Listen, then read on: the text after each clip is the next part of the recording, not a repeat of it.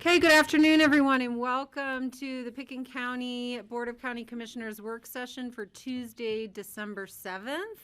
And we are delighted to start our work session today with a joint work session with the Open Space and Trails Board. And I know we have some guests and commissioners and open space board members joining online. So let me check in and make sure that you guys can hear us here in the room.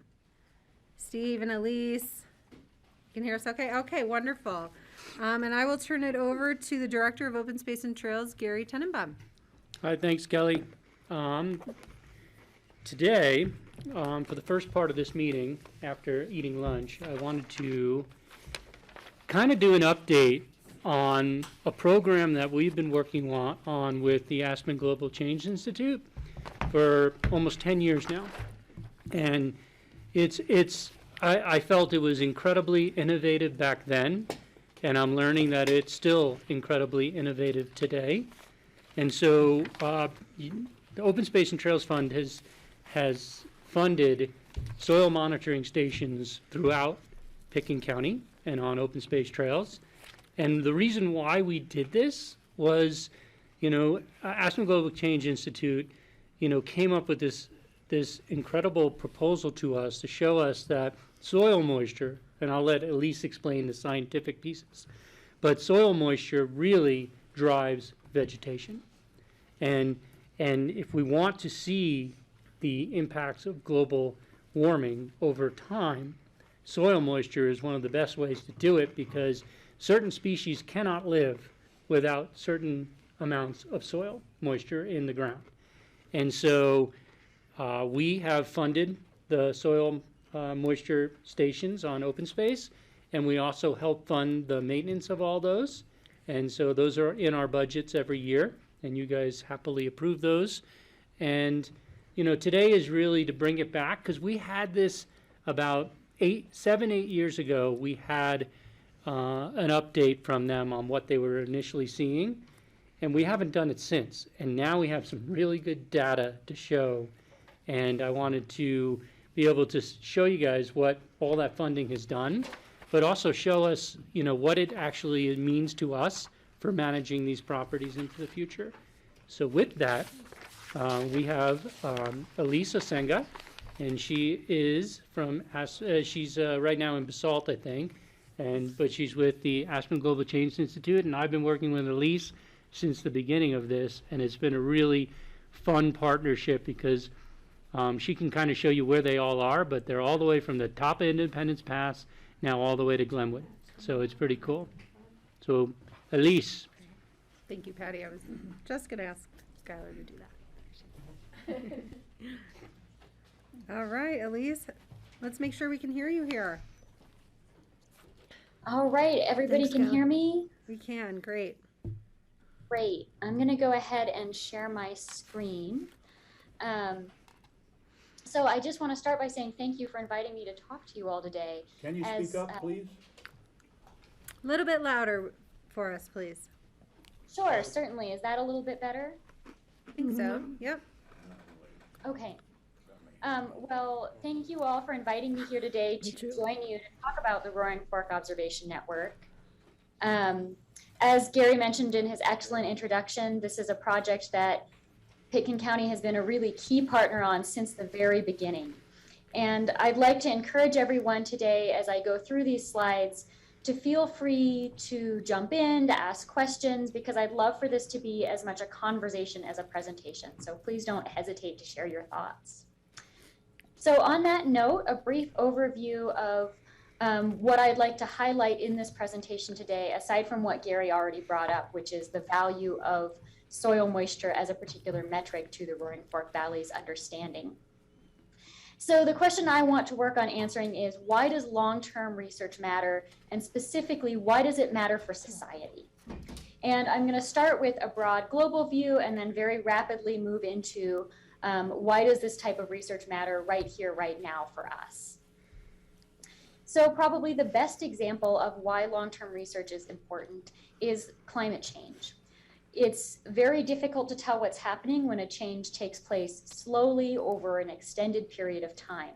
But if you have data, then you can say with confidence what's happening and to what degree it's happening. So this is a graph from NOAA, and it is specific to Pitkin County. It shows our average annual temperatures starting in 1895 all the way through 2020. And what you can see is this very clear trend line that temperatures are warming. And we're able to know that because of weather observations that were taking place right here. So then the question becomes, as we're seeing these warmer temperatures, and I know climate change is something that's really important both to the county and the city of Aspen and a lot of other stakeholders up here. This is something that's a real priority for all of you right now. How do we understand what that climate change actually means for us locally? And how can we plan for a future that's going to be different than the past? So the role AGCI hopes to play, at least I should say part of the role AGCI hopes to play, is by gathering some of our own long-term data through the Roaring Fork Observation Network that's going to help us answer questions about understanding mountain hydrology and ecology generally, a program that will help us to build community as we're addressing climate change, both within this watershed, so we're addressing things as a group, but also working with other watersheds to understand, are they seeing similar parallel climate changes and how are they dealing with them? And that ultimately this data can hopefully help provide decision relevant information to resource managers in the context of a changing climate. So I want to jump back just a moment to when this started to think about where were we then and where are we today? So back in 2012, pine beetle was ravaging Colorado, and those swaths of dead trees were something that was tied into warmer temperatures. And this question became, how do we manage our forests in a sustainable way in this new climate? And so AGCI hosted a workshop on forest health monitoring in the Roaring Fork Valley and brought together a number of expert scientists from a variety of different fields. And what came up again and again at this workshop was the importance of soil moisture, which is quite simply the amount of water held in the soil at any given time. And soil moisture is really important in understanding what's happening in our water cycle. It's really important in understanding some of the invisible things happening for plants that are taking place underground. And because it ties into evaporation and transpiration, it's also tied to temperature. So there's a strong likelihood that as we see temperatures rising in the Roaring Fork Valley, this is a metric that is going to be responsive to those warmer temperatures. And so what happened is we got this recommendation that soil moisture was, and I will say, in fact, still is, something that is identified as a really key variable in understanding climate impacts that is not widely measured, particularly in mountain systems where satellite data struggle to provide accurate information. And so Pitkin County and City of Aspen and ACES and a number of other partners got on board with this idea.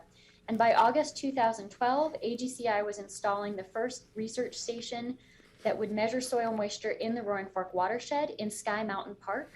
And that station went online that fall. We also installed a station on Smuggler Mountain that went online the following year. But the story doesn't end there, because instead of the collaborations wrapping up and saying, all right, we put the shovel in the ground, we're done, collaborations actually started to grow as other individuals and other institutions began to see the value of this type of network. And so today we have partners that provide everything from funding to contributing their own expertise, to offering land use permissions, to engaging with education and outreach, participating in internships, and all kinds of other forms of engaging with the network. And I really like to hit home on this and say thank you to all of you partners who are in the room today, because it is unusual to have a community that is this aware of climate change as an issue and that is this willing to invest in and engage with science as a way to prepare for and understand the changes that are happening. When I go to a lot of the scientific workshops, there's a little bit of jealousy that goes on in those rooms when I present on this network, because other folks who are trying to start it up oftentimes don't have this level of community buy-in yet. And yet it's really essential if you want to get something going rapidly and keep it going long-term. So because of that community buy-in, we've really been able to grow the network to a point where we're at this really exciting turning point. The first years were really about physically just getting stations in the ground. And now we're hitting a point where we have enough of a data record that we can start answering exciting questions. So today we have 10 field stations. 7 are on Pitkin County Open Space and Trails land. 1 is on Pitkin County Public Works land. Of the remaining 2, one is on City of Glenwood Springs property and one is a private property owner who has given us access. We cover a broad swath of the different elevations of the watershed and 9 major ecosystem types. It also offers an opportunity to grow partnerships both across this watershed and across basins in the state of Colorado and beyond that might be doing similar research. And finally, because this data is publicly available, it's not only accessible to those who live right here, it's actually downloaded internationally every year. So what does this data look like? This is a typical station. Moving from top to bottom, there's a tipping bucket rain gauge, a temperature and relative humidity sensor, a solar panel that powers the entire station, a logger box that collects data every 20 minutes or every hour and then transmits that data either by cell phone signal or by satellite signal every 4 hours, so it's near live. And then we have underground soil moisture sensors at 2, 8, and 20-inch depths. That's kind of the standard depth for international research if you are going to have shallow soil moisture like this. And then a soil temperature sensor at an 8-inch depth. Some of our sites additionally measure snow or wind speed and direction. In addition to the data that's gathered via automation, we want to make sure we're starting to have a baseline record for the ecological context of these sites as well. So at 8 of the sites, we have conducted modified Whittaker plots, which is essentially a way to do a vegetation survey where you look at what species of plant are there and how common are those different species. We've also conducted baseline tree surveys at our 4 forested sites that essentially are just getting a quick look at what is tree health and tree mortality, so that we can then repeat this study in future years so that we're able to track if there are changes happening in the tree health at these sites. And AGCI also really values participation in programs that are external to us as an institution, such as the ongoing biodiversity index studies that are going on. And we see a lot of research in the Roaring Fork Valley that we want to make sure that our work is either parallel to, or maybe even there are opportunities for collaboration to really augment what we're learning across these different components of watershed research. And community engagement is important to us beyond just data collection. We really want to make sure that we're helping people understand the watershed both on an intellectual level of, all right, what's happening and what has been happening, but also on this deeper connection level of really feeling a sense of community beyond human community to thinking about the systems that support us. Unfortunately, with COVID, some of these programs have been not very active in the past year, but we're hoping will rebound once health restrictions allow. So in a good year, in a non-COVID year, there are opportunities for high school and college students to visit field sites with AGCI staff and think about things like drought, soil moisture, and our plant systems. We had, in 2019, just been starting to explore with Pitkin County Senior Services and Eagle County Aging Well what opportunities there might be for citizen science engagement with the program.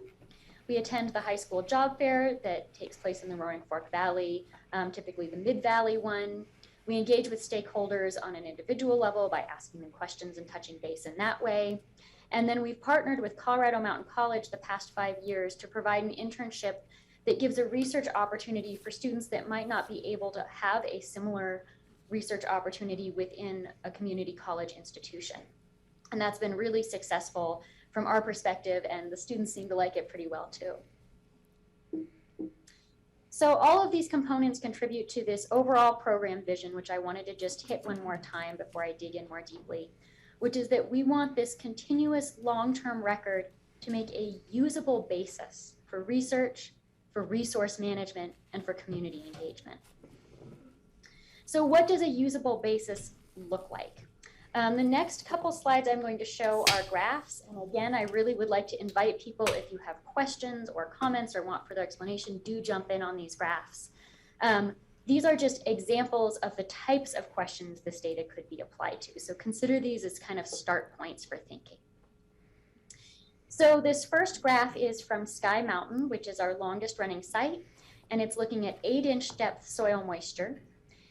The thick blue line is the average from 2013 to 2017 of daily soil moisture values. The brown lines and the gold line, 2018, 2020, and 2021, all represent extremely dry years in which there was a large fire within this region. So whether you're looking at a year that is, I will say, typical for the recent present, we have been in a drought period throughout the entire time this network has been established. But looking at those averages or looking at a really exceptionally extreme dry year like we had last year, soil moisture does tend to follow a similar pattern throughout the year. So in the winter, the soils are frozen, the water's very inert, there's not much happening with soil moisture. Then in the spring, the ground thaws, the snow melts. Just as that final snow melt starts to happen, soil moisture peaks and we typically see a saturation of the soils. When that happens is very important because in the following months of spring and summer, the soils begin to dry out. And it takes a really pretty intense rain event to re-wet soils at an 8-inch depth. Come October, November, we're really hoping we see those intense rain events because that's when the soils have an opportunity to recharge in water before they freeze for the winter. And that's especially important, oops, that was not supposed to go forward. That's especially important because what you see is the soil moisture values we have in the fall are going to be related to the spring runoff we have, because if you have a dry soil, it's going to take up more water when the snow melts. So you can see in 2020, we went into winter with a very dry soil, and the consequence was we saw very low stream flow when the snowpack melted out.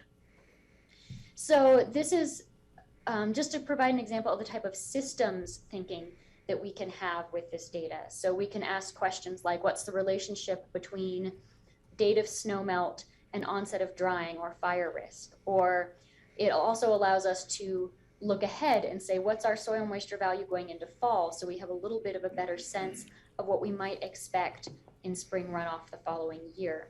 So this gives us kind of a big picture look of what's happening with different elements within the system. Before I move on, I want to just pause and allow an opportunity for any questions specific to this graph. Michael. Why are the fire dates noted on this graph? I wanted to just indicate so you could see that they were typically associated with dry soils, although the Sylvan Lake fire, which was not here, of course, is not going to have been tied directly to the values in our network, but I wanted to just offer a little bit of a parallel between what was happening with the fires and what was happening here with our soils. So what's the relationship between those two things, soil and fire? That's a really good question. So fire risk is determined by a variety of different factors, including wind speed and air temperature. But when you have drier soils, you're likely to have drier fuels. So it means you haven't had as much rain. Your plants are probably going to be a little more stressed. I'm not a fire person, so I don't want to go too far down that path. But to put it really simply, dry soils often go hand in hand with fire risk. Other questions for Elise? Greg, and then Steve. Yeah, Elise, thank you. Just looking at, what can we predict looking at the end of the years while you're looking at your soil moisture? It's just shocking to see how low it was in 2020. How comfortable are you predicting what the springs will be like, just looking at those curves? I'm always very uncomfortable predicting because I'm not a forecaster. But what I can say is I personally see a little bit of relief if I look at 2021 compared to 2020, that you can see 2020 was so exceptionally dry. And that was true really across the state of Colorado. Whereas 2021, I need to look at my other sites and see, is this just Sky Mountain that got lucky and got wet? Or are our other sites also looking like we're going into winter in a way that's more comparable to what we've seen in the past 5 years as opposed to comparable to 2020? And of course, our stream flow is also going to be really dependent on whether or not we start to get any snow here. But at least from a soils perspective, we're looking a little bit better than we did last winter. Great. That's fascinating. It's not what I would have thought, thinking of how dry it's been and, for the dearth of moisture this fall. So it's interesting to see that. I was really surprised by that as well. And I want to, like I said, this is just one of our 10 sites. I want to sit down in the next week or so and look at all 10 sites and see if this is true across all of them, or if this is just this particular spot at Sky Mountain happened to be a little bit wetter because of whatever weather patterns. All right, thank you. Steve? Elise, do you have any graph that shows all of the 10 sites on one graph to compare what their soil moisture is compared to the other sites? And then in relation to what the vegetation type is where that's located? Because that could indicate, like in an aspen grove at a certain elevation, you're going to have a higher level of moisture. If it didn't have that much moisture, you might not have aspens there. You might have something else growing there. And that would be an interesting comparison to look at. That's, yes. So I haven't yet created that graph. One of the things I'm working on is how best to compare site to site. So the soil moisture values we have are absolute. That 0.15 you see, or 0.20, is essentially a percent that's related to the soil type. So for example, if you have a clay soil, you might see the number 0.20, and that means it's actually pretty dry because clay hangs onto the water so tightly, versus if you have a looser loam soil, that 0.20 is actually pretty wet. So I've been working on how to find a way to communicate, two sites comparable to one another relative to what that means from a plant perspective, as opposed to numerically, where it might look like some of our sites are really, really wet that aren't as wet. So the answer is I haven't made that graph yet, but I hope to soon. And then the second part of your question, specific to what does this mean for individual species, is a perfect lead-in to my next slide. So thank you for that. If folks have questions about this slide, I'm also happy to come back a little bit later if there's any outstanding questions. So the question about what does a site mean for a specific species that we might be interested in, such as aspen, is a really interesting question. So this graph is specific to the soil type at Sky Mountain, and it's a 2-inch depth because of some recent studies I have read that suggest that aspen trees tend to draw a lot of their summertime moisture from shallow soil depths and shallow roots. And what you'll see is the gray line is soil moisture average 2016 to 2020. The dark green line is 2018. The lighter green line is 2021. The reason I selected 2018 is because it was a very dry year and I wanted us to have that by way of comparison. And 2021, because since it's the most recent year, I figured we might all be curious about it. And then you'll see a red line on this graph, and that's labeled as capillary failure point. It's a little bit of a mushy term that I want to make sure I define for this graph specifically. So capillary failure in general refers to when a plant is working so hard to pull water out of the soil that it begins to have health problems. So basically the capillaries, which are the blood vessels of the plant, start to collapse or get air bubbles in them if it's working too hard and using too much pressure to draw water up out of the soil. So for this specific line, this was drawn from a study that was looking at aspen response to drought periods that extended for greater than 60 days, and where they started to see tree mortality when soil moisture values, they weren't using soil moisture, they were using pressure metrics. So this is a translation into soil moisture for the soil type. But when you saw extended periods of time of dryness, they began to see tree mortality. And so what I did is I took that soil moisture point for the soil type and overlaid it on the records that we have of data for the site. And you can see our average 2016 to 2020, typically for this specific site, seems to stay above that really tipping point threshold for aspen. Whereas when we have really dry years, it has dipped down below, not for that extended 60-day period, but for 30-day periods. So this graph can't tell us some things. It can't tell us how that shorter period of stress is impacting the trees. We'd have to go and do some deeper studies to figure that out. It doesn't tell us the previous health of the plant going into that specific period of stress. And it doesn't let us know other environmental factors like insect or fungus prevalence. But what it can show us as we start to have more and more time records built up is, are we more frequently seeing this threshold getting hit?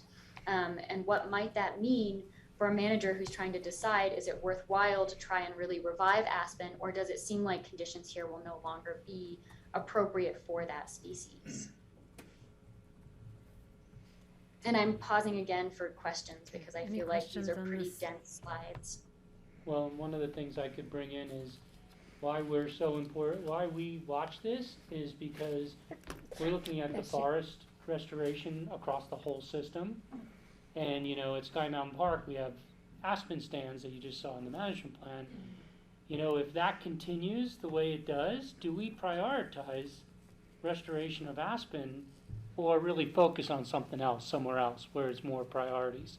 Because if we start to continue to see that, aspen, some of those areas are probably wet enough to handle it, but I don't know how much money and resources we should throw at it, because it looks like it might change. So that's what this data does for us as managers. Steve? So on our property on Capitol Creek, there are a lot of dead aspens, which we attribute to the capillary failure from the droughts in like early 2000s. And in those groves where there's a lot of big dead trees, there are a lot of young ones that are coming up that are healthy. I presume the young ones have a different rate of capillary failure than a big tall tree. There'd be enough moisture that it wouldn't kill the plant if the soil moisture got below a little bit, I think. Is that what you would ascertain also, Elise? I wish I could give you a strong yes or no, but because I am not a botanist working specifically on aspen, I don't know the answer to that question. And I will say this is a great example of a type of question that we could explore going forward. And I think it's a question that data like this could help to answer. Is it could be a difference in needs of the young plants. It could also be a year-to-year difference, that the older trees died off in a really terrible drought year, but that there was either seeds left over or the clonal whole of the aspen was healthy enough to put out shoots once it became wetter again. So I can't really answer that question without further information. But I think you bring up a really important point of basically why it's important to have multiple year records, so we can start to see, like, all right, what year did the shoots come up? What did conditions look like? Things like that. It looks to me like the clone survived, but the individual older trees perished, but the young trees as part of the clone survived it. That's interesting, and I wish I knew more about aspen so I could give you a more thorough answer, but it's not my area of expertise, unfortunately. All right, thanks, Elise. I'm not seeing other questions. We can keep going. Okay. So the next slide is another way of looking at kind of this same concept of how can long-term data help us to understand species preferred ranges. So a bioclimatic envelope is a fancy way of saying, historically speaking, what are the conditions of climate that a type of ecosystem has thrived in. So the green cross that you see on this graph is from Colorado Natural Heritage Program, and it was generated basically where they looked at where aspens are doing well and have done well in the past in Colorado, and then looked at what the climate range was where those aspen stands were doing well. And so this is a little bit imperfect because you can always have an outlier of some aspen stand that's surviving in really wild conditions, but it gives you a general sense of where do these ecosystems tend to be happiest. And the blue boxes on this graph are showing different years of Sky Mountain data. I should point out this is for June, July, and August. This does not include snow because the Sky Mountain site does not have a snow depth sensor, and so I would have been taking snow from further away, and I wanted to really look zoomed in at this exact site. And so what we see is kind of what you might expect to see, that some years have been much wetter than that preferred range, some years have been much drier than that preferred range. And as our data record continues to grow, that's where we could start to look for, is there a trend? Are we consistently seeing it being drier, or are we consistently seeing it being warmer, or not? Does it seem to be staying kind of in that same range that we're hoping it would stay in? So this is just another way of showing, as we have data over time, how can we think about this in terms of thinking about landscape management? And if there are no Elise, questions, I have a I'll- question. Is temperature and precipitation the only criteria for the bioclimatic envelope? For this particular Colorado Natural Heritage Program report that they put out, yes, they were looking just at precipitation and temperature. And it's certainly acknowledged that there are other factors like aspect or elevation that do play a role in survival, but this is kind of a, how do we think about this in a simplified way approach? Thank you. Any other questions? I'm not seeing any. All right, I have just one more graph.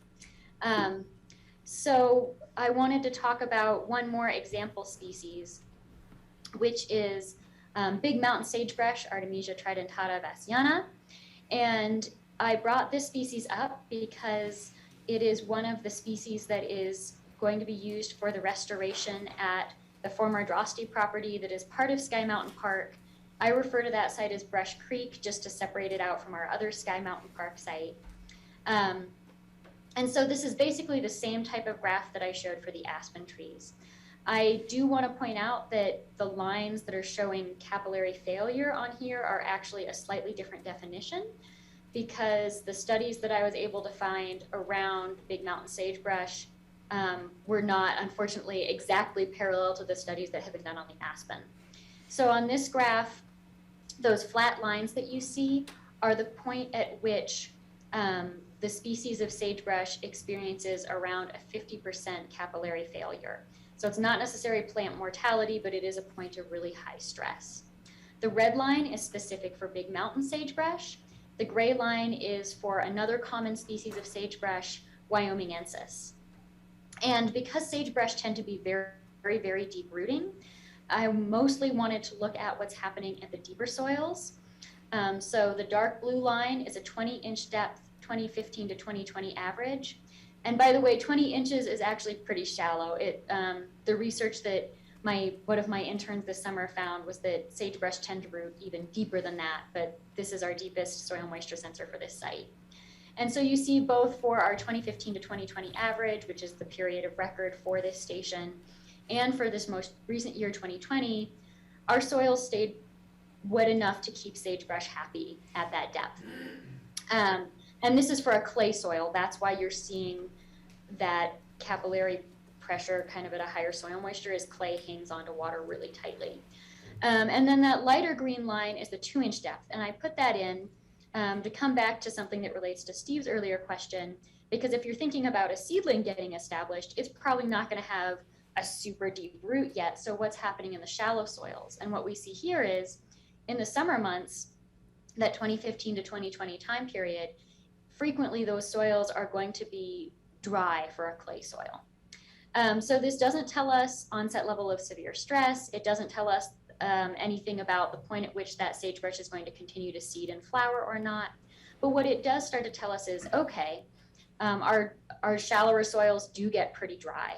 And this is going to be important as we're thinking about survival of newly established plants or seedlings.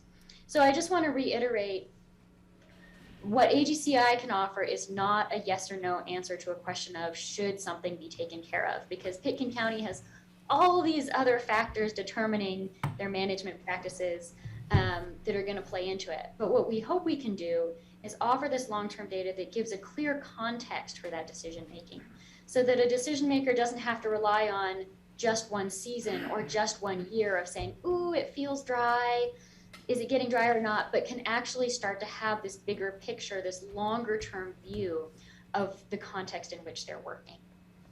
Okay, thanks, Elise. So I do have just one more slide and then I'll wrap up, but I wanted to pause one more time for questions.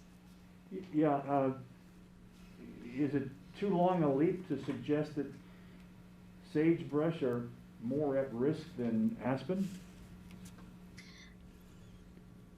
I don't feel that I have enough information or that I've done enough research to give an answer to that. I'm sorry.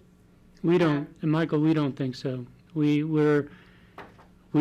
especially with these graphs, what we see is deep-rooted sage are going to be fine for a while. Aspen's the one that's really the concern right now, because it just seems like with all the research that they have and everything else, we're going to hit that capillary failure at a longer and longer period of time. And then, I think what Steve saw in the 2000 is we hit that capillary failure, and then we didn't hit the capillary failure. So all the big trees that were able to shoot were able to shoot up clones. And so we had a couple wet years after that potentially got some of them growing. But are we going to continue to see that over time? It's a question. But what this is showing us is that we're going to see, we just did a ton of sagebrush restoration. Yeah, that's what I'm wondering about. And that's going to be the bigger question. Yeah. Can sage continue here? Sure. But is it going to be able to continue to establish is really the question that is going to be very interesting to see over time.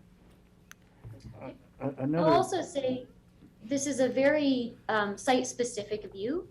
And so I think if you're trying to answer a question on a watershed-wide scale, you'd want to look at what are the soil types across the watershed, what are the elevations, and then go back to thinking about something like the bioclimatic envelope. And you'd have these kind of three factors of thinking about, for the species I'm interested in, are we within its historic range? Does it have the capacity to move up in elevation to cooler temperatures if the temperatures lower start to get warmer? Or is it already at the top of the elevation on the watershed? And then, like I said, what are the soil types?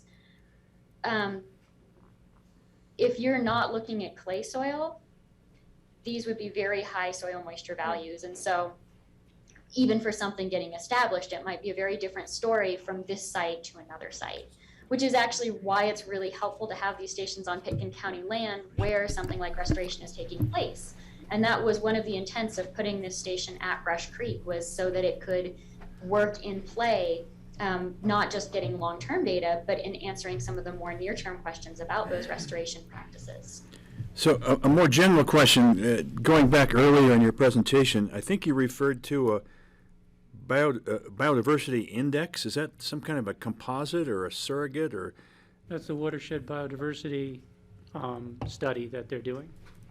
I thought I saw the word index used there. Well, because as if they're it going was- to, they're part of the study is creating an index on conservation values and other things. So there's an index as part of that, correct, Elise?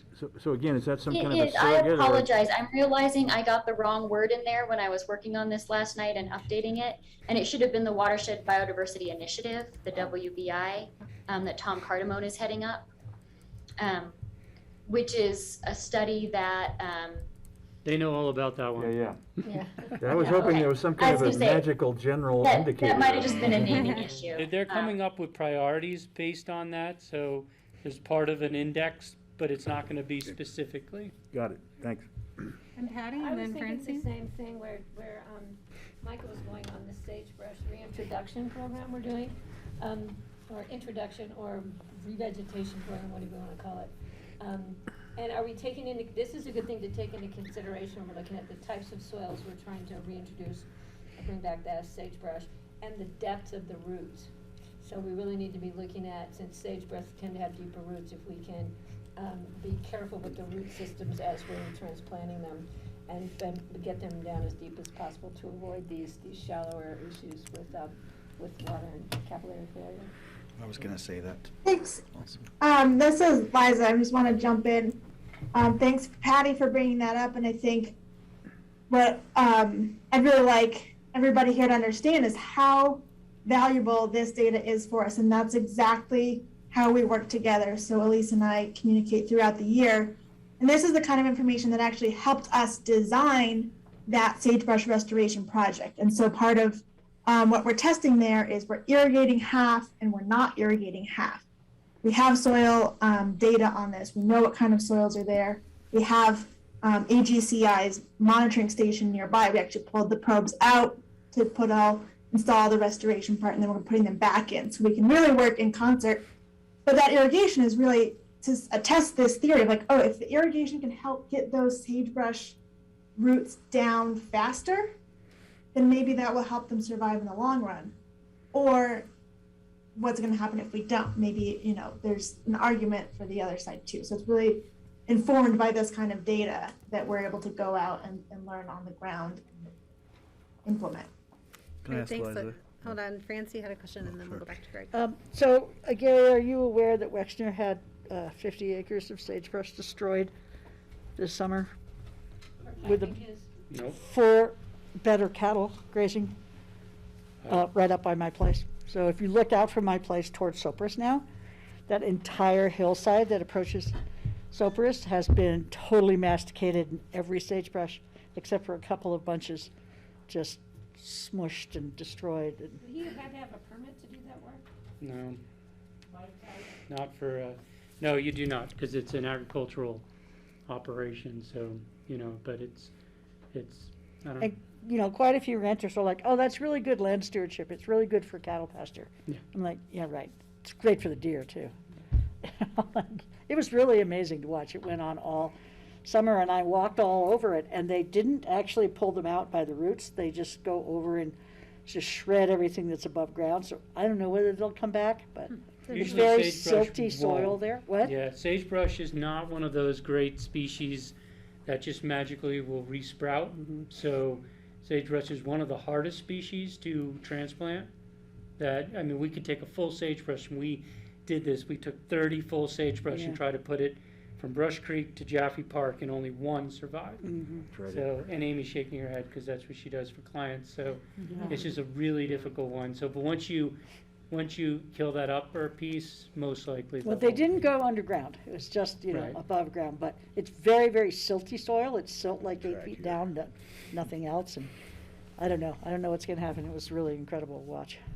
All right, we have about 2 minutes left on this topic, so Greg, and then we'll. Just wrap a up. quick question about root depth, Liza. When you're doing these tests, or Gary, how deep are those roots on those seedlings? When we planted them, they were about 4 to 5 inches deep, and the above ground portion was about an inch. So the ratios are really root heavy for the sagebrush seedlings that we planted. And then the other portion was just seeding. So, you know, that will be up to nature to help determine. We're probably not going to be digging them up to measure root depth. However, with those soil moisture probes in that ground right there, we'll be able to get some sense of how deep the moisture is going and be able to see the response above ground in the survival of the sagebrush. Interesting. And I'd love to reiterate Liza's point that this is a collaborative and a kind of circular reiterative experiment. So we can offer information about this is what we're seeing on the soil moisture level. But because every site is so different, it's difficult to find scientific literature that says this will work or this won't. And so to a certain degree, you kind of have to test things out yourself. And so I know Liza and her team have done an incredible job researching what is most likely to succeed. But this is also a learning opportunity for us that we don't necessarily know exactly how maybe seedlings don't need as much water as the bigger plant, or, you know, there are all these other factors that are going to come into play. And because we have this longstanding partnership, we can start to see over time what plays out and what works well and what doesn't. And hopefully that'll help inform other management decisions here in the Valley, but also elsewhere in other places that are trying to do similar work. So it's really an exciting partnership on all levels. Great, thank you. Okay, Elise, last thoughts for wrapping us up? Yeah, I will run through this very rapidly, which is we are so grateful. I'm going to jump forward here. We are so grateful to all the partners who've made this project possible. It's really an exciting program to get to work on with this group of people. And because of these partnerships, we have a lot of hope that this will continue to endure for decades into the future. And that's going to offer opportunities for continued research within the scientific community, for partnerships across basins, and then, of course, continuing our partnerships here in the Roaring Fork Valley. And I just want to end with a plug for, I'm working on a strategic plan for the next 10 years for the IRON going forward. And it's very important to us that partners, both on an institutional and an individual level, let us know what about this program is most exciting to them? What do they need? How can this data truly be useful? So please don't hesitate to reach out to me. I've put my contact information up on the screen there, and I'm happy to hear from any of you at any time. So thank you again to all of you for being here, and especially to Pitkin County Open Space and Trails for having been such a wonderful long-term partner on this program. We look forward to continuing to see where this goes. All right, thank you so much, Elise. Nice to spend time with you and hear all this detail today. Cool. Thank you. Thanks, Elise. All right, and it is Colorado Gives Day, if anyone's inspired for Aspen Global Change Institute. Oh, they love you now. Hey, why not, right? Yeah, perfect. This morning when I was going to drop my car at the gas station, I saw like 8 people outside the city market in Berrydale holding up my. Yeah. Your mic's not on. Yeah. Oh, they were all holding up Colorado Gives Day, and I thought, now that is impressive. You know, 8 o'clock in the morning, all these people out there. It was awesome. That is awesome. All right, so on to our next topic, which is the Redstone Park construction update.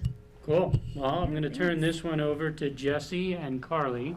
They've been working with the Redstone community extensively to come up with this plan.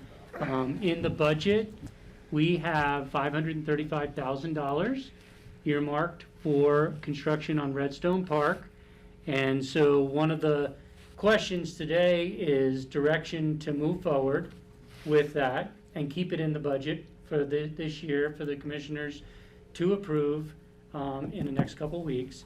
The second piece is also, there is a parks dedication fee that was created to back in the day when they were doing subdivisions, and those subdivisions couldn't provide parkland, they would do a fee in lieu of those.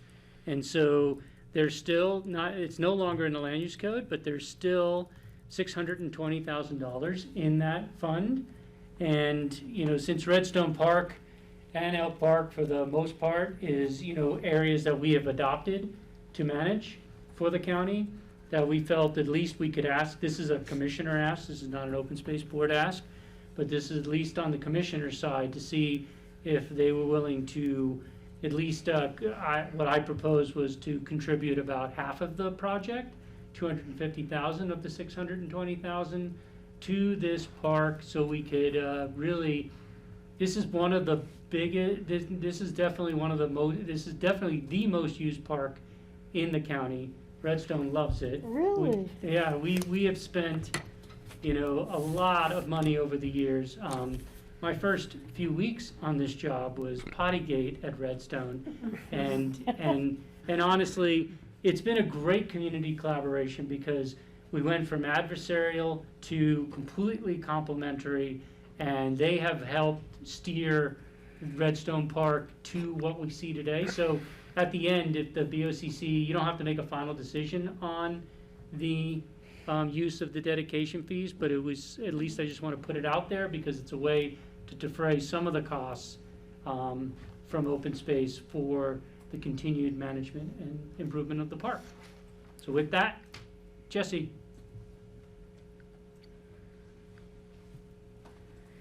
Okay, thanks, Gary.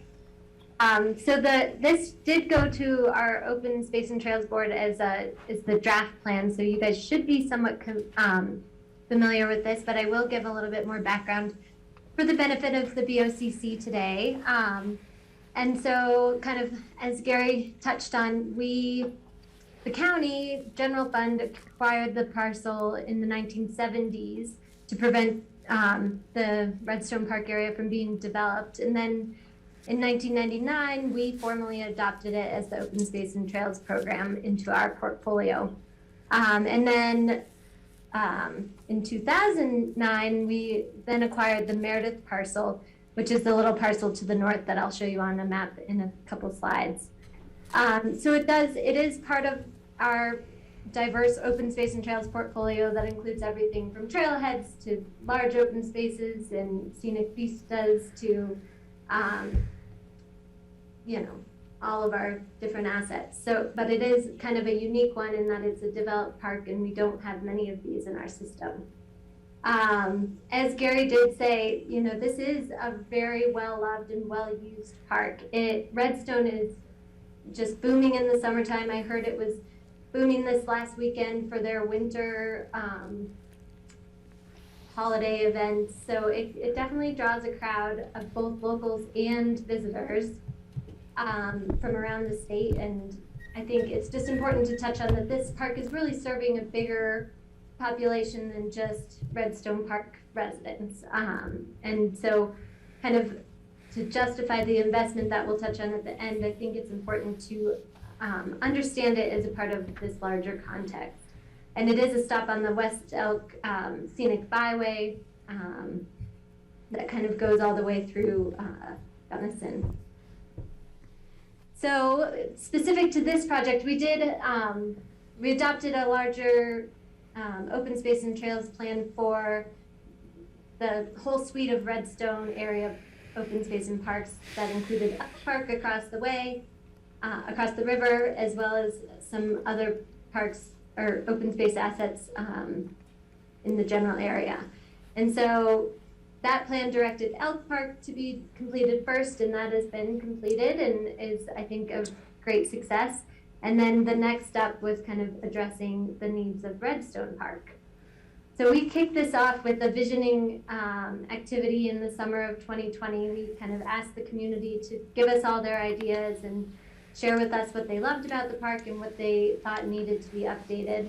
And as well, we solicited members of the community to join our steering committee. And this project was really driven by the 14-member steering committee that grappled with a lot of challenges for such a small site. There's a lot being demanded of it, and some definite things that needed to be worked through. So I really give thanks to the steering committee for sticking through and for all the time and energy they dedicated to this project. But we did develop a rough concept and refined a plan, and then took it to Open Space and Trails back in February and released it to the public. And at that time, we took it to a public survey to get input on the draft design, as well as a presentation to the Crystal River Caucus, which I think quite shockingly it received unanimous endorsement from. So that was a really exciting milestone, I think, for the project, and kind of showed that there was community backing for these improvements. And since we got kind of buy-in from the community, we did go back to the steering committee and made a few small tweaks, but then kind of advanced things through to the construction document step. And that's kind of where we are today, and we kind of have a better idea of what this project is going to cost and what it really looks like to get it done. So to orient you a little bit to the park, this is Redstone Boulevard that passes through, and then the bridge on the south end is just off the page over here, and then the pedestrian bridge from Elk Park kind of comes into the park here. So you're kind of sandwiched between the river and the boulevard, and it's just a really great, nice asset. A lot of passive uses and picnicking. There's the children's playground and swing sets. There, in the wintertime, is a great ice rink location. And like I said, this is the Meredith parcel in the north. And this parcel, although it was acquired in 2009, it's never really been planned or incorporated into the park. It does serve that ice rink location and gets use in the winter, but as a summertime part of the park, it really is underutilized and doesn't see a lot of love. So a lot of the focus of these plans is kind of integrating that and making that portion more of a focus of the park. And then there's some kind of just overdue maintenance items that on the top of the levee, the boulders are falling down and kind of slumping into the stream that need to kind of be revamped. And then you'll see here the path over from Elk Park just kind of peters out into the park and doesn't connect over to the boulevard. So there's some circulation issues that we were trying to address. And then the topic of the pavilion or the kind of gazebo structure was one that the steering committee really grappled with and tried to figure out what the best location and design of that structure was going forward, because this one that's existing is really near the end of its life, and the community really wants a lot out of that structure. They want it to serve small community events, they want it to serve their annual summer concert series, and then kind of to provide more of a picnic shelter when those kind of events aren't going on. So kind of finding the right balance of uses there was a really big part of the process that we went through as a steering committee. And then the storage shed over here serves the ice rink in the winter and has some pretty significant drainage issues. So we'll get into how we're proposing to remedy those. And then a couple of river access points are a really big asset for this park. You know, there's not a lot of river frontage where people can really engage with the waterfront, and this really, this park does provide that in a really nice way that we're hoping to enhance going forward. So these are just for those of you that haven't been out there in a while or haven't seen it in its glory. This is a photo of the concert series that takes place in the summer. It just, I think it's really packed and really is a great asset to the Redstone community. And then the kind of lawn at the top of the levee with the old pavilion structure is in this view, kind of looking downstream. And then these are kind of the river access points. They're a little bit,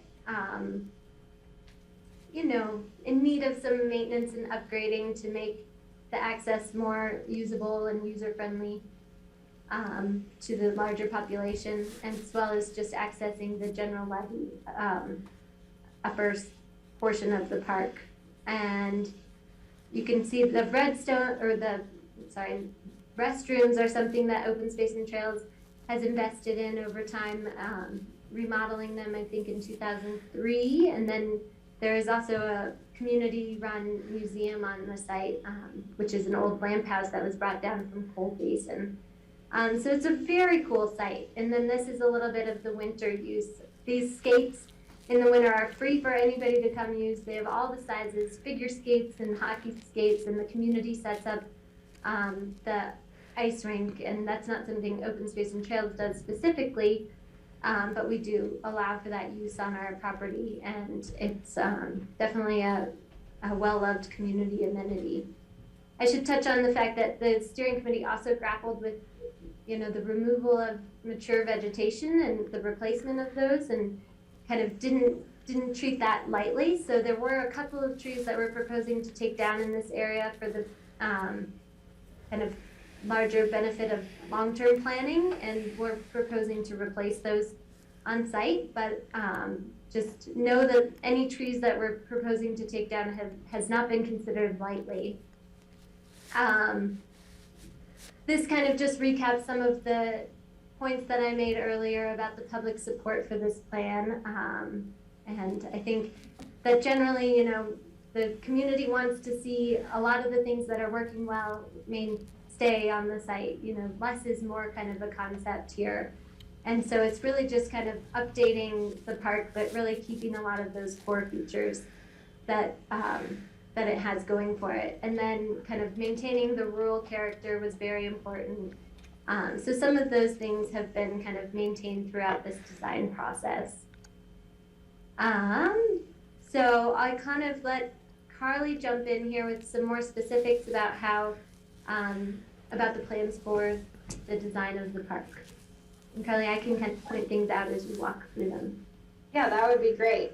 Like Jesse, the idea here is to have a light touch, but often with construction projects and the mobilization of equipment, to improve certain things, there is an impact. And so, for example, to improve like the river access and portions of the levee, we'll need some significant sized equipment and machinery to bring in boulders to repair that levee wall. And in that process, there will be some disruption to the lawn on both the north and the southern end. But if we particularly focus for now on the north end, and do we have the north and south ones next, Jesse? I'd be here. Yes. I can jump in. And you could go to the demolition plan. So in order to get some of those improvements completed or underway, there will be some grading that needs to happen. And so I want to draw your attention to a few of the pieces that will occur during the demolition process. So the first star over on the left side indicates the marble tables will be removed and reset. And this is, when we go in to repair the boulder wall and the levee, that seems to be an appropriate time to also lift the marble tables. The park is wonderful and it has these great marble tables, which very few parks probably have, but they're incredibly heavy. And what's happening is the grass and the turf around it is sinking with the tables, and so it's making it really difficult to access and make use of those.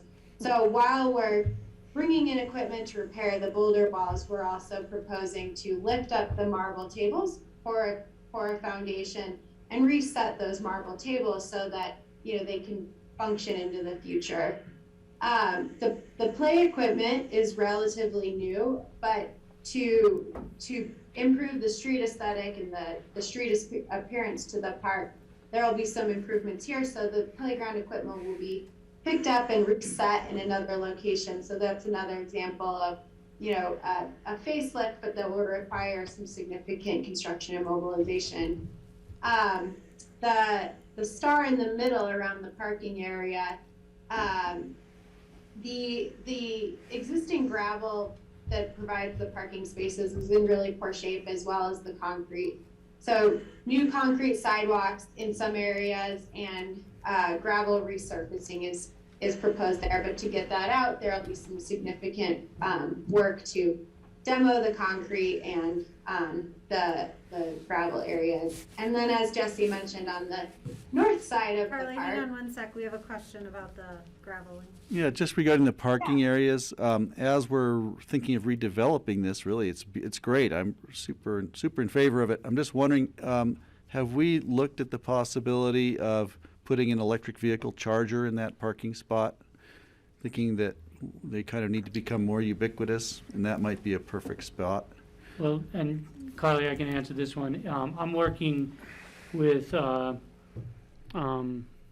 county overall on where to put electric vehicle charging, because we're looking at, I don't know of Redstone Park, but we're definitely looking at Elk Park across the bridge there. So, yeah, that's coming, and so, yeah, I don't think we're gonna do it as part of this project, but we're gonna do it as part of a larger county look, because we need to figure out places for our staff and with electric cars to charge, and Public Works.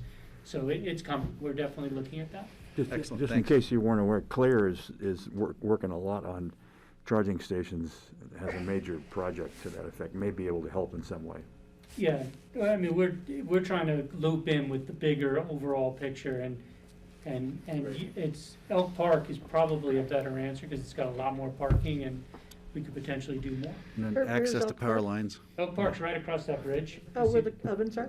Yeah. Yeah, where the Coke oven, but it's on, just right over that bridge there, and The highway. there's actually a big electric line that is right into that park, so, That sounds better. well, it might work out much easier to do more. And just add that there's nothing in this plan that would preclude an electric charging station. So that can be for future consideration. Jesse, the screen jumped to the planned park improvement. The last area of demolition I wanted to focus on is over near the hockey area. And in orange, with the orange center line, or the centers of the trees, those are the trees proposed to be removed for the expansion of that activity here. And some regrading and resurfacing with that area. So then if we jump to the next slide with a focused look on the improvements, here you can see some of the improvements in these construction documents that Jesse began to point out. And moving from the left side of the screen quickly, I can describe that the ADA path access from this park to Elk Park has been a major consideration, as well as a formal entry into the park. Like I mentioned, the reset marble tables and the enhanced river picnic area I think will be great amenities for those looking to stop on their drive along Highway 133 or just to take a break in the park. And then that upper area and that upper levee will be regraded turf grass. And yeah, right in there. And with the gazebo, a brand new gazebo, sized larger than the one that currently exists, with the face of the gazebo set to point out to a crowd so that you could host bands and concerts there. A significant, significant part of the plan, but maybe more of a minor one, are these stone steps. And I say it's significant but minor because it'll be quite a beautiful stone seating step from the playground up to where the concerts are held. So it can be a seating spot, but it'll be very simple in its design, but it will be a huge improvement over the just rounded levee and ground that just accesses the playground right now. And in the middle, you can see there's a more formalized entry leading up to the gazebo with those enhanced, or the reset concrete sidewalk and the parking resurfacing. And then on the north side of the park, the improvements become a little simpler and focus mostly on winter activities. So in the winter, this is where the ice rink exists, and we've provided an expanded area for that activity. Some stone seat walls around the riverside of the park. And those are, again, to accommodate the grade change that exists there due to the levee. So those seat walls will be set right into that levee location. And then the final part is a relocated shed. So what's happening right now is the shed is set in a depression on the site. And so in the winter, a lot of water will flood in and into the shed. And so what we're proposing is lifting the shed and shifting it slightly and pouring a concrete foundation for that shed to set on so it extends the life of that shed. Those are the major improvements on the north side here. And then I think the final slide will be a discussion of the costs. So I wanted to spend some time focusing on all of the pieces that lead to the design improvements, like the demolition and the earthwork, because those are significant line items in the total cost. The construction and then the playground site furnishings, the things that are most noticeable, are the biggest line items here. And then with about $34,000 earmarked for planting and irrigation. The final piece, the $10,000 for erosion, traffic control, and maintenance, is for the public safety. So people ask, could one part of the park be open while another part is under construction? And we're not sure at this time, but because it's such a small area and it's so narrow and linear, it may be hard to accomplish that, but we will try to phase improvements. But mobilization costs and maintaining public safety will be at the utmost concern here. So with all of those costs and contingency considered, we're looking at about a $536,000 price tag estimated at this point. This will be, the plan set that we showed you today would be put out for bid, and we would have more accurate costs once we solicit bids from contractors. Okay, questions for Carly? Patty? Yeah, this was a question that came up when we first approved the park years and years ago, was the ongoing maintenance and how we were gonna cover that, pay for that, manage that. So I think with new improvements come new maintenance issues, maybe some simpler, but maybe some more. Cool, well, I'll give you an update on that. About 6 or 7 years ago, so when I started, I'll go back in time. When I started with Pottygate and we spent all the money on the redo of the restrooms, we made a deal with the Redstone Community Association at the time that they would maintain the restrooms. Over time, they, especially during the recession, they could not keep up with the costs. And so they came to the county and in about 2013, and we decided to take over the maintenance. They still administer the contract for cleaning and for getting rid of all the waste. And so the partnership now is we'll pay for it, but they administer it. So that's, with this new plan, I don't foresee us having any bigger maintenance issues. The community takes care of the skating rink, and they've done a great job. They deal with all they repainted that shed. They did all that work. So they're gonna continue to do that. And then, for the maintenance and for the bathrooms, it stays the same as what we got now. There's no, we already pay for the lawn mowing and, the aeration and the irrigation. We already pay for that. And so we're just gonna continue to do that. I think, hopefully, we're really hopeful that this new irrigation system will be a lot better than our old irrigation system, and it'll be a lot easier to maintain. And as far as the funding issue, yeah, I would approve bringing it back to the board with the supplemental budget coming out, or however we have to do it to take money out of our parks fund that's sitting there, the half of it. Yeah, I think it's a great idea, and it's a huge community amenity for both the people who live there and the people who pass through there. So I don't have a problem, adequately addressing the issues. I think there might be some concern about the tree removal. I saw heads kind of concerned, so if Well, you and could we point, can hit on the tree removal piece is also, we've taken the health of all those trees. They're not the healthiest of trees. A lot of trees come down in Redstone Park. So, but in this area, there are 2 spruce that are in the area of that. And so, Carly, can you hit on what? I can hit on it, Gary. Okay. There's one that's kind of over the ice rink that's leaning pretty substantially, and I think has been assessed by our ecological consultant that was part of the project that its health is not very great and can come down without too much heartache. And then there's another one on the other side of the river side of the ice rink that has been kind of cut and chopped off periodically because of the interaction with the power line there. So it's not in good shape. From one side it looks great, and then if you walk to the other side, you're like, oh, no, that tree is not doing so good.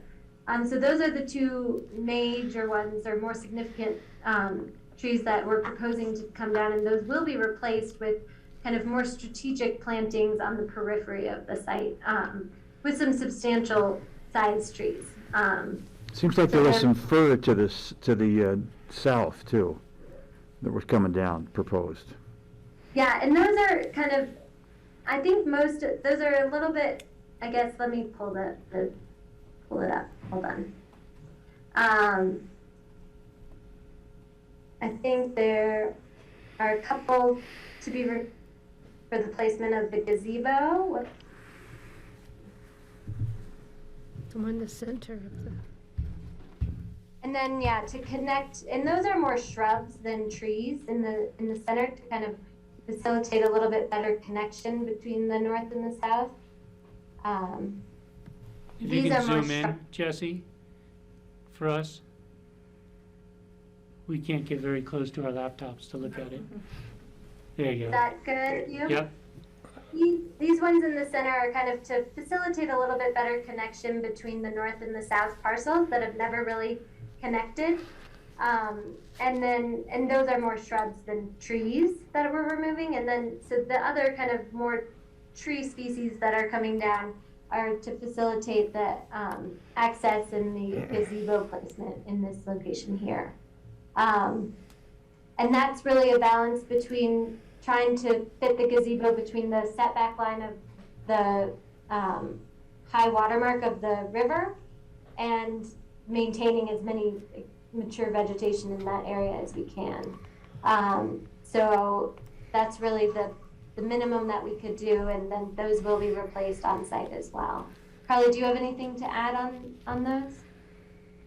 So I'd like to comment on that.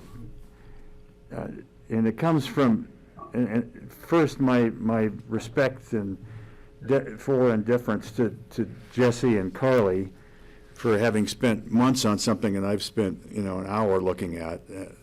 Given that limitation, I also had last summer a really negative experience with county attempts to remove a bunch of cottonwoods from a place that I thought was completely unnecessary and was based on spurious assumptions. So I'm particularly gun shy of county chainsaws at this stage.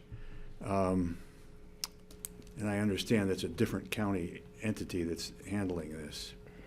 But I'm hoping that there is some very tree-specific judicious judgment on the part of locals on the ground about particular trees that get cut here. I take your point, Jesse, about trees that may be unhealthy and those that are small, and I defer to that. But I think we should be very, very cautious, and I'm sure you are anyway, but I want to be doubly cautious. I want to make sure the locals are looking hard at this too, and that they are in accord with what y'all are attempting to do on a particular tree basis. And I know, I think just to say that it was certainly a topic that came up repeatedly in our steering committee, and was raised at the caucus meeting as well. And so I think every red circle here that shows a tree coming down has really been thought through extensively, and we have community buy-in to remove those trees, with the contingents that they're going to be replaced on site. So we don't want a net loss of vegetation here. The mature look of the vegetation on Redstone Park is really an asset that we are not intending to change. Graham and then Greg. I think it's great that there's such good local participation with this. I think it's key into this kind of a project for us. I have a question. In our packet, it talked about 3 phases of the Redstone development of the parks here. One is Elk, which has been done, now this one, and then Boulders. And my question is, what is involved in the Boulders one? And to give a little background of why I'm asking that, this morning we looked at North Star parking plan. We don't know what the price tag of that is yet. I'm sure it's not going to be cheap. We're looking at this at $500,000. These projects are capital projects that come out of the portion of our fund that is dedicated for open space. And I guess I'm concerned about mission creep or whatever. I think open space is unbelievably important to us right now on every level. And so I guess that's what's driving this question about how far are we going with this? And I'm not questioning this project. We're way down the road with it. I'm not questioning the parking at North Star. We need to do it, but I think we need to be in front of some of these capital issues and understand the ramifications of the funding of them. Well, and I can answer the one on the Redstone Boulders, luckily, is a lot different than the rest of these. The Redstone Boulders is just a plan to make sure that people have access to the trail that's back there. We did buy another parcel that's along there. So it's just incorporating those. It is not going to be a park. And I think it's one of those things that it's really the reason why we brought the retreat to the Open Space Board, and we're happy with the BOCC that attended, is because this is potentially, a lot of these things can take our fund over. And that's why today I was asking the BOCC to allow us to use some of the park dedication fees, because, when we originally took over Redstone Park, I don't think the Open Space Board and the BOCC at that time realized how many hundreds of thousands of dollars it would have taken to get to this point, and how many more are going to take to continue to manage this. However, the public loves it. The public loves these things, and we have to hit that lovely little world of balance where, these are incredible assets that the county owns, and if we maintain them appropriately, they last a long time. I'm hoping I never have to come back to Redstone Park after this. I'm hoping I don't. I hope we can just manage it, because it's one of those things where we want to just take a look at it and do it. North Star's same thing. It's like, I hope, but it's just that we're dealing with a big increase in use. And I think you bring up a really good point, and it's going to be part of our entire look at when we start doing these management plans. That's why we also told you that we were going to slow down some of the management planning so we can catch up on an implementation planning, because we're starting to run into this implementation world that includes things like this, and they have big price tags sometimes. So let's not do a whole nother management plan that has big price tags until we really can focus on how much can we capacity-wise deal with, because we agree with you. That's why we always protect the capital maintenance and open space fund as best as we can, because we want to be able to do the big purchases.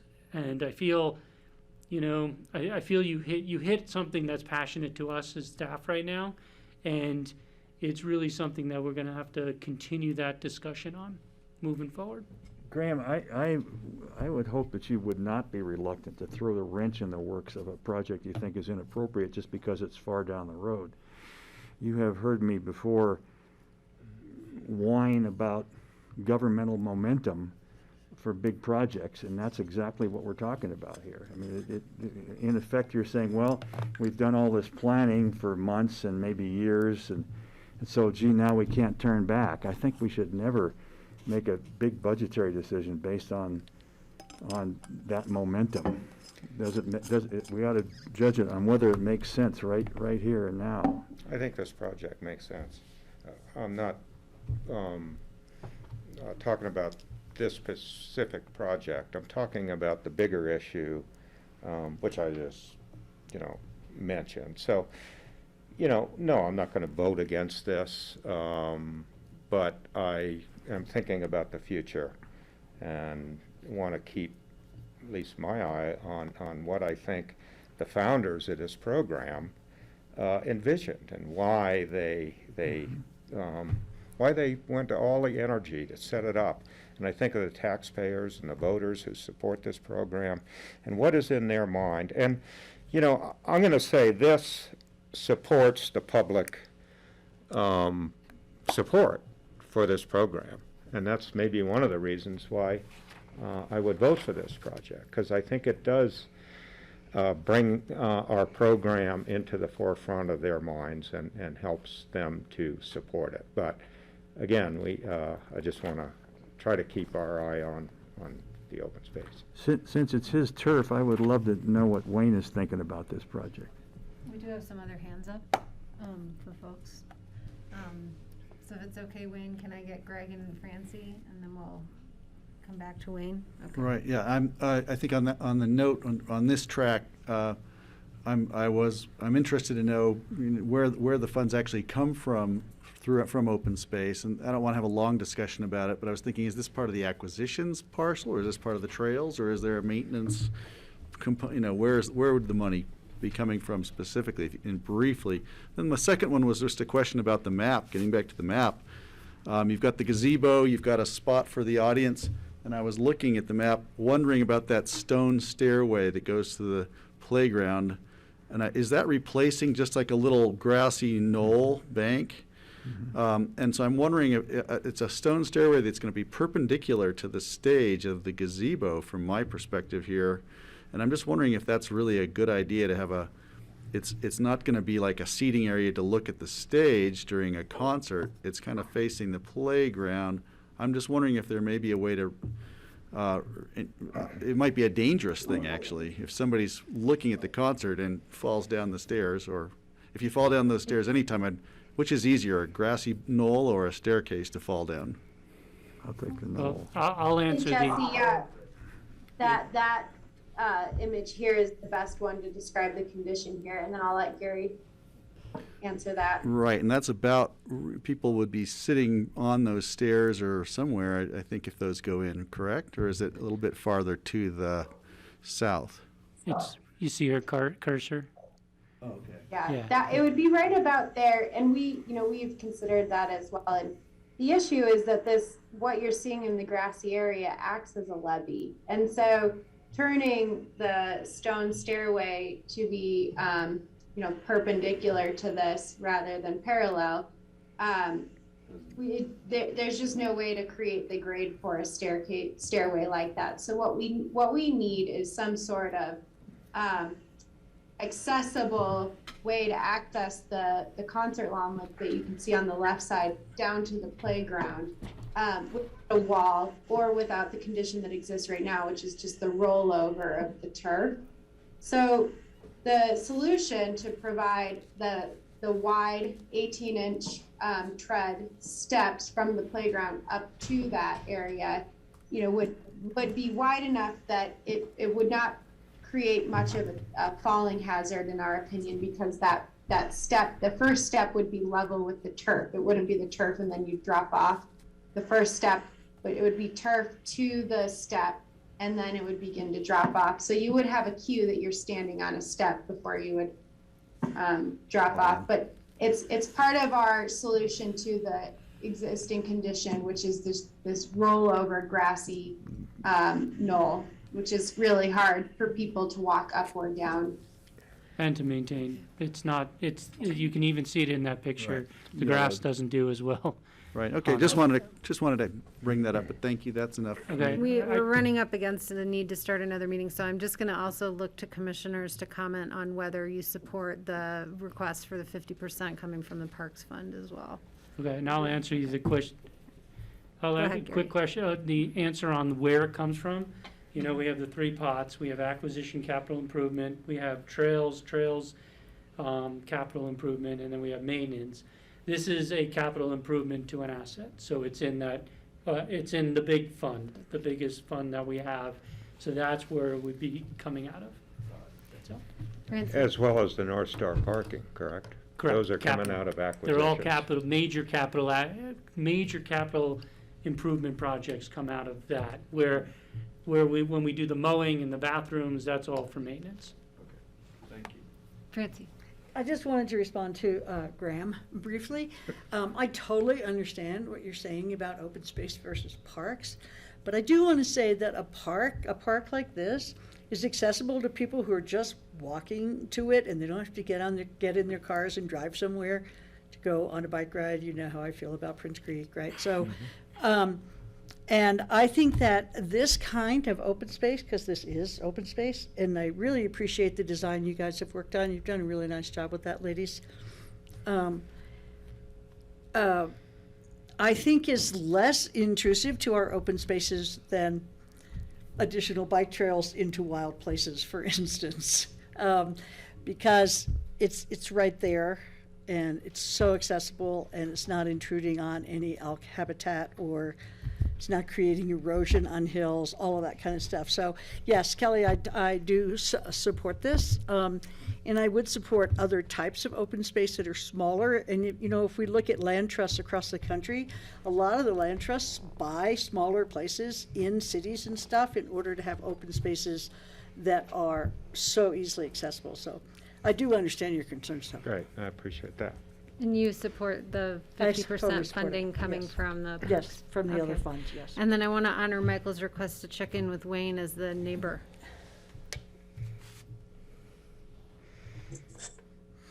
Well, thanks. I was there last Sunday during the Christmas event up there in Redstone. And I support this project completely. I think the involvement of the steering committee in the design and it was really well supported by the community up there. That access, the ADA accessibility, not too many of our open space parcels are available to that community. Brings a point, I thought of the same thing when we talked about our parking and how much that's going to cost. Was just on. Wayne, you're breaking up a little bit. I think we got most of Part of it is that. bananas recreation use. Squirrels are chewing Okay. on the lines. Trying to get up to that tree to Okay. save it. And Steve, I want to check in with you on the request for the use of parks funds on this. I'm good for that. I think this is a good project. It's very well used. I've been to different concerts and had picnics there. We go in there almost every time we're walking along Redstone Boulevard, which we like to walk down the middle of the street there. It's a nice big wide sidewalk. Like everybody else. But the park is well used, well loved, and it's well worth our putting some money into making it, maintaining it and fixing the stuff that's degrading right now. Great, thank you. Yeah, my daughter had her first scoop of ice cream sitting on one of the marble benches there. And so, I just adore Redstone, and I appreciate any effort that can bring consensus from Redstone together. So thank you. And I support the use of the parks funds for the budgetary request here. And I'm sorry to rush the end of our meetings. We always have so much to talk about. It's nice to see you all. Gary included, I think, some updates in our packet for us. So we'll have to direct questions to him offline because we need to move into our special meeting. And But we great just to did see you all. that so you can see end of year stuff. If you have any questions, I'm happy to answer this. All right, great, cool. good And stuff. Jesse and Thank you. Carly, nice to see you. Thanks for joining us. Thank you, guys. Thanks, Jess. Thanks, Carly. Thank you, guys. Yeah. All right, cheers. We're going to keep It's always a moving. pleasure. Yeah. All right, see Happy ya. holidays. Thanks, Gary. I'm sorry to Are these cut guys you off. done I too? was supposed to Adjourn, leave. Michael? Yes. What's that? We need to adjourn, or? Oh, I don't know if you guys need to. yeah, we're adjourned by fiat. This is a work session, It's so. a little Italian car. Couldn't be a joint session, Gary, if I didn't say something about bike trails. I know, I was waiting for it, and it came out. But I Oh, do that'd be agree great, with you on thanks. Redstone Park. Yeah. It is an incredible open space community. Here we go. Okay. So we'll just ask folks any conversations out in the hall, and we're going to move straight on here to, I'm going to call a special meeting of the Board of Social Services. The Pickett County Board of County Commissioners sits as the Board of Social Services. So I will call that meeting now, and we will take some official votes. Once we adjourn this special meeting, we'll go back into work session, and then we will reconvene in another special meeting as a regular board to take voting action again later today. So we're kind of back and forth between formal and informal action. And so with that, I will turn it over to Nan Sundin. Hi, Nan. Hi, everybody. Nice to see you. Thank you so much. This is our third quarter Board of Social Services meeting, and Chad is gonna run the presentation. We're gonna, I'll just go through a little bit, and then we have a special guest today that we're excited about to talk about child support services and some updates, and we will get you out on time and maybe a little bit early. That's our commitment to you today. And sorry to start late. So- Thank you. You're welcome. So just a reminder that the state of Colorado runs as a state supervised, county administered human services system. So what that means is that we have mandatory services that we provide locally, and we have to follow rules, regulations, funding protocol that the state has. We also have some other services as well that are not mandated. So the Human Services Department is our Economic Assistance Department run by Sam Landercasper, who's on the call, and that's where they determine eligibility for all of the public assistance programs like Medicaid, SNAP, and low-income energy assistance, which is actually done somewhere else. I'll explain that in a minute. The Healthy Community Fund is in our Human Services Fund. It's not mandated by the state. It's a local property tax. We raise about a little over $3 million a year for the social safety net, and it fits in our fund because it's a human services program. Protective services is child and adult protection. We do prevention programs and intervention programs, and senior services, which is Chad Fitterwitz's program. With his team, they provide meals, programming, and advocacy. And then another mandated service is veteran services run by Economic Assistance, where TJ Bolt provides assistance with claims and resources.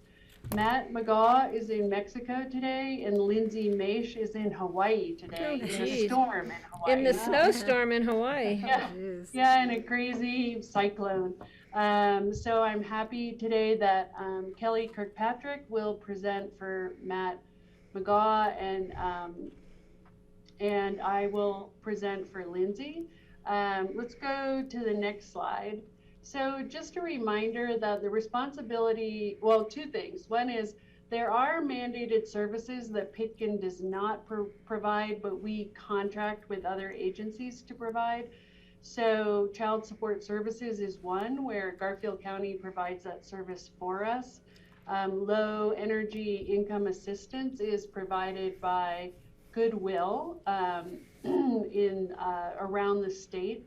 And I think there's, we also have the Child Abuse and Adult Protection Hotline that's performed by Prowers County. And as a small county, it's really helpful for us to be able to lean on larger counties and counties that are, or agencies that are doing this service. The Board of Social Services has a statutory obligation to review the human service expenditures and payrolls. And so today, Audrey's going to talk to you about the expenditures that we've had in all the human service programs, and then we will need a Board of Social Services vote to approve the third quarter payrolls. And remember, that's July to October 1. And then Sam will present the payrolls, which are the direct benefits to low-income people, and Sam will review that, and then we need a Board of Social Services approval of the payrolls. And then we're going to go through some projects and initiatives, including having our friend Joy Davis here, who's going to talk a little bit about child support services. We only have her come once a year, but it's a great reminder that it's a mandatory service that really helps lift children and families out of poverty. And then we'll talk quickly about our other initiatives and we'll be done. So I'm going to turn it over to Audrey here to talk about the expenditures. And there are 2 slides for this. Thank you, Nan. Good afternoon, everyone. Again, Audrey Warner. I'm the financial analyst for our Human Services Department here at Pitkin County. And the current slide you're seeing is our Human Services year-to-date budget versus actuals. So that covers January through the third quarter, September 2021. And we do break it out per our various program areas. There are just a few items that I did want to note regarding our position as we stand at this period in the year. Again, this update covers the county's 2021 calendar year budget. And so today, again, we're looking at the third quarter, July through September.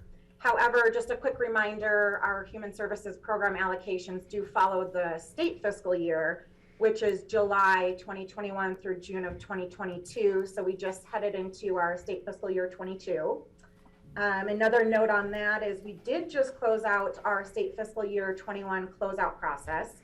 That has been completed, and our great news is that our human services was fully covered in all areas, aside from administration, which is to be expected. That happens every year, and our human services fund was able to cover that shortage as in years past. Just a note on our total programs in the third quarter, human services program expenditures are right at 75%, which is right on track for budget. And we're seeing our program revenues at 80%, which puts us in a continued surplus position as we're moving throughout this year. One item to note for TANF, just because our expenditures do appear a little high in that area, and that is just due to the fact that TANF salaries are actually budgeted into the administration and economic assistance area, but then when we charge that time out, the actual costs are included in the TANF block. And so for that reason, the TANF expenditures do show a little bit higher than what is currently budgeted. In addition, we did have a contract payout in the third quarter, and that was to cover some staffing needs in order to serve more children. So that's just another extra why the expenditures are showing a little high for TANF. And one other item is childcare, and we're just continuing to see that human services expenditures are a little low, and that's again just childcare facility closures, the risk of taking children to care in relation to the pandemic exposure. So that's just a continued area of concern, and we're seeing it a little bit low there. But in conclusion, our budget versus actual, they look really good so far, and we will continue to update the board as the year progresses. And I wanted to see, I think you all had a chance to review this ahead of time, but I wanted to see if there were any questions you had. Okay, thanks, Audrey. Are there questions from board members on the third quarter expenditures? Just wondering, Audrey, if you could review the next slide, which is the quarter comparison. And then if there are other questions, this was a slide that the BOCC, BOSS requested many years ago. And so if you find it helpful, it's a comparison. Sure, yeah, this is just, it basically breaks down just the expenditures per quarter, so we can see the trend as we're moving along the year, and some of those increases. Again, you can kind of see here from the TANF Colorado Works that it did jump in the third quarter due to the couple reasons that I had mentioned going over the previous slide. But yeah, if there's any questions, let me know, and otherwise we'll make a motion to approve the expenditures. I'll ask a question regarding, can you remind me with regards to the child care expenditures? I feel like there was one year where the eligibility, the income amount was higher, and then we were able to reduce that family income level, and then we had to bring it back up higher again. And I can't remember where we're at on that, and I'm wondering if that were to be lowered, would more families be able to take advantage of that funding? Well, just a reminder that this is absent of the payrolls. So you're asking a question about the payrolls, Okay. and I would ask Sam to answer that question when we get to the benefits for families. Does that make sense? Yes, thank you. Yeah, no, it's a great question. If we can just, these are the expenditures for getting the program out. Okay. Let's go ahead then. If there are no other questions, I'll look for a motion to approve the third quarter expenditures. So moved. Thank you, Patty. Is there a second? I'll second. Thank you, Francie. Any further discussions? All in favor, please say aye. Aye. Aye. All right, great, thank you. We can keep Thank going. you. So the next slide is Sam can talk about the payrolls, and Sam, I think you can talk a little bit about childcare and the benefits and what our opportunities are. Absolutely. So I'm Sam Landercasper. I manage the Economic Assistance Department for Pitkin County. And what we're looking at here are the direct expenditures for the various programs that the Economic Assistance Department administers. So these represent benefits that are paid directly to either individuals or providers who are providing services to our customers. We really, just looking at this, a lot of this is kind of maintained a normal course. We really wanted to call out 3 areas where we saw some change from the last quarter. The first one being the Child Care Assistance Program, or CCAP as it's known. And you can see that the issuance there from last year has decreased substantially. And as Kelly mentioned, there has been some flux over the last few years. You throw in a pandemic, we're seeing a lot of changes in this program, and it's something we're working really hard to try to stabilize, because we've been working for a long time to bring our allocation up to an amount that was meeting our need. And as Kelly mentioned, there were times where we decreased the income limits for the program because we were seeing overutilization, we were kind of overspending, and then the state changes to that program brought those income limits up to 265% of the federal poverty level. That's where it currently remains. So we don't have an option to extend those income limits further than that. That's through state policy. So that's where we're going to be at. We don't really see that as a problem necessarily. What we're currently seeing is that across the board, these early education and child care programs are under enrolled right now. We're seeing that with the child care or the CPP, which is the Colorado preschool program. So we're working with Kids First and Aspen Family Connections to really look at what these root causes are. We don't know if families have decided that maybe some of these other manners of childcare that they've found through the pandemic are working for them, and they're just not opting to come back to formal childcare settings. There's also a possibility that we know for a fact that a number of our providers are understaffed and can only accept so many children. So we're working with our partners to really look at that and get a plan for moving forward, because we want to make sure that everyone who is eligible for this program and needs this program is able to enroll and get care. So it's pretty complicated with everything that's been going on, but we're hoping we can get that enrollment back up and make sure that that level of care is being met. Kelly, does anyone have any questions around that before I move on to the next? Sure. Let me just ask one quick question. Where, because you guys are the experts on this, is there any eligibility for like the Friends and Family Network to get paid out of this? Like, could someone come apply to you to help with childcare costs that pay a grandmother or a nanny or something like that?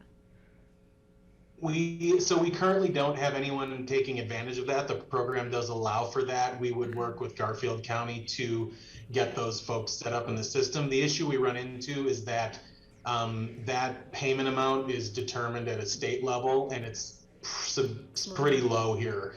If we're being honest, a lot of people, we've had some inquiries, but when they hear how much that it pays, there's usually not a lot of interest. And it also is limited in the sense that they can't have an unlimited number of children. They really have to be related, like siblings, to do that. So it's not even really a business venture for anybody who'd be looking at coming in as a or as an exempt provider. Okay. Thanks, Sam. Mm-hmm. Other All right, if there's no more questions about the Child Care Assistance Program, the other spending, and I know Audrey touched on this already with Colorado Works. What's interesting is the difference between the administration costs and the issuances that we have are that our issuances for direct services are quite low right now. We're just finding that most of the folks who are applying are currently working, and this program really does have a very low income limit for gaining entry to get that cash assistance benefit. And what we're doing to make sure that we're utilizing our allocation and our reserves effectively is looking at how we can partner with our outside partners. As Audrey mentioned, we help pay a contract to the youth center to help them have a additional technician over the summer so that they could provide more slots. And then we're also looking at ways we can help support adult and family services with their prevention programs to use some of those expenditures. So what's really nice about the Colorado Works program is that it is pretty flexible compared to a lot of our other programs. So we can really look at how we can best utilize that funding to meet the needs of our community, and it's not quite as strict as some of the other programs. All right, and then the last one we wanted to call out was the issuance for the SNAP, or Supplemental Nutrition Assistance Program.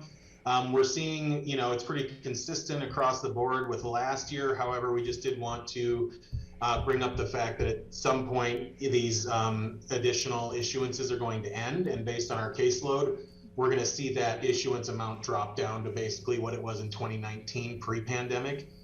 So that's just something that we'd like you all to be prepared for.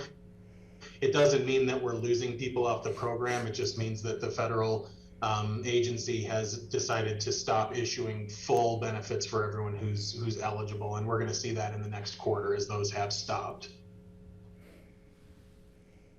Are there any questions about those expenditures or any of the other ones that we see there? Greg has a question, I think, about Yeah, just to drill down a little bit on the SNAP, the food assistance.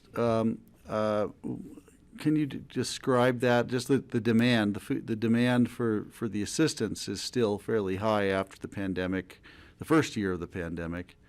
What do you anticipate the ask is going to be for us?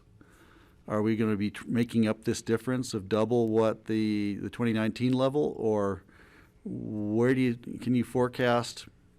Given things not changing, where's the money going to come from, and what will we need? Yeah, it's an interesting question, and it's really more around food security in our region. It's a discussion we've been having, and we're working on a number of projects. What we find with the SNAP program is that due to the high cost of living here in Pitkin County, it doesn't really meet food security needs for a large portion of our population. Because the income limits are so low for that program, most of the folks we have here who are working will typically have very low allotments per month or won't qualify for the program. So a lot of what we're working on with our partners is develop programs and access to food resources for people who are above those income limits, but still aren't really meeting the level of self-sufficiency for the area. That's where we're really seeing the most issues with food security. So this additional issuance, I think early on in the pandemic, was extremely helpful when folks were out of work. I'm sure it's been a lot of help as people are getting back into the swing of things. Our unemployment numbers are going back to normal at this time. Hopefully that trend continues. So we're hoping that as folks are getting back to work, that the need for those additional issuances won't be so strong. However, we are going to continue working to make sure that we're meeting the needs of those folks who aren't eligible for SNAP, but still aren't really meeting those income requirements to be self-sufficient and be able to purchase all the nutritious food they need for their families. Okay, so it sounds as if SNAP won't be the solution for them, but you're still working on it. I understand that. Thank you. Yes, SNAP around here has never really been a solution. It's something that helps. It's definitely a Band-Aid, but like I said, those income limits are so low. Just for reference, they're similar to Medicaid. So for a single adult, the gross income that they could have per month is right around $1,400. So as you all know, a lot of our folks up here who are able to be at work are over that pretty quickly. Other questions? Dan, thank you for that. You mentioned Medicaid, and it's not on this list because it's run by a completely separate department in the state of Colorado. So I just want to remind the Board of Social Services that when we do our fourth quarter report, we will bring the numbers of people in the program. It gives you a little more context to what the payrolls are, and we'll include Medicaid numbers there. because we have, as I understand it, about 1,800 lives on Medicaid. It's starting to go down, starting to go up, as Sam would, you're shaking your head. It's almost leveling at 1850, 1880 right now, which is the highest it's been in 5 years. So, and that's a program that brings in a lot of benefits as well. And we don't talk about that very often because it's not on the mandated list of what needs to get approved. Thank you, Nan. Are there other questions about any of the payrolls that we see here? LEAP, old age pension, nothing? All right, then I think we're ready for a motion to approve the third quarter payrolls, please. I'll make that motion. Thank you, Francie. Second. Thank you, Greg. Any further discussion? All in favor, please say aye. Aye. Aye. Great, thank you. Great, thank you. So the next slide we're just going to have up for a second, and then we're going to turn it over to Joy and Sam. We have updates in the agenda item summary for the BOCC. We thought we would have Joy share about child support services, and then we'll talk about senior tax relief, senior nutrition program, give you a quick homeless service update, talk about the Northwest Colorado Regional Collaboration, Office of Early Childhood. These are all in the memo. If we don't get to all of them, it's fine too. We can, these are mainly, our goal is to make sure that the Board of Social Services serving in that capacity, the Board of County Commissioners, that you have information about these programs. A permanency incentive fund, our adult protection of alternative response, and Office of Behavioral Health grant we applied for in regional food security. So depending on our time, after Joy speaks, we can craft the presentation, and mainly we just want to have a dialogue without a PowerPoint. So I'll ask Chad to turn off the presentation so that we can see Joy. Welcome Joy Davis from Garfield County, who's been running child support services forever, celebrated over 40 years of service to Garfield County and to Pitkin. So I'm going to turn it over to the two of you to present on child support services. Thank you. Thanks, Nan. Again, my name is Joy Davis, and I have been here with Garfield County. It'll be 45 years in June next year. Woohoo. I do have with me Bernadette Seymour, who's a specialist in legal work. She's also a supervisor of staff. So she's here to answer any really in-depth questions you might have about legal work. And if you'll hang in there with me, I actually prepared a talk because there's some stats that I want to give you guys. So bear with me as I give you a big overview of the program. But feel free to stop me at any time if you want. The Colorado Child Support Program was formed in 1975. Colorado is a state supervised, county administered state. Our mission is to provide comprehensive services to families by locating parents, establishing paternity and child support, or modifying the amount owed, and enforcing the court-ordered obligation. We were initially called the Child Support Enforcement Unit, and now we're called Child Support Services, due in part to the new 2-gen approach. We were initially created to seek reimbursement of the money that single parents were receiving for financial assistance. That's the Colorado Works, is what you know it as. This was expanded to include foster care and CCAP cases as mandatory referrals. Besides the mandatory cases, the program has changed over the years so that anyone can apply for our services for a whopping $20 fee, which we can offer a waiver for and cover the cost. The state is currently looking at changing this fee to 10 cents, which they will pay. So our services will basically be free to anyone wishing to apply once it is approved. Whoever has a child in their physical custody can apply. Fathers can also apply concerning their children. This means either parent, grandparents, relatives, or even a friend of the family is eligible. If a grandparent applies for services, we have to open up a case against both of the parents. They don't get to choose not to go after their kid, for example. One exception is that kids can't apply for back child support once they're emancipated, as the money is owed to the parent. And you don't have to be a legal citizen to receive our services either. You can be undocumented. The child support program serves about 15 million, or 1 in 5 children each year nationally, making it one of the country's largest income support programs targeting children. 2/3 of children under the age of 18 are eligible for child support services, participate in the program. Colorado was the first in the nation to have an automated child support system, along with allowing staff to establish child support orders without going to court. Case managers have the ability to conduct in-house genetic testing and to negotiate an order. Once these orders are filed, they have the full force and effect of an order established by a judge.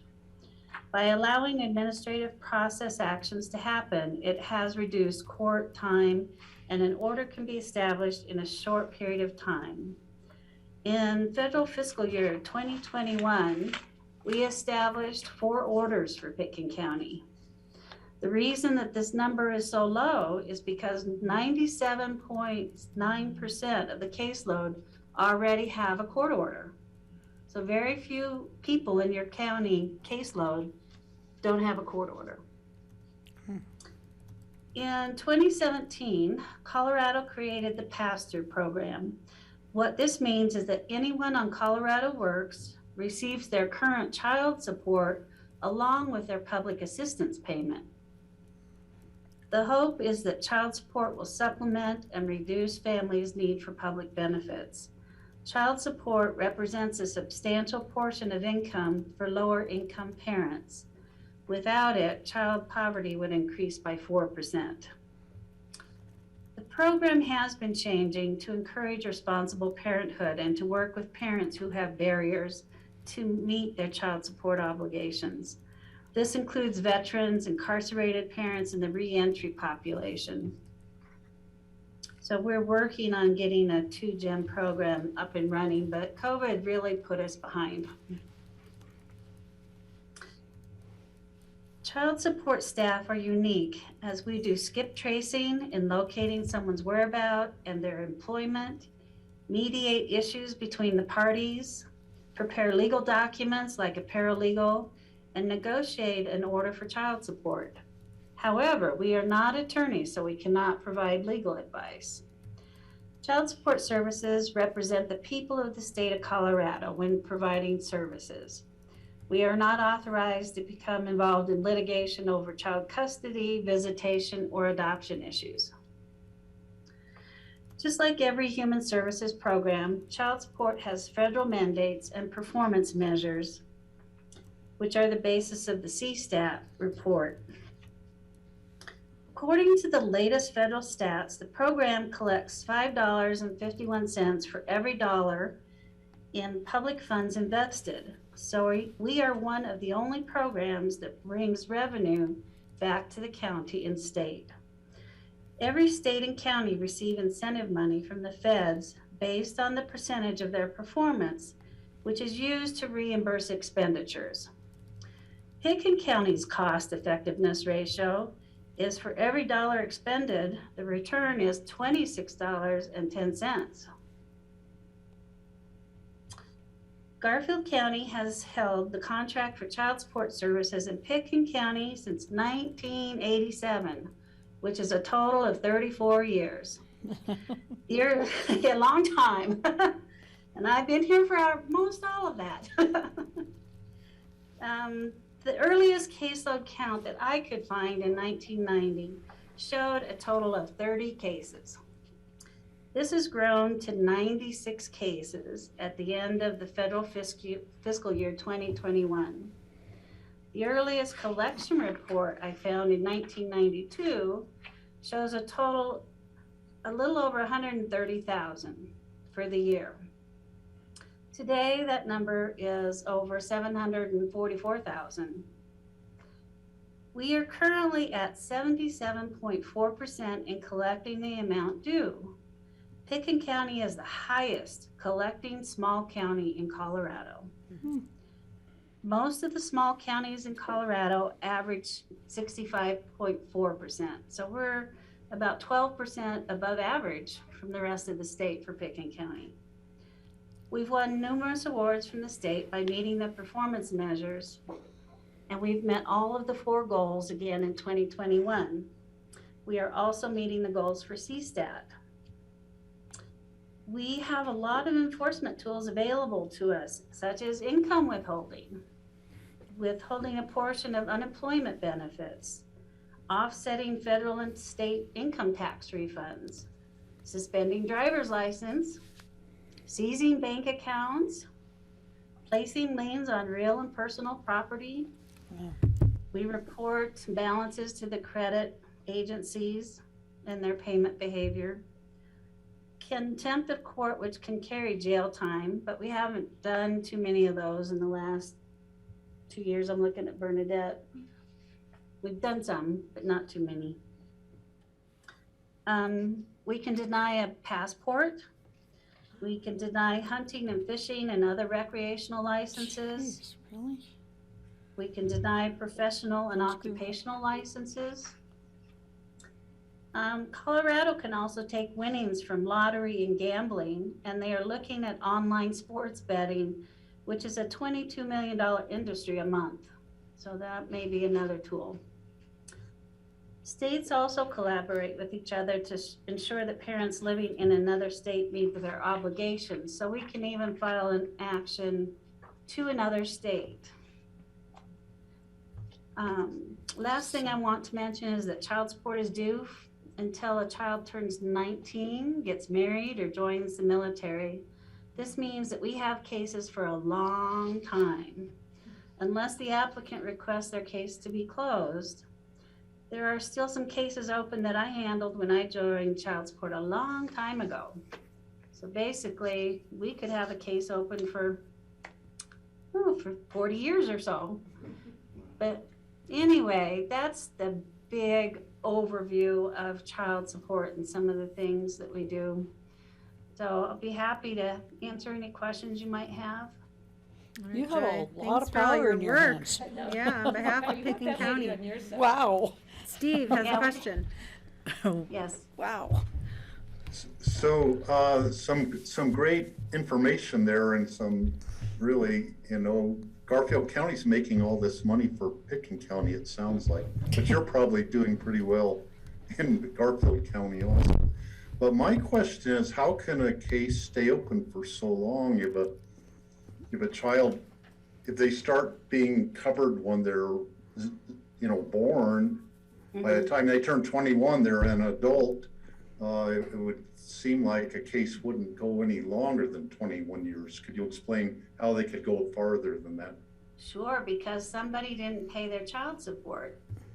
So we do keep track of the arrears that's owed. So if someone only paid child support, say for 10 years, and child support's still accumulating for the other 9 years, we can keep that case open until it's collected. We do have a 20-year time frame on arrears to collect. So that's why I'm saying 19 years plus another 20 for the judgment time frame. So yeah. We do unfortunately have some people that they would go on Social Security and My then we niece would do an can't income go to assignment the against state their of Social Washington Security. because she has to pay child support. So, is there any other way we could get the scofflaws and get them to pay up sooner than later? That money's coming in way after and it's probably usually the mom who is taking care of the kid, and the dad is the one who's in arrears, probably most often, but. That's true. We do have cases where the mom owes child support, but that's the challenge that we have, especially with the economy today, the gig economy, and a lot of people are working cash under the table or they're self-employed. It's a challenge. And Bernadette, you can pitch in for anything else you want to add. But yeah, trying to find people, especially when they don't want to be fined, and if we've taken their driver's license and they're making sure that they work cash under the table so their wages aren't reported, they're sleeping on their friend's couch, things like that. There's not too much we can do. Francie has a question. So what if somebody doesn't have enough income to support their child care payments? Do they go back to court and get a re-awarding of the amount, or? Yes, we do a lot of modifications. That is part of what we look at. So when someone calls us and says, I can't make my child support payment, we have a discussion with them. You know, is this a temporary situation? Is it because of job loss or you switch jobs? And then we do a review and adjust the child support amount that's ordered to match their current circumstances. So you can do that in office, you don't have to go through the court system again to change the Right, amount? we can do it in office. If we don't reach a stipulation, then it will end up in court.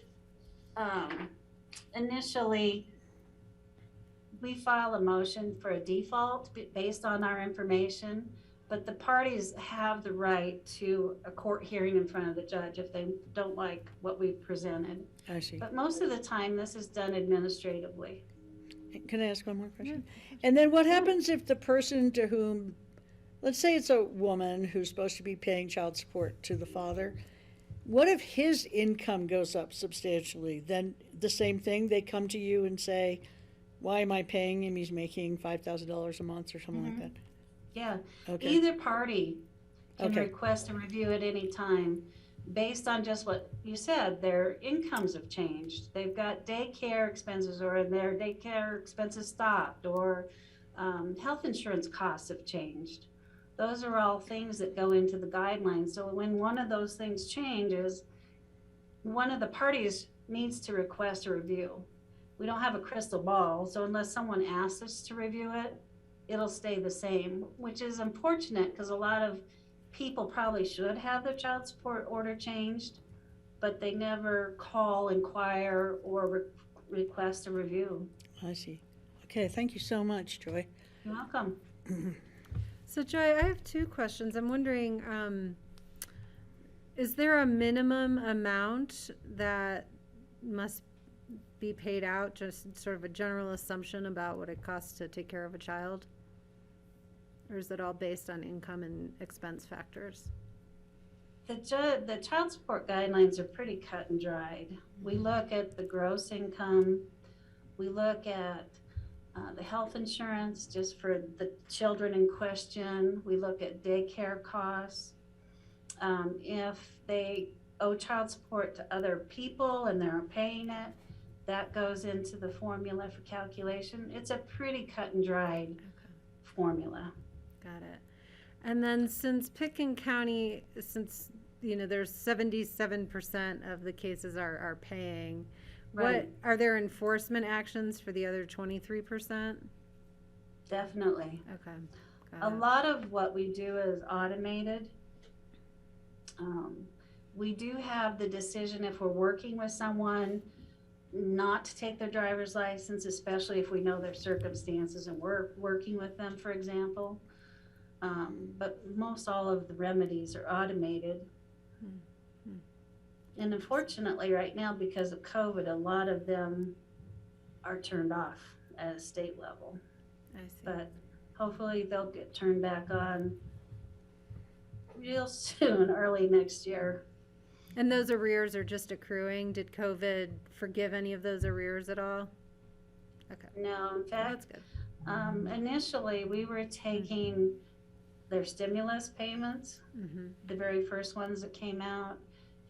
We were taking some of the stimulus unemployment money. That changed somewhere in the middle of that.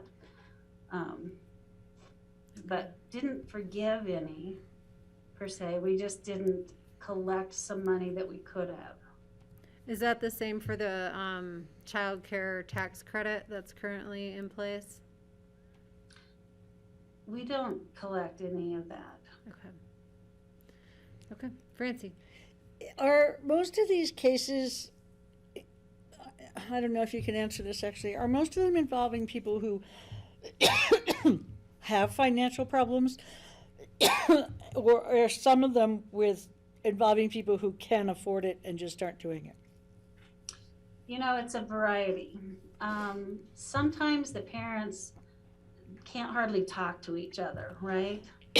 And so they apply for services because then we're like in the middle and all the payments are paid to the family support registry. Oh. So they can call us and say, hey, I didn't get my payment, or vice versa.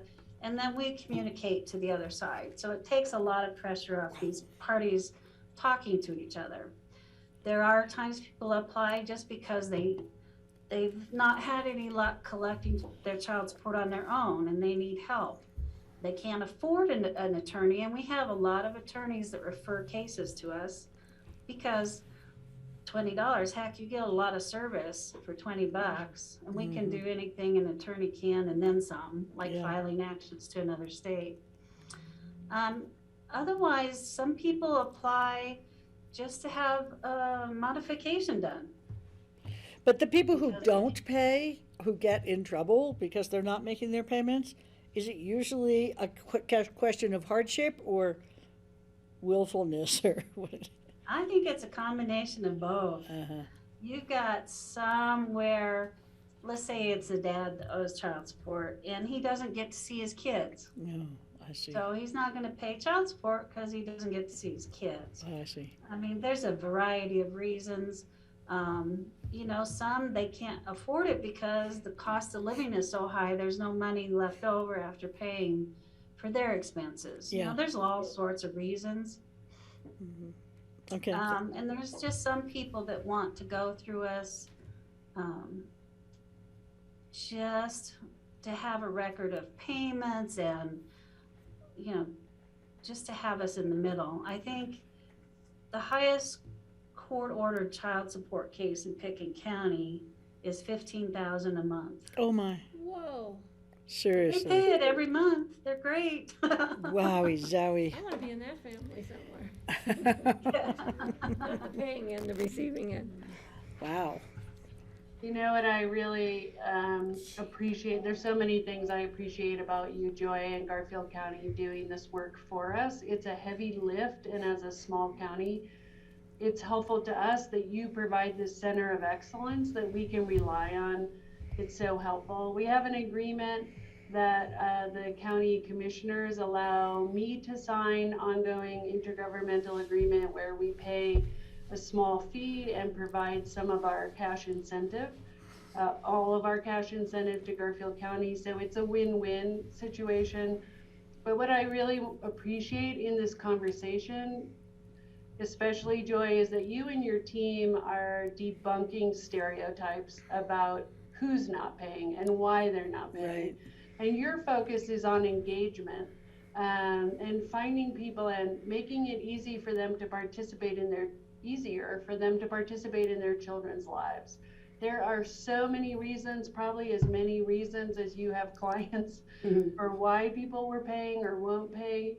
And the key is to help them find a way to pay to reduce child poverty and move families out of poverty. So really, really appreciate your work on our behalf. Well, I thank you. And next June, when I retire, your contact will be Bernadette Seymour here until some restructure is figured out, but she's an expert. She is going to take over and do wonderful things. Is it possible to have Bernadette just come on the screen so we can say hi to her if we run into her on the street? Hi there. Hi, Bernadette. Nice to meet you. Thank you. And I have a question for Joy. Sure. Joy, does the Board of County Commissioners in Pickens County need to approve your retirement? Yeah, that hasn't come before us yet. Yeah, and I don't think June's gonna work on our schedule, so we might have to keep you around. Mans even. I have one last question. Yeah, we'll just let that one slide and I'll be gone before you're aware of it. I think we may have one or two more questions here. Francie, go ahead. Go for it. Yeah, I'm finding myself very curious about this, I guess.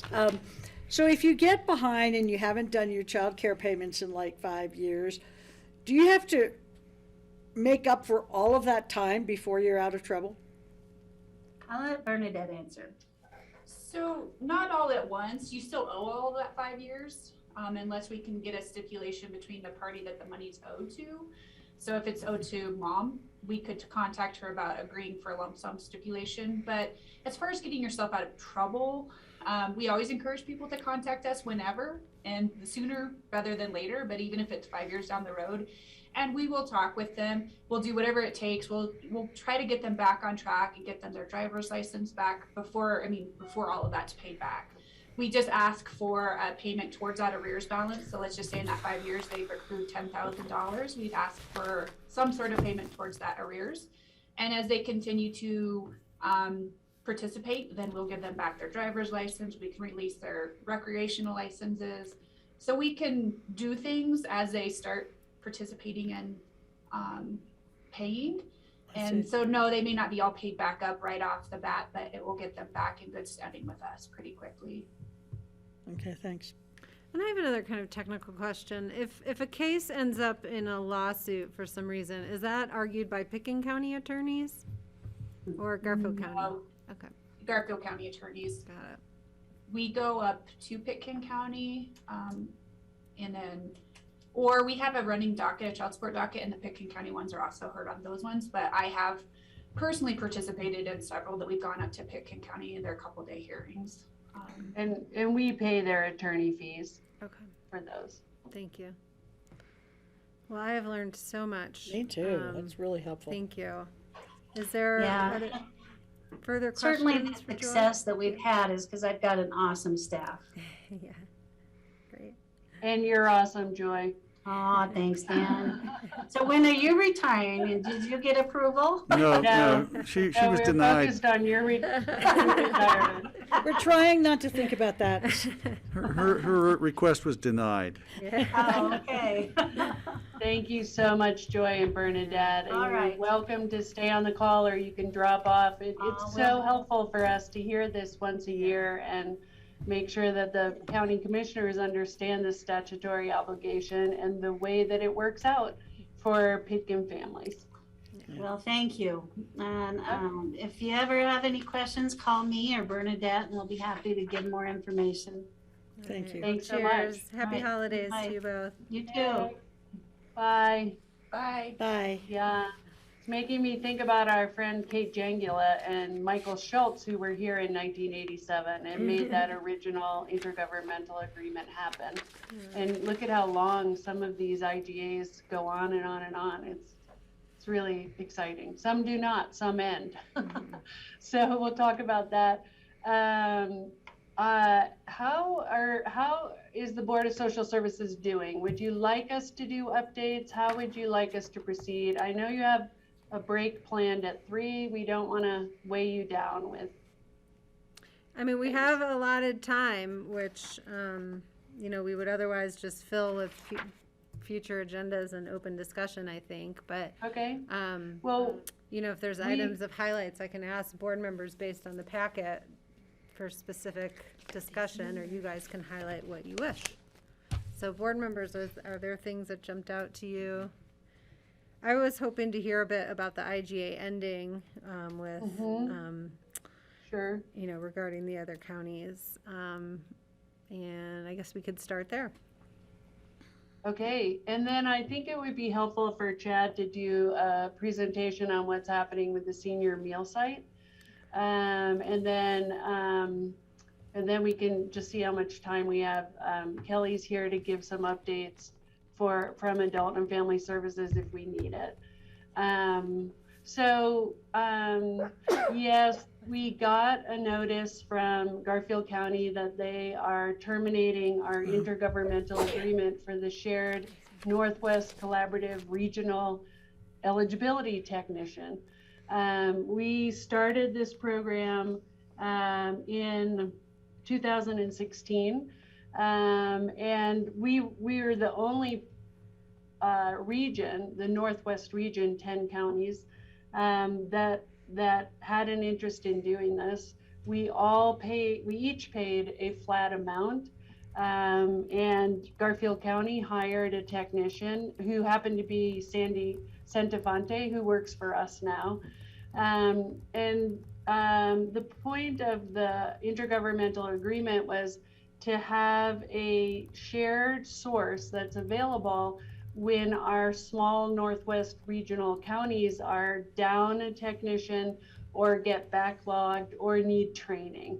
And the program worked really well up until last year when some of the Northwest counties opted to step out because of the cost was going up as everyone's payroll costs are going up. And some counties were not feeling that they got the benefit of the program. So the notice of termination came on November 18th from Sharon Longhurst-Pritt of Garfield County, and she cited the fact that some counties had opted out, which increased the costs for the counties that were left over. And also Garfield County is having trouble recruiting and retaining staff. And so with both of those things going on, they chose to terminate the intergovernmental agreement. They gave us formal notice. I sent it to Jeanette and to John Ely. It is now attached to the intergovernmental agreement, and as of December 31st, the program will terminate.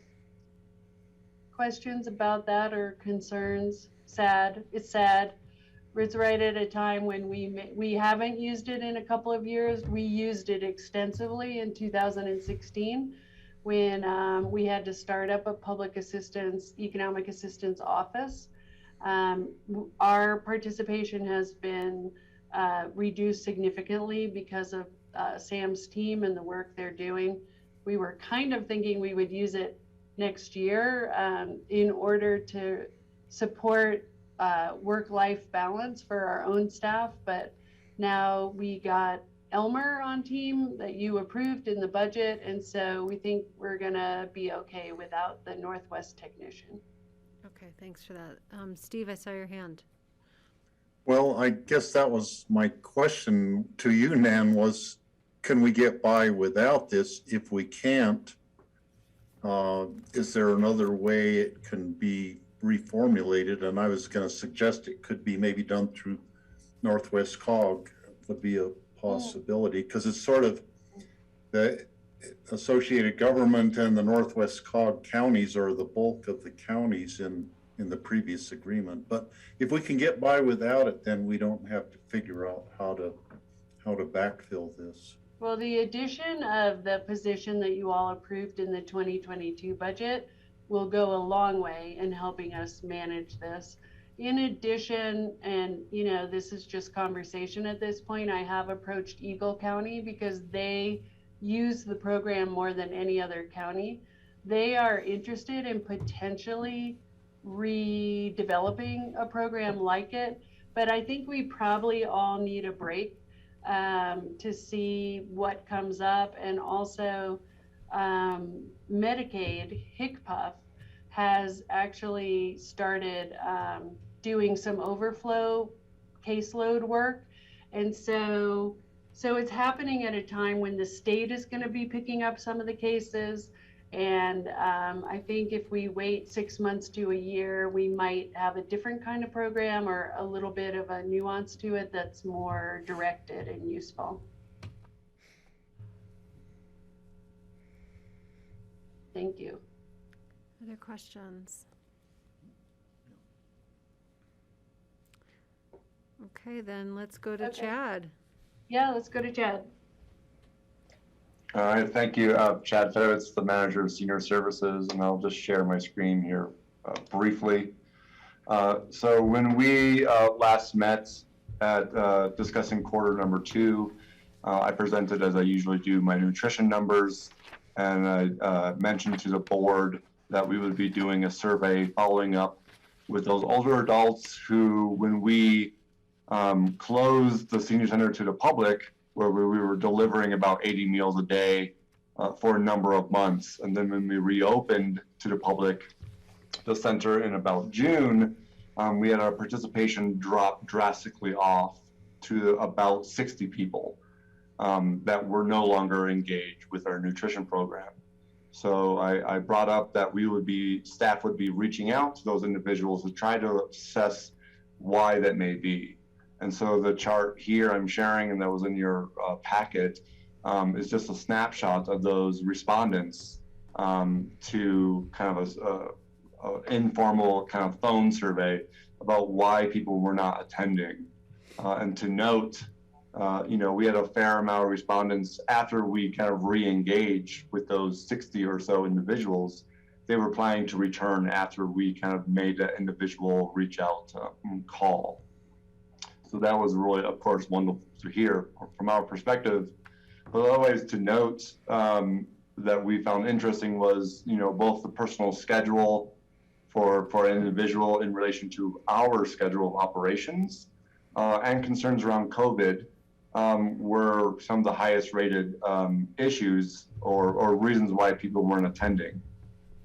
So one thing we did to start to address some of these outcomes, if you will, was kind of following the guidance of Colorado Department of Human Services in relation to institutions and COVID, that we implemented a proof of vaccination requirement to enter the senior center for our clients and visitors, which has been overwhelmingly successful. Almost 100% of our clients and visitors are ecstatic about that requirement and why we didn't do it 6 months ago, for example. So we weren't necessarily anticipating such a overwhelmingly positive result in that, but that's kind of exactly what happened, and it continues every single day. It's overwhelmingly positive. And so we're hoping by instituting that kind of procedure, some of the concerns around COVID of why people aren't attending programs and meals at the center, we'll start to see those numbers decrease. Kind of related to the other topics here in the chart, and I'm going to stop sharing now.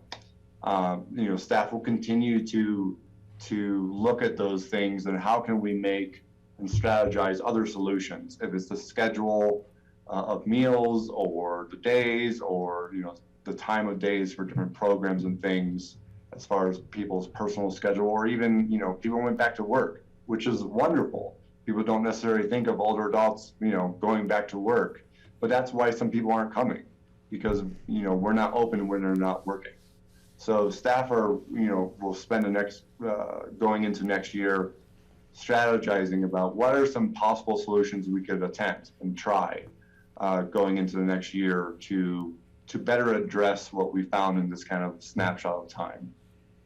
So we're really excited about that. If there's any questions. Steve. Well, I think one factor is our chef has been on medical leave right now, and he will be back soon, like the best chef in any senior center anywhere, I think. And that probably will tend to draw people back in. I think seniors are very cautious because of COVID is a big reason, Chad. There are even if you're fully vaccinated, then there are breakthrough cases, and people just don't feel comfortable enough to know what is the severity of breakthrough cases.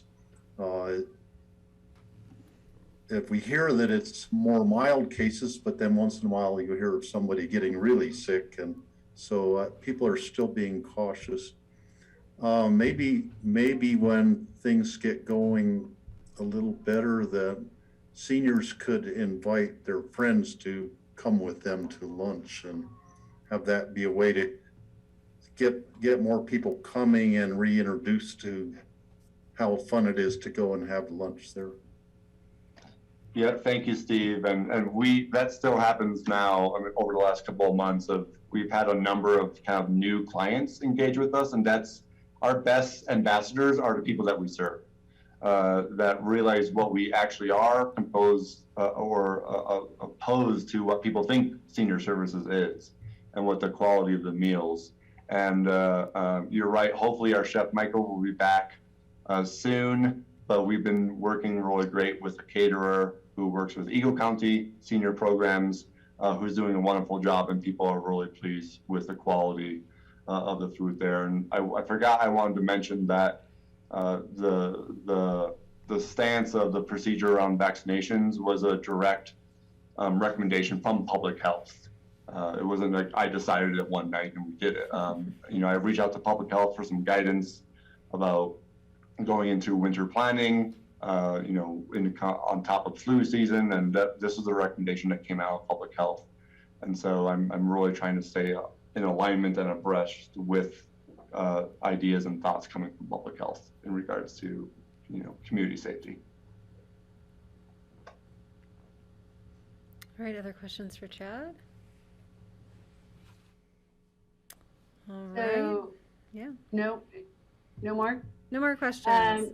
Chad will be coming into a work session to talk about senior tax relief, which is a little bit in your memo. The cost of living continues to go up, and how and who you all subsidize with the city of Aspen and the school district is up for discussion. So he's going to bring that to a work session. I guess I would ask Kelly if she could give a little overview of the alternative response program that we're entering, and then I think we can close for you all to get to some other work. Everything else is in the memo to come. Great, thank you. All right, so my name is Kelly Kirkpatrick. I supervise child welfare here at Adult and Family Services, but I also do backup adult protection and supervise some of that when Matt's gone. So here in Pickens County, we were recently accepted to be part of a 15-county pilot for something called alternative response for adult protection. And what that is essentially is that adult protection will now be similar to child welfare, where there's a dual response. So there's like the high risk where things can be investigated when there's serious risk, that kind of thing. And then for APS, it's called alternative response, where you get to really go in and it's less investigation and more engaging the client, engaging the family, kind of an understanding that families want to take care of each other. If something's going wrong, it's because something has gone wrong, and how can we come in and help? Across the state, caseworkers are really pleased to be able to work with clients this way. And I suspect it'll be similar to child welfare in that it will be much more successful just in the approach that we can use in working with our seniors and their caregivers. Another really great thing about being involved in the pilot is that it's the pilot. So as they go through and kind of find the problems and need to fine tune things, we'll be there to be able to represent from a small rural county and make sure that the policies put in place and the way that it's rolled out really works for our community. I think Steve and I helped advocate for the legislation to create this pilot program, so I'm very pleased to see we were selected to participate in it. We're really happy about it. Good. The program is supposed to be implemented in July of 2022.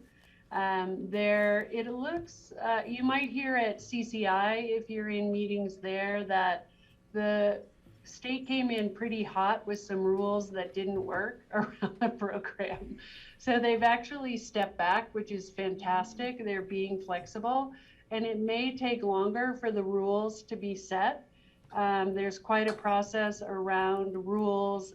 First, it starts with a task group, then it goes to a sub-PAC, then it goes to a PAC, a policy advisory committee, and then it goes to the state board. So the process is long.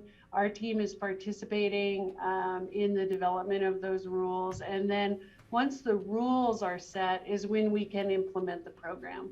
So Kelly, Matt, and Emily Langford, our adult protection staff person, will be involved in the planning and really trying to represent, you know, how the rules work in a small county. So we're excited about that.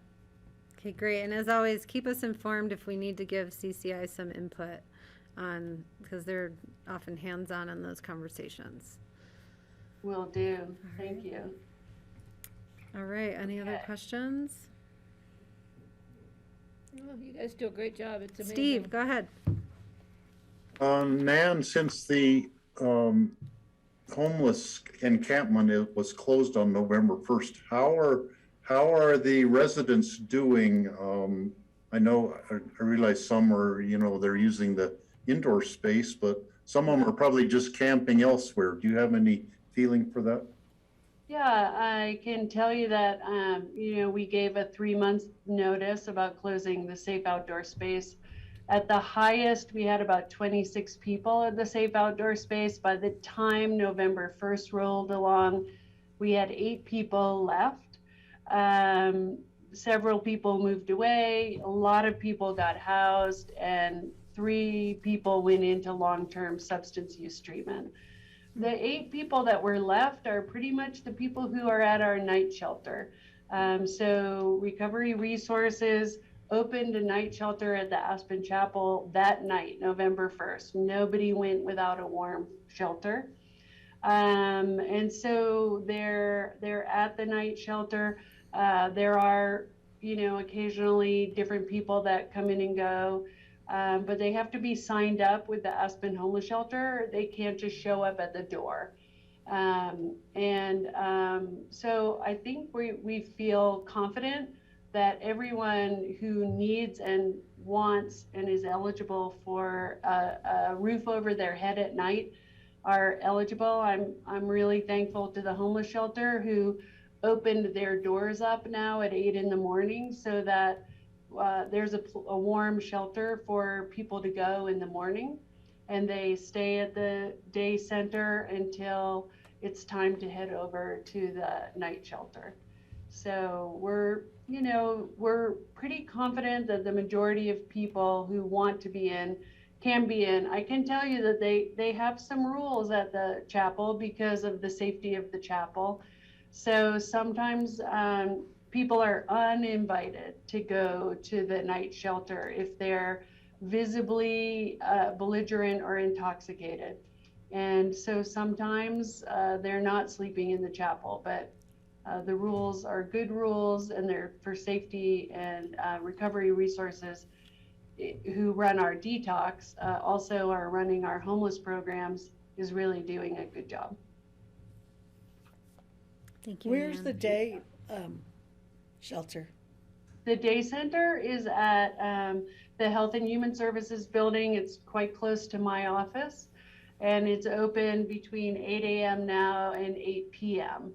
And they can do laundry here, they can get a meal, they can take showers, they can connect with a case manager, and it's available through the day. All right. Thank you so much, Nan, and staff. And if there's not other questions or other updates, I will ask for a motion to adjourn our special meeting as the Board of Social Services. So moved. Thank you, Patty. Is there a second? Second. Okay, any further discussion? Seeing none, all in favor, please say aye. Aye. Aye. Aye. Happy holidays to you all, wonderful Happy people holidays. who give Thank so you much love and I'll care. be back for the roadmap discussion. See you later. Okay. Thank you sounds for all your good work. Bye-bye. All right, folks, would we like a 15-minute break? Heck yeah. Oh, wait, it looks like we have a break until 3:15 unless Yeah, we but- want to do it now and then come back and talk open discussion. Yeah, so we can get some of that, because our meeting's gonna run. I just found out I have another meeting at 6. Oh, geez, Patty. Okay, You have a so we'll meeting at break 6? now at 2:45 until 3, and then we'll come back at 3 for open discussion. I'm gonna All go. right.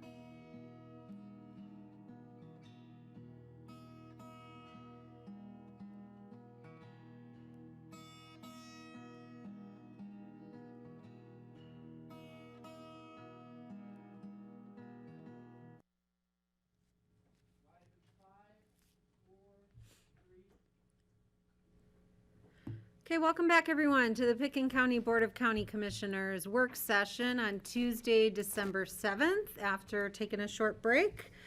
We are a little bit ahead of schedule. Our next scheduled presentation is at 3:15. So the board would like to use this time to do board open discussion. And I will check in with County Manager John Peacock joining us on Zoom for any items. And Steve, if you're there, come back on with video, please. Steve Chow. Go ahead, John, sorry.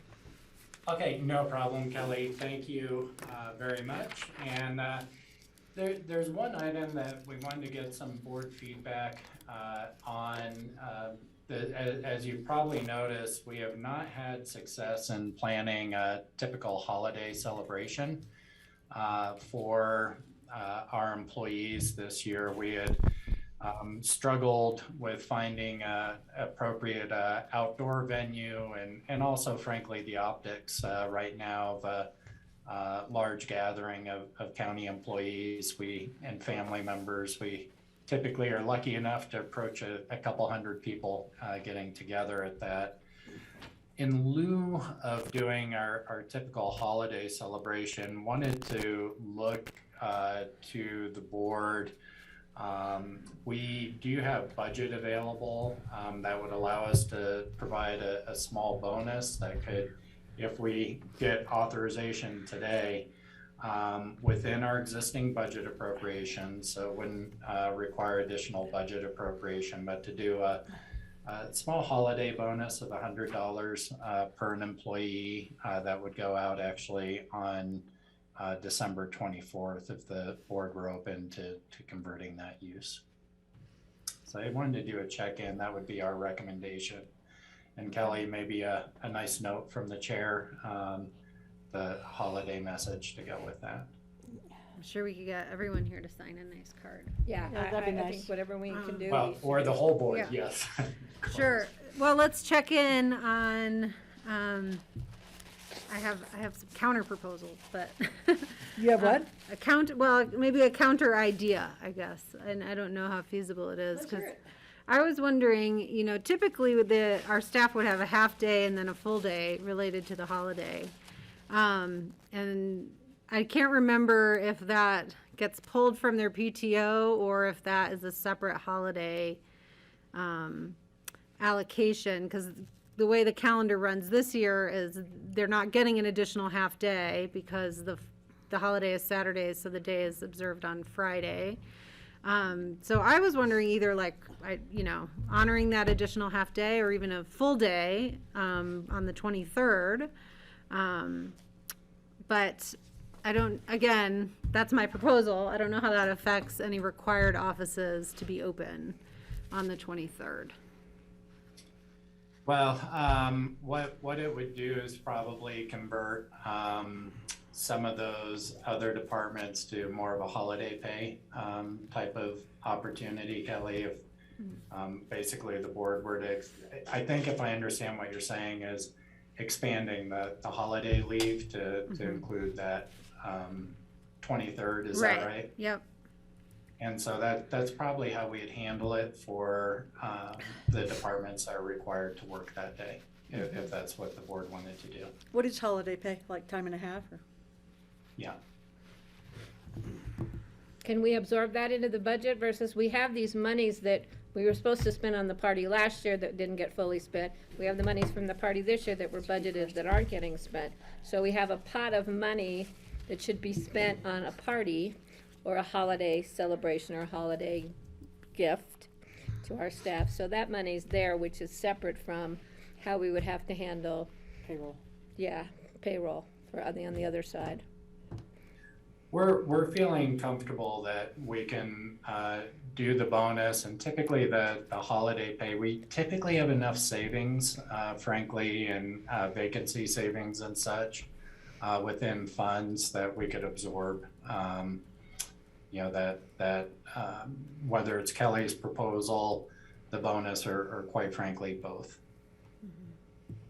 Let's do both.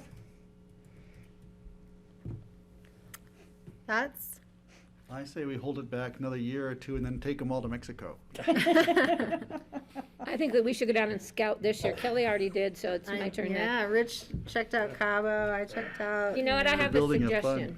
Yeah. Why don't we move forward with the bonus and look into the other opportunity to add to the bonus if we can do both? Because I know it's a short time frame for people getting, the end of the year, some departments get busy with end of the year closure stuff to get done. Even though there's still another week until the end of the year, it still gets a little crazy. You got the airport that has to work, road and bridge that has to work, the sheriffs that have to work, the departments that still have to work. So why don't we look at doing both? In the meantime, move forward with arranging the bonus monies. Does that work better, so staff has some time to figure it out if we can do both?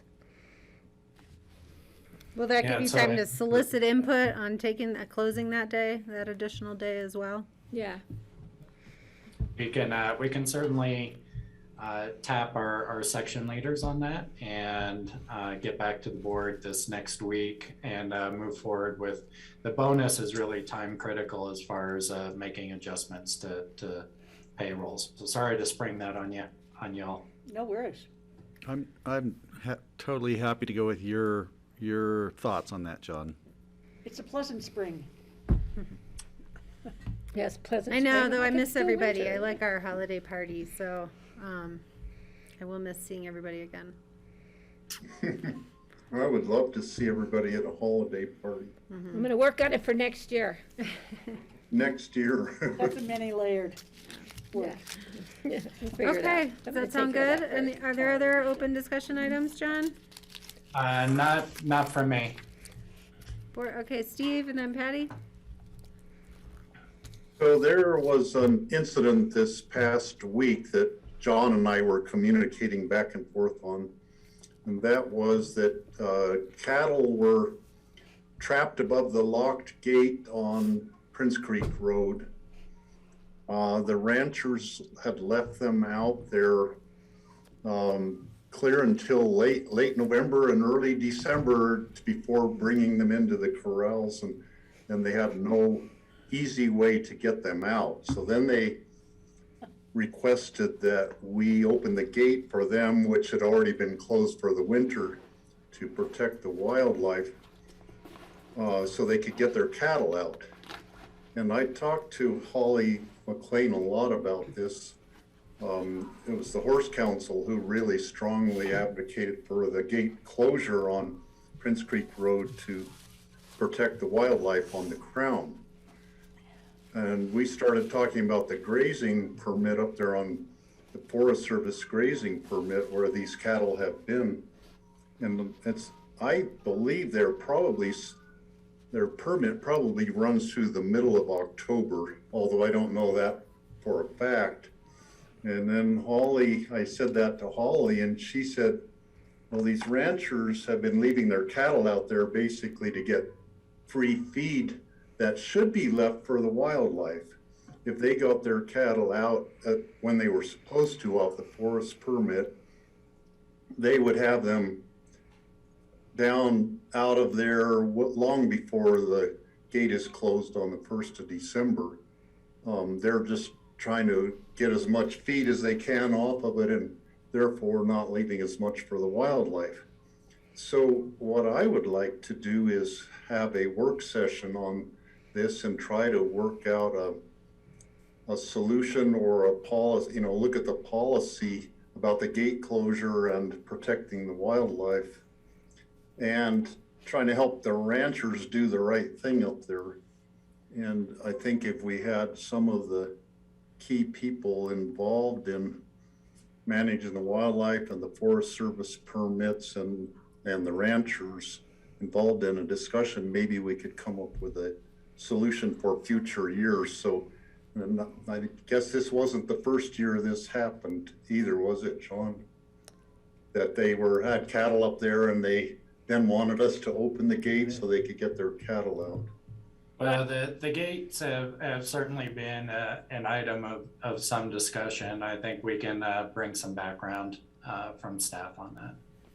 Patty had a Yeah, the comment other and thing then is, Greg. it's a permitting thing. The Forest Service should be involved in enforcing their permit, plain and simple.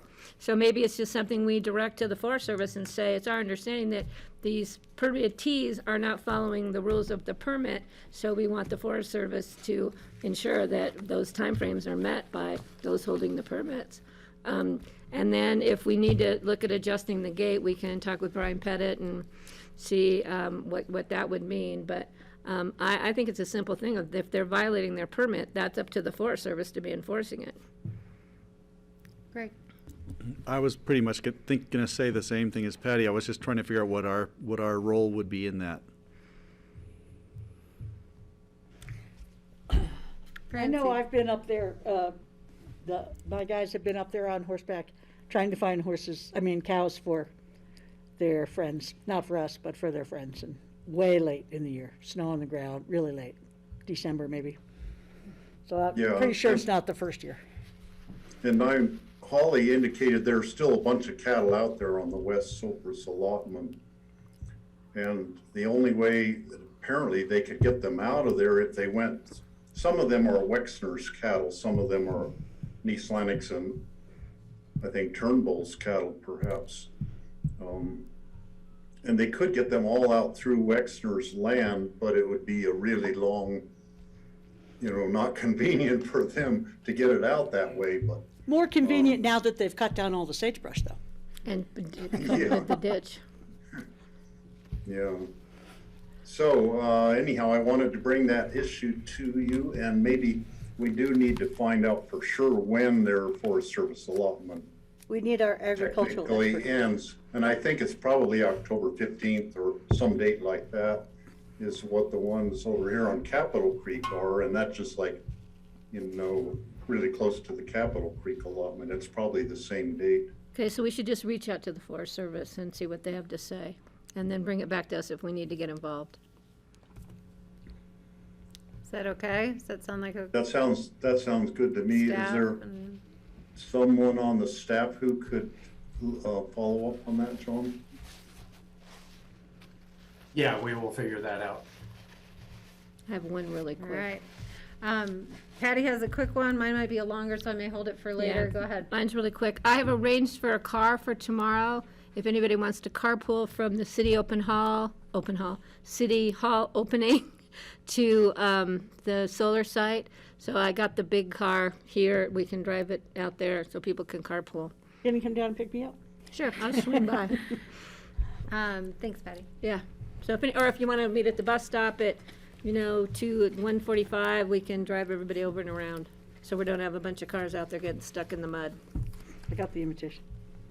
What's that? All I right. got the invitation to the dinner. Okay. And If there's accepted. I have one other Okay. open discussion, I'll reserve it for later so we can hold our time for our presentation with Kara, and I think Nan has joined us too for this, for a resiliency roadmap update.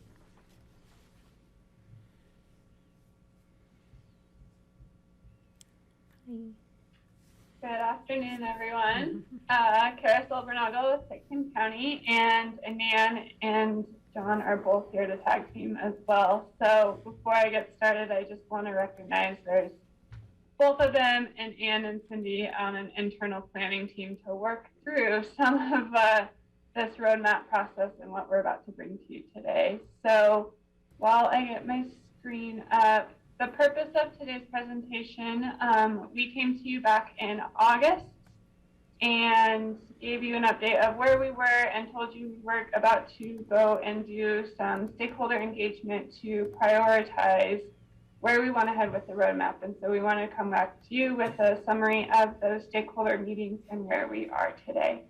So with that, I will share my screen. Can you all see it? Yes. Okay. Smaller. Okay. So just a quick overview reminder of what this project is. This is through DOLA. It's the Recovery and Resiliency Roadmap, and really what we put forth in the Roaring Fork Valley application is just what are the strategies necessary to build a sustainable workforce for the Roaring Fork Valley, recognizing that is the urgency as we come out of COVID and the pandemic. That's really what needs to be addressed in the community, and also then look as a region, where can we build collective impact for regional leadership and collectively address priority areas to leverage local, state, and federal funding that is coming down and have the largest impact. And as we wanted to know is really, there's a whole umbrella under workforce resiliency. So we wanted to hear from community and stakeholders to help us prioritize, because there's a lot of ideas out there, and some great ideas outside of government can help us prioritize. So just so you all are aware, when we went into these stakeholder meetings, we came up with these working definitions of, while our roadmap is focused on Glenwood to Aspen, we really defined it as anyone that works in the Glenwood to Aspen region, regardless of where we live. And so we recognize that the geographies may ebb and flow because we're also interdependent as a region on one another. And really, when we talked about sustainable workforce and workforce resiliency with the group, it was, what are the systemic needs? What's the infrastructure necessary to ensure that workers of the Roaring Fork Valley can weather any future economic, environmental, personal changes? I think that's what we're all seeing and feeling, is that one more burden is just, it's becoming a lot on our workforce. How do we help make that much more sustainable? And recognizing that it includes a variety of areas that we need to start to prioritize: housing, childcare, mental health, the service-based economy, transportation. So that's really how we entered the stakeholder meetings. Again, just quick overview, I won't spend a lot of time. This is the DOLA process that they put forward. And so we really went into these stakeholder meetings as far as kind of this groundwork phase that was outside of the state process, so that we can really come up with priorities and lean into phase 2, in which we have state resources, a consultant on board to help us come up with this roadmap process. So here's where we are. We held stakeholder meetings the last week in October. We had over 45 different stakeholders representing public, private, nonprofit sector. This is just this is how groups self-identified. So it really was a broad spectrum of the different resources, the sectors that they represent, recognizing that this is all the foundation that helped build our daily lives in our community, and that it represented all throughout the valley, upper, lower, mid-valley, where they served. So now to get to the point of it, what we heard from the stakeholders, what we heard is that the lack of economic diversity, the systemic inequalities, and Kara, can we go back quickly? Sorry, folks have a question about the pie chart. What's the blue? What does the blue mean? Oh, blue was recognizing that a lot of the sectors served all the regions, so they weren't just Upper Valley or Mid Valley. They served really the Aspen to Parachute region. Thank you. Sorry. So all the valley. It's who they serve. Can I move forward? Yeah, just an example of that would be a nonprofit, for example, that serves Aspen to Parachute, who is represented on the stakeholder group. Or RAFTA. So Mind Springs Health that serves Aspen to Parachute, Eagle. Yeah. Thank you. I didn't have all my squares, so I couldn't see, so apologies. All right, are we good to move forward, Kelly? Mm-hmm. Any other questions? Okay. So what we heard then really are these themes that are not, they're added in from COVID, but again, it's that lack of economic diversity, the systemic inequalities, and the trauma and stress from COVID are really the leading issues affecting our workforce today and their ability to sustain themselves and their family. And really that these issues are further exacerbated by the lack of affordable, available, diverse housing and regional coordination of housing, as well as equitable access to resources to be basic needs. And then there's a lot of discussion about career, workforce mobility, and livable wages. The underlying theme, which I don't think is new to any of you, it's just how it is presented, is that these issues and barriers are all interdependent on one another. And so we spend a lot of time with the stakeholder groups in the listening sessions of, it's all a cycle. So where do you start in the cycle? You have to start somewhere, but acknowledging there's not a clean entry. Here's where you start, and everything will cascade down to solve it. And so that's really where we've then spent time of how do we start to prioritize this roadmap effort. So where we are today then is the common theme amongst the whole steering committee. And again, that steering committee is really comprised of representation from all the local governments, Aspen to Glenwood, as well as the Colorado Workforce Center. And I might be missing other folks, so I apologize. But everyone really recognized we have to start with regional housing. That's where we need to be spending our time. At the same time, some of you may be aware that the regional coalition, the housing coalition that was started before COVID and put on hold right when COVID hit, is getting reignited. And so there was a lot of discussion of how can the roadmap support and coordinate with the housing coalition effort, recognizing that, that is an effort that is also moving along that can really make a difference. And so we've been having discussions about basically using this DOLA roadmap effort as the strategic planning effort, the strategic planning arm, where really then the coalition can be that implementation arm of regional housing as it exists.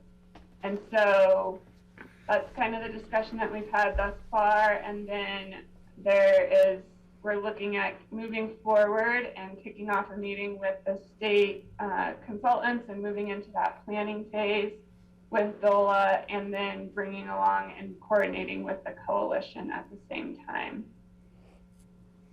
So I'm going to pause there because there's a second aspect of what we heard from the stakeholders, but I want to pause here because this is really, honing in on the state resources that we found and the discussion around regional housing, which I know is a big priority for our board.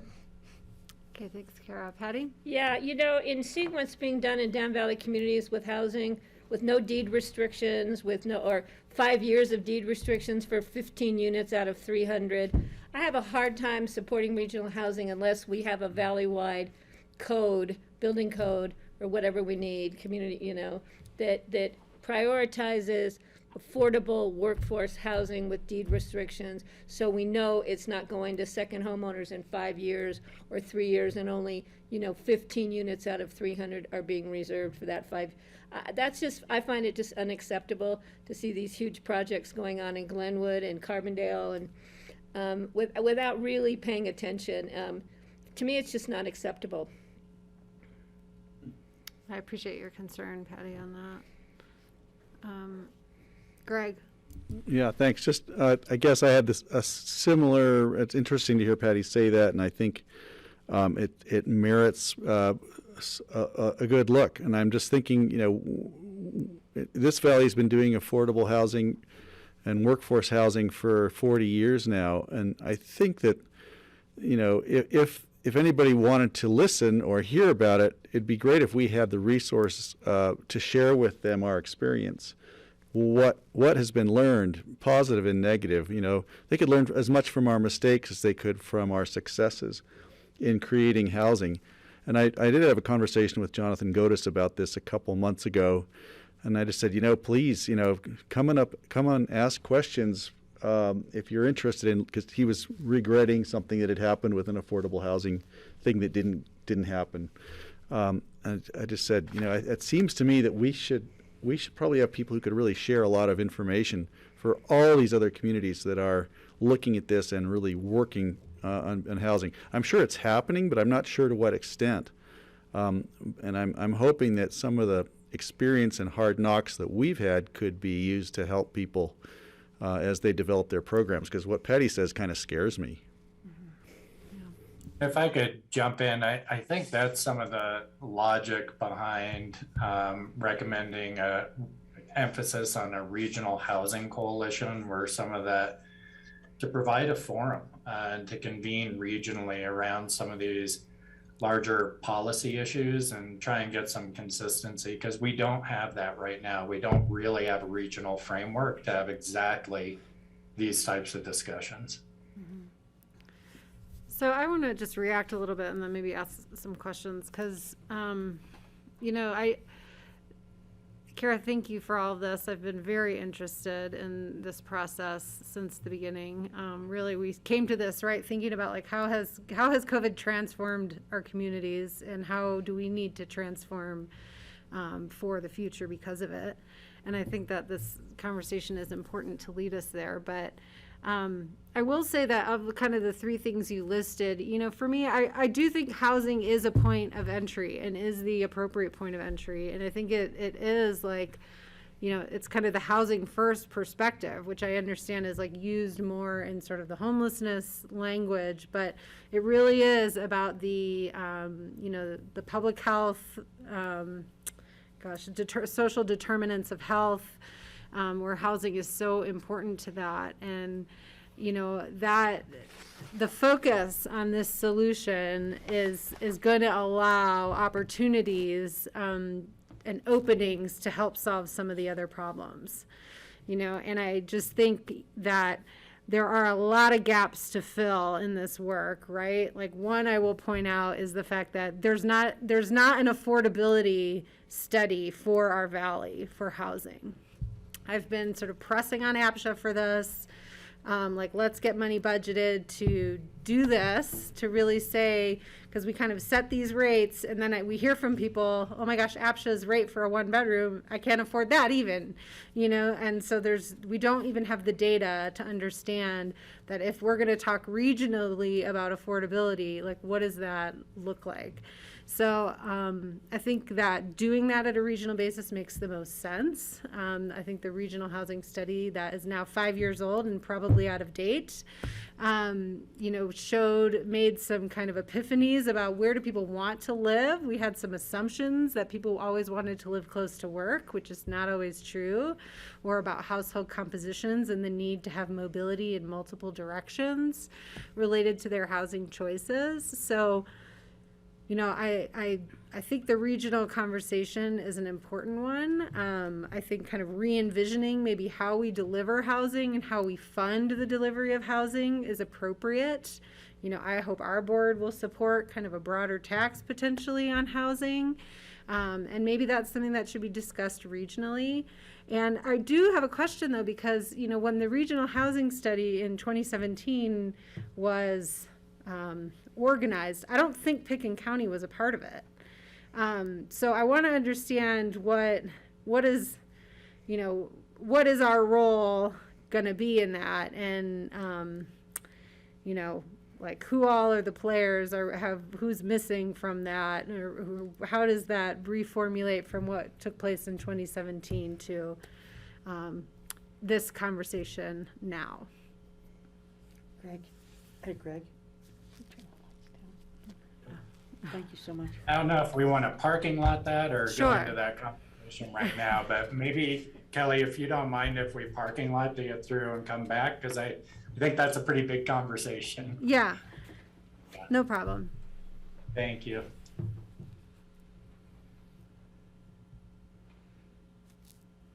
Thank you for the comments.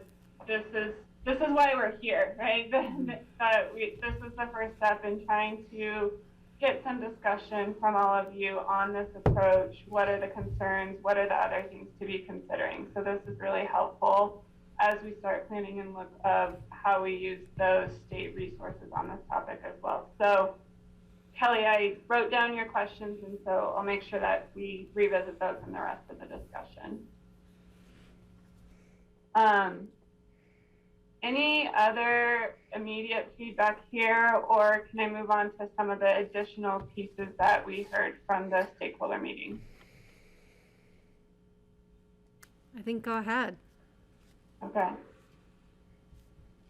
So, not that housing is easy, but I'm going to say that the definition or the terminology of housing might be easy compared to this next piece of it. So, a lot of what we heard from the stakeholders was bigger than the housing piece. And Kelly, you kind of hit on it, and I actually have a slide about this. It really is more on those social determinants of health, right? And so some key pieces that we heard was the regionalism. You know, can we really address workforce resiliency if we are not addressing these all at a regional level, because our economy, our geography, our social interactions, they're all interdependent. They are all such a regional scale, and even more so today.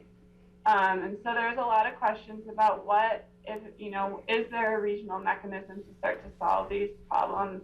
And some follow-up discussions. What is a little interesting about today versus maybe in 2018, 2019 is there is an emerging collective will to also address it, right? It is now hitting so many different sectors, all of our workforce. There's a different level of an urgency that I think a lot of people are feeling that brings this up to the forefront differently than it's felt before, at least in our stakeholder meetings.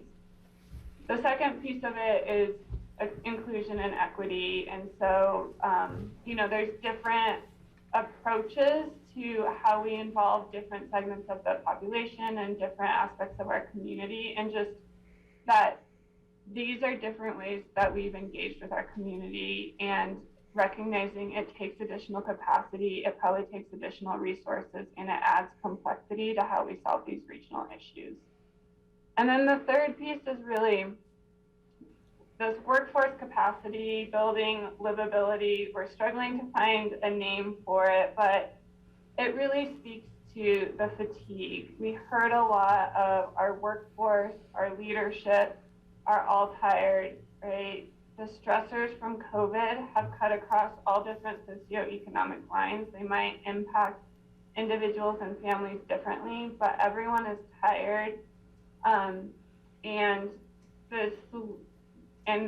That's impacting why we're seeing so much of this workforce opt out and burnout. And I think what was really enlightening for us that sat in those meetings is, as a region, how much big change can we sustain, can we take on if we don't address that stress and fatigue of our workforce, of our community leaders, just like all of you are our community leaders, and that fatigue that is existing. And so that's really this additional piece that we've talked about within the steering committee, as well as also talked about with some of our other partner organizations. And it seems to really be resonating, right? There's an urgency about it, and also, what do we do with it? How do you address the fatigue from a pandemic that is on a global level?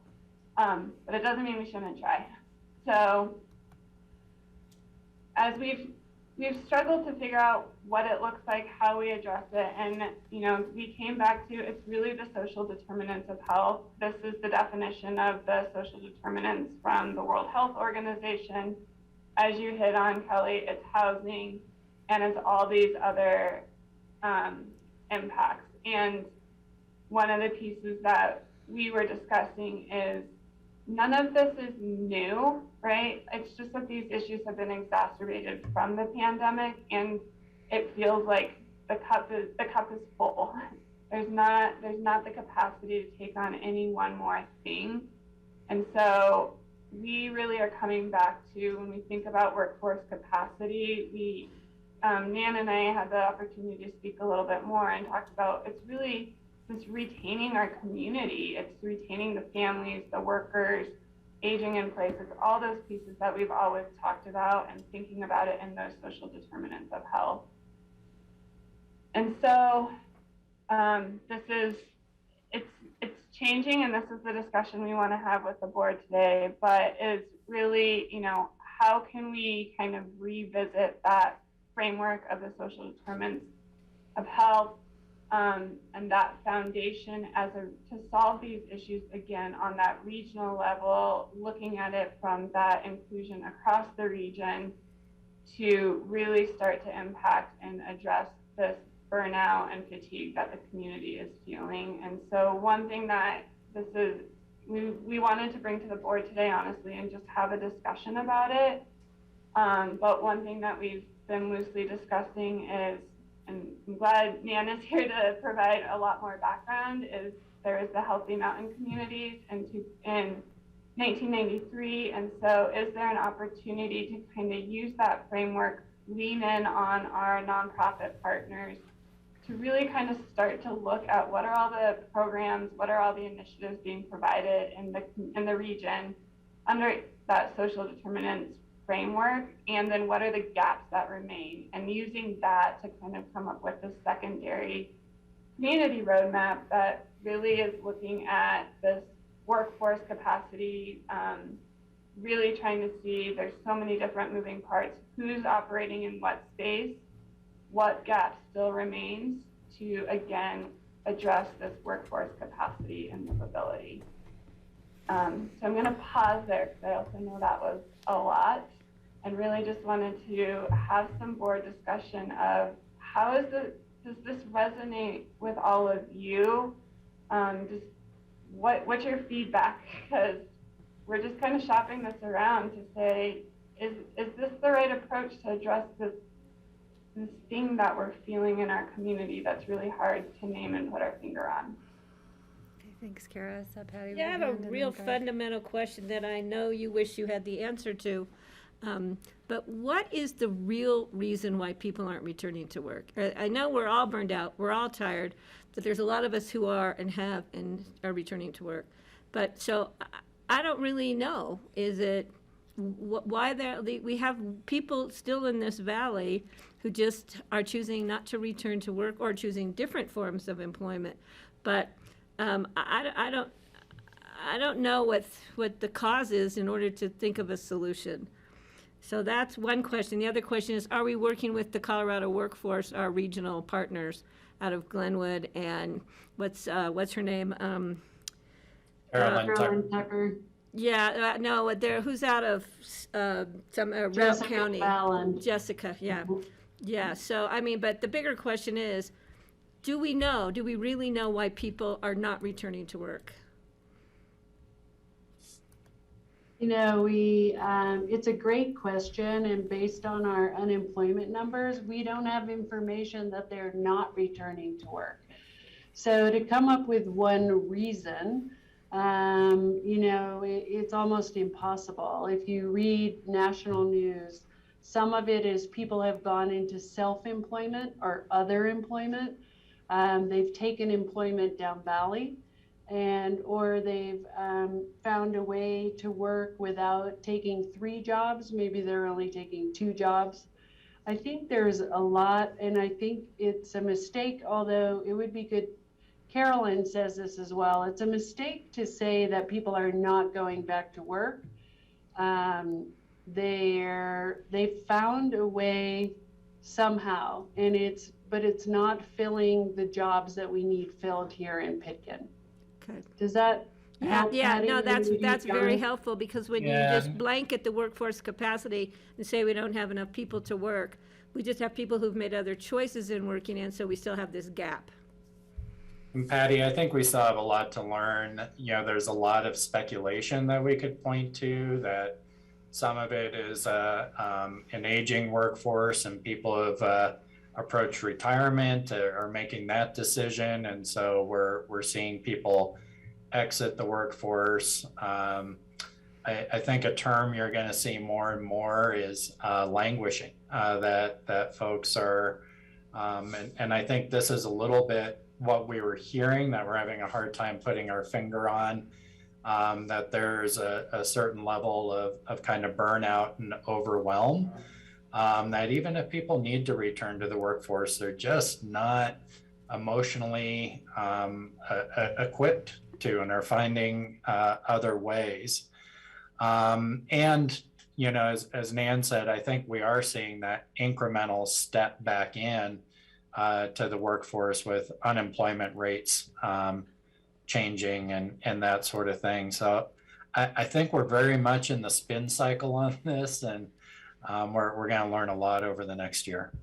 I'd like to just, I don't know, give my thoughts on this, I guess, or sort of my gut feelings about all this is, you know, I really think that like inequity is like an incredibly powerful social, cultural force that I just keep coming back to, that can be a cause of this fatigue, that can be a cause of being unsettled, that, you know, this has been a very inequitable pandemic where there have really been people who have been asked to do things that other people have not been asked to do, where there are people who have gained in significant ways, where others have lost in significant ways. And that, you know, it is a personal and a community experience that I keep coming back to as sort of the underlying root of why all of this feeling is, and fatigue and kind of disruption is happening. So I guess that's where I would focus on, is that, you know, and these are things that like in other social sciences like have really, like inequality has really been chosen to show some very like powerful social shifts, you know, social distrust, civil wars. Like inequality can really lead to those things, and I'm not saying that here, but I am just saying it's a very powerful force that I think we should focus on as something that we actually can have an impact on. You know, I think that like priorities and programs and funding can help to shift inequalities in our community, and that maybe that's where we focus to try and actually turn this a bit and get us back to sort of a healthier place. My 2 cents. Francie. Well, I just want to talk about our valley specifically and the economics that are driving a lot of the fatigue. I mean, our service workers, when the restaurants were closed, some of them were out of work for a while, but aside from that, most of them kept working throughout the last 2 years, and they don't make enough money to support living here. They can't make it. I mean, at Fat Belly, we pay more than any other fast food restaurant. You pay $20 an hour to somebody, that's $40,000 a year. Well, our whole study about our housing impact fee shows that you can't live in this valley with $40,000. And I mean, the minimum to live almost anywhere in the United States comfortably is $70,000. So if you're making $20 an hour and you're making $40,000 a year, you're pretty desperate. And then the cost of housing is so insane, and the value of real estate just keeps going up, which makes the rents keep going up. So I don't know where we enter this economic disaster that we have here in this valley. And that basic inability to afford living here is compounded by the inequity of the wealth at this end of the valley, and there's the phenomenal wealth that people see up here. I mean, just imagine making $40,000 a year and then coming to work in a house that's bigger than your whole neighborhood put together, you know, all the houses in your neighborhood.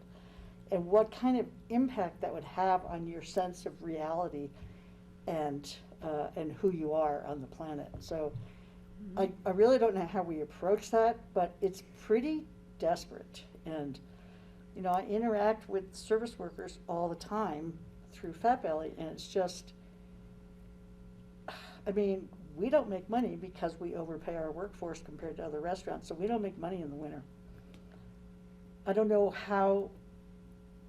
where you go with that. I don't know what we do about that, but that is one of the problems. Businesses can only afford to raise wages so much, and even raising wages that much is not an affordable income here. No, because the locals can't eat in their restaurants anymore.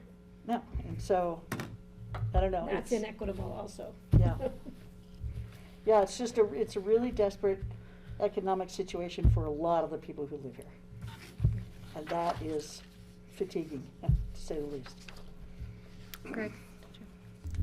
Yeah, I just wanted to say I had heard that the workforce numbers are actually changing, and it may not be as people have assumed that nobody's going back to work.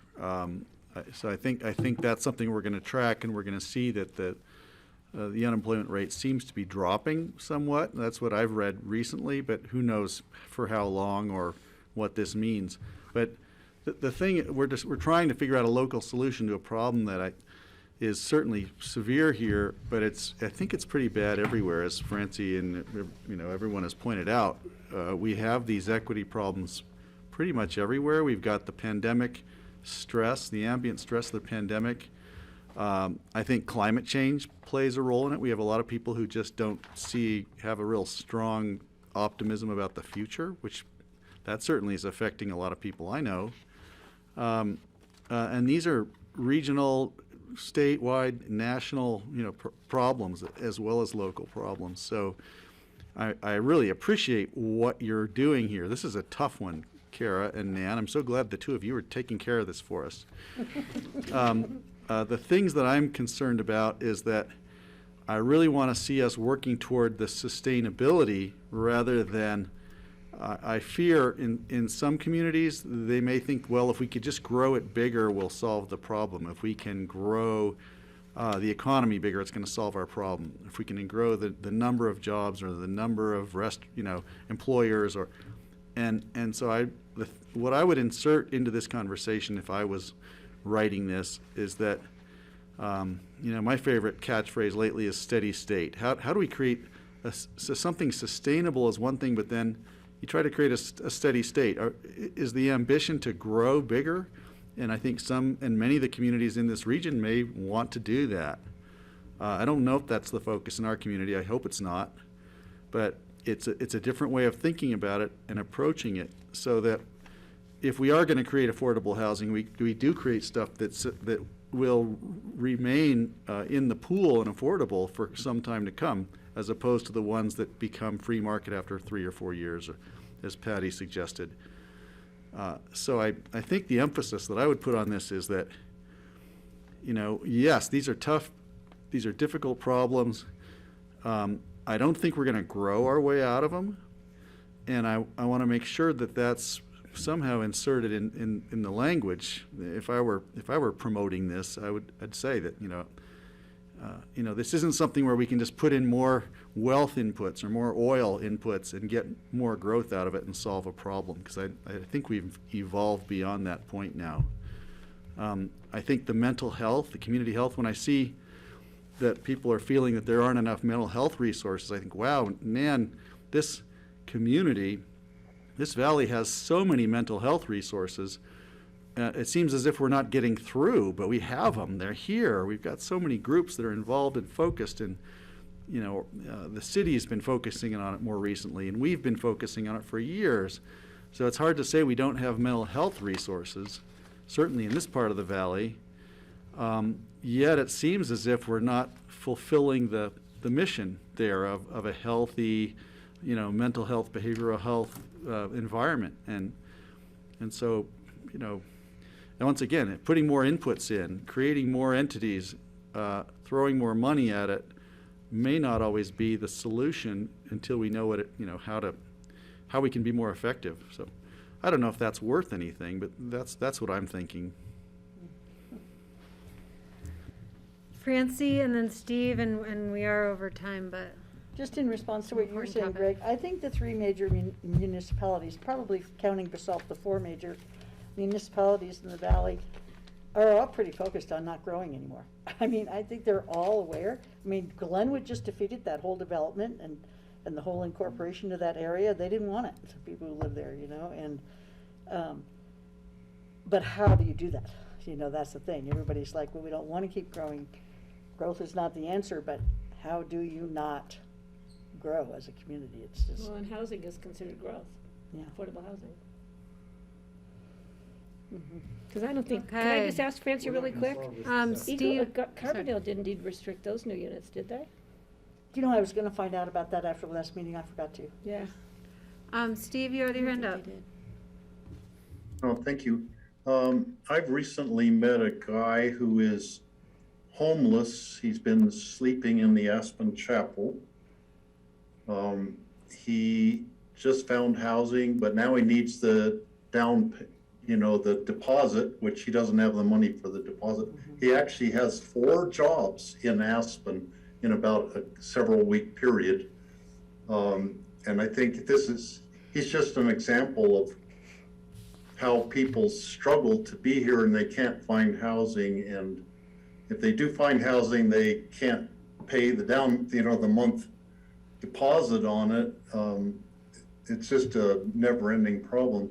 When I think back to sort of the history in Aspen where you had dormitory style housing,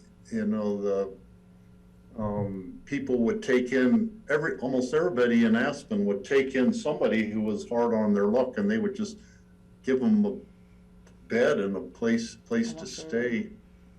And that was kind of a lot of the history of how people could come to Aspen and they could find a place to stay and they could find a job and have a great time skiing or doing whatever.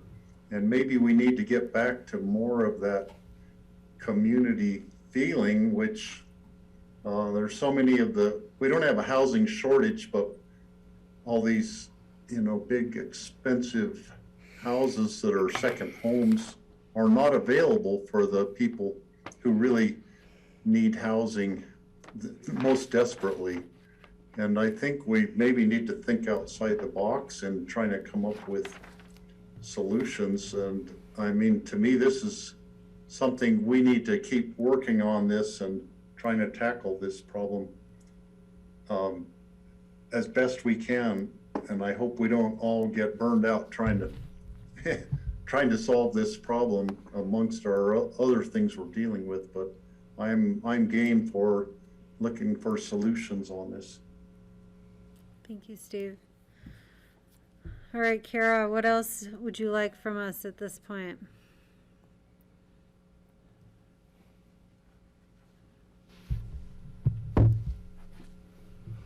I would open it up to Nan and John, but really what we wanted with all of you today was just a discussion of where we're headed. I think we're looking at doing a little bit more groundwork on both of these efforts and coming back with a quick update in January of how the two are moving along and what our plans forward for planning towards these are.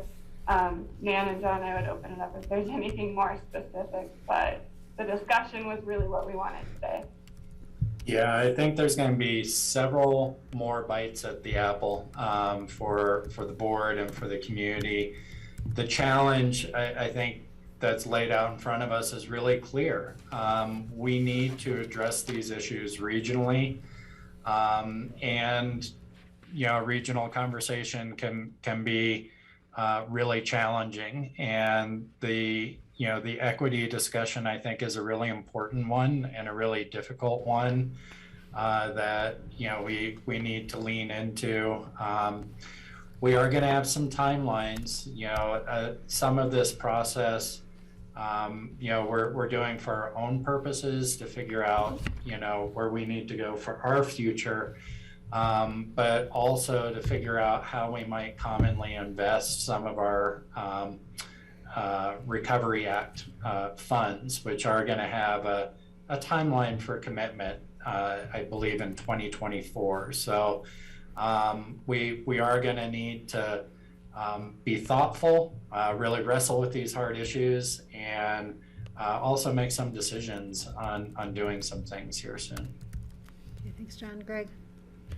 I just wanted to beat the dead horse. I was just thinking, looking back at our 40-year history, certainly with housing solutions, I really want to encourage you all, perhaps we could create a history of what we've done to create, what do we have now, 3,500 or approaching 3,500 affordable housing units in a fairly small community. And so we've actually achieved a measure of success, I think, that any other community would crave to have that sort of inventory of affordable housing. Yet we still face the same problems, or maybe not as bad, or maybe slightly different, but we still have some daunting problems, even though we've, over 4 decades, have done some pretty amazing things regarding workforce housing and affordable housing. Somewhere, there's somebody who could write the story about this, which would benefit all of us and probably anybody we speak to who's looking to create something like that. Because I know there are leaders in other communities who are saying, if we could only just build 300 affordable housing units, we'd solve our problem. And really what you realize is that's not the final solution, it's just a step on the path. And I think that's some value we could really add to any conversation. And it would probably help us with that as well. Maybe Jenny Huber, is that what her name? Stuber did that with her book about Aspen. Or maybe there's someone else or some other survey there. But maybe it's time for a real look back on how far we've come and what the result has been, both positive and negative and in between, that could really be useful. And maybe that will just help us figure out what the next step is. Okay, thanks, Greg. Yeah, we need to think of housing as a continuum, similar to like healthcare. Yeah. Right? Okay, well, we look forward to this. I would maybe even suggest this could be good retreat topic fodder here. I think this is a conversation that could go on for hours. All right, with that, we're a little behind, so let's move on to the Pitkin Iron on-site wastewater treatment system permit fee waiver discussion. Thanks, Kara. She's gone. Hi, Kurt. Good afternoon. Kurt Dahl, Pitkin County Environmental Health Manager.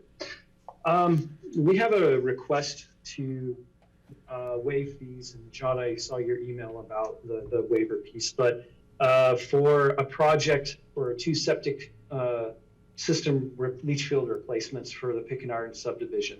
If you recall, we had a discussion this summer. Connie and I came to you with a budget supplemental for the Pitkin Iron subdivision.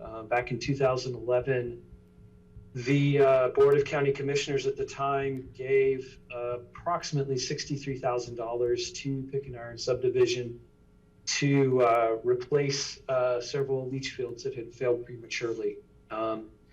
And so Pitkin Iron has been working to replace those fields. It's taken a fair amount of time to actually get to this point, but they're now in the process of getting permits. And in the process, they came to us and said, can you waive the fees for the permits? The amount that was given has been spent down for various reasons. Back in 2012, they did attempt to retrofit those systems with some technology to see if that technology would address the issues. It did not. So there's about $47,000 and change in the account still that we have. And the total bill or bid that we've seen from their contractor is about $87,000. So there's about $40,000 in change that the Pitkin Iron subdivision still will have to make up themselves. So having not had a request like this, and because the board had previously given funding for this, and since Pitkin Iron is a APSHA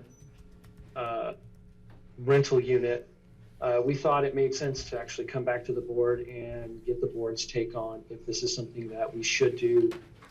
We haven't had a policy around fee waivers for Environmental Health Department. I did talk to Cindy Huben, the Community Development Director, just to see if there was a policy in community development.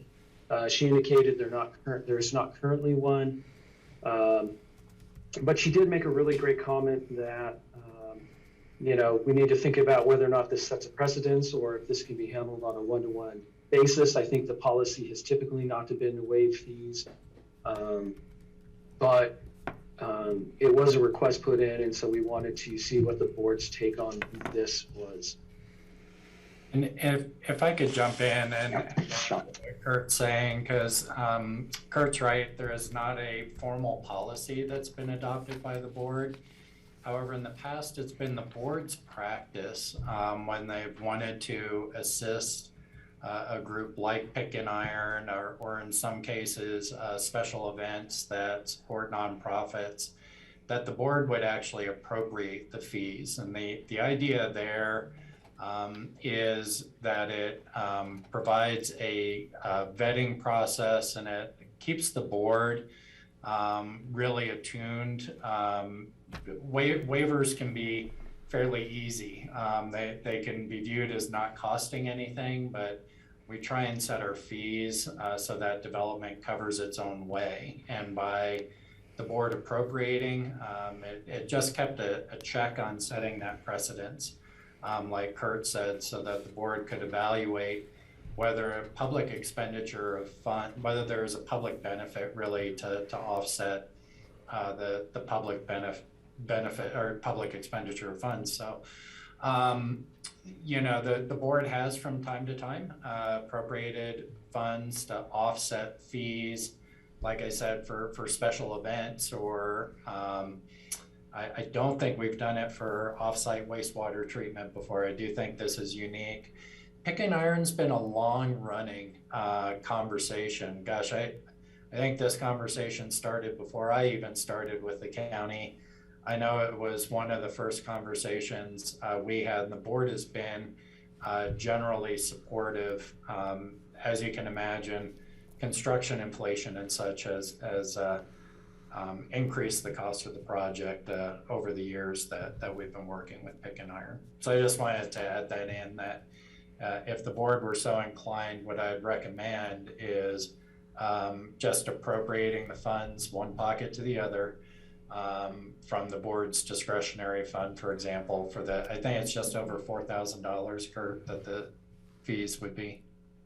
That's $4,023, or sorry, $4,046 is the total amount for both permits. And currently the board has $10,000 in that discretionary fund. Okay, John, thanks. Patty? Yeah, John, when you and I talked briefly about this, I thought there was another avenue in which to fund this other than our discretionary fund. We could probably do it out of strategic initiative funding also. Yeah, because we can find $4,000 to appropriate in our budget. Yeah, because I would rather, I think we have some bigger issues for our discretionary fund, which we will be discussing next Tuesday. So you guys know it's on the agenda. This does go way back, John. I've got a long history with this project.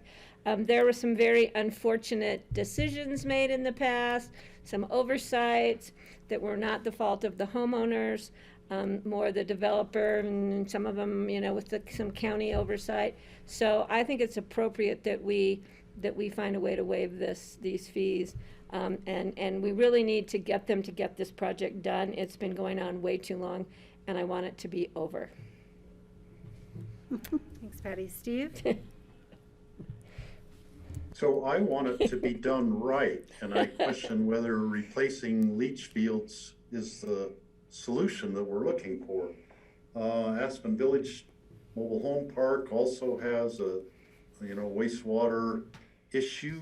I don't know if that's been resolved at this point, but could the two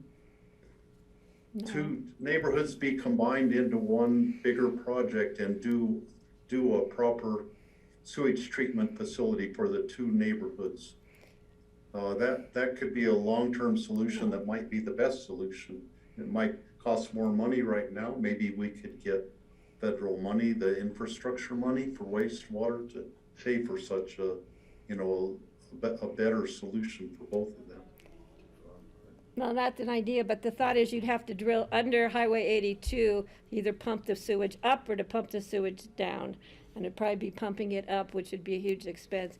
Aspen Village is a different circumstance. This one was not the fault of just a failing septic system. It was the fault of improper installation, improper choice. There's more onus in this than Aspen Village. And just to add, I think part of this was there was a water quality issue. The original water system was very high in salt. Yeah. And that wasn't identified at the time that Nobody the checked systems were installed, and there was some concern that might be contributing to this, because the systems, while they didn't meet the definition by regulation of failure, they were overfull. And so it was a matter of time before they would be surfacing. The concern was the salt somehow contributed to that in the 10 years when this money was appropriated. So these systems really need to be replaced. Steve, could that be a solution? Yeah, but knowing that the conversations with the replacement for Lazy Glen and whether or not they could hook into the town of the salt system, the cost of that was a huge barrier. That was, I want to say $4, $5, $6 million range just to run pipe up the highway to connect them to the sewers. So I see that as probably the biggest barrier there. And in the meantime, these leach fields should be replaced as well. They can't continue to function in the way they are. They will at some point truly meet the definition of failure. Greg? And then become a public health threat. We're pretty confident in the accuracy of the budget. It seems like $87,000 to replace systems for, I don't know how many people live down there, but that's a pretty significant development.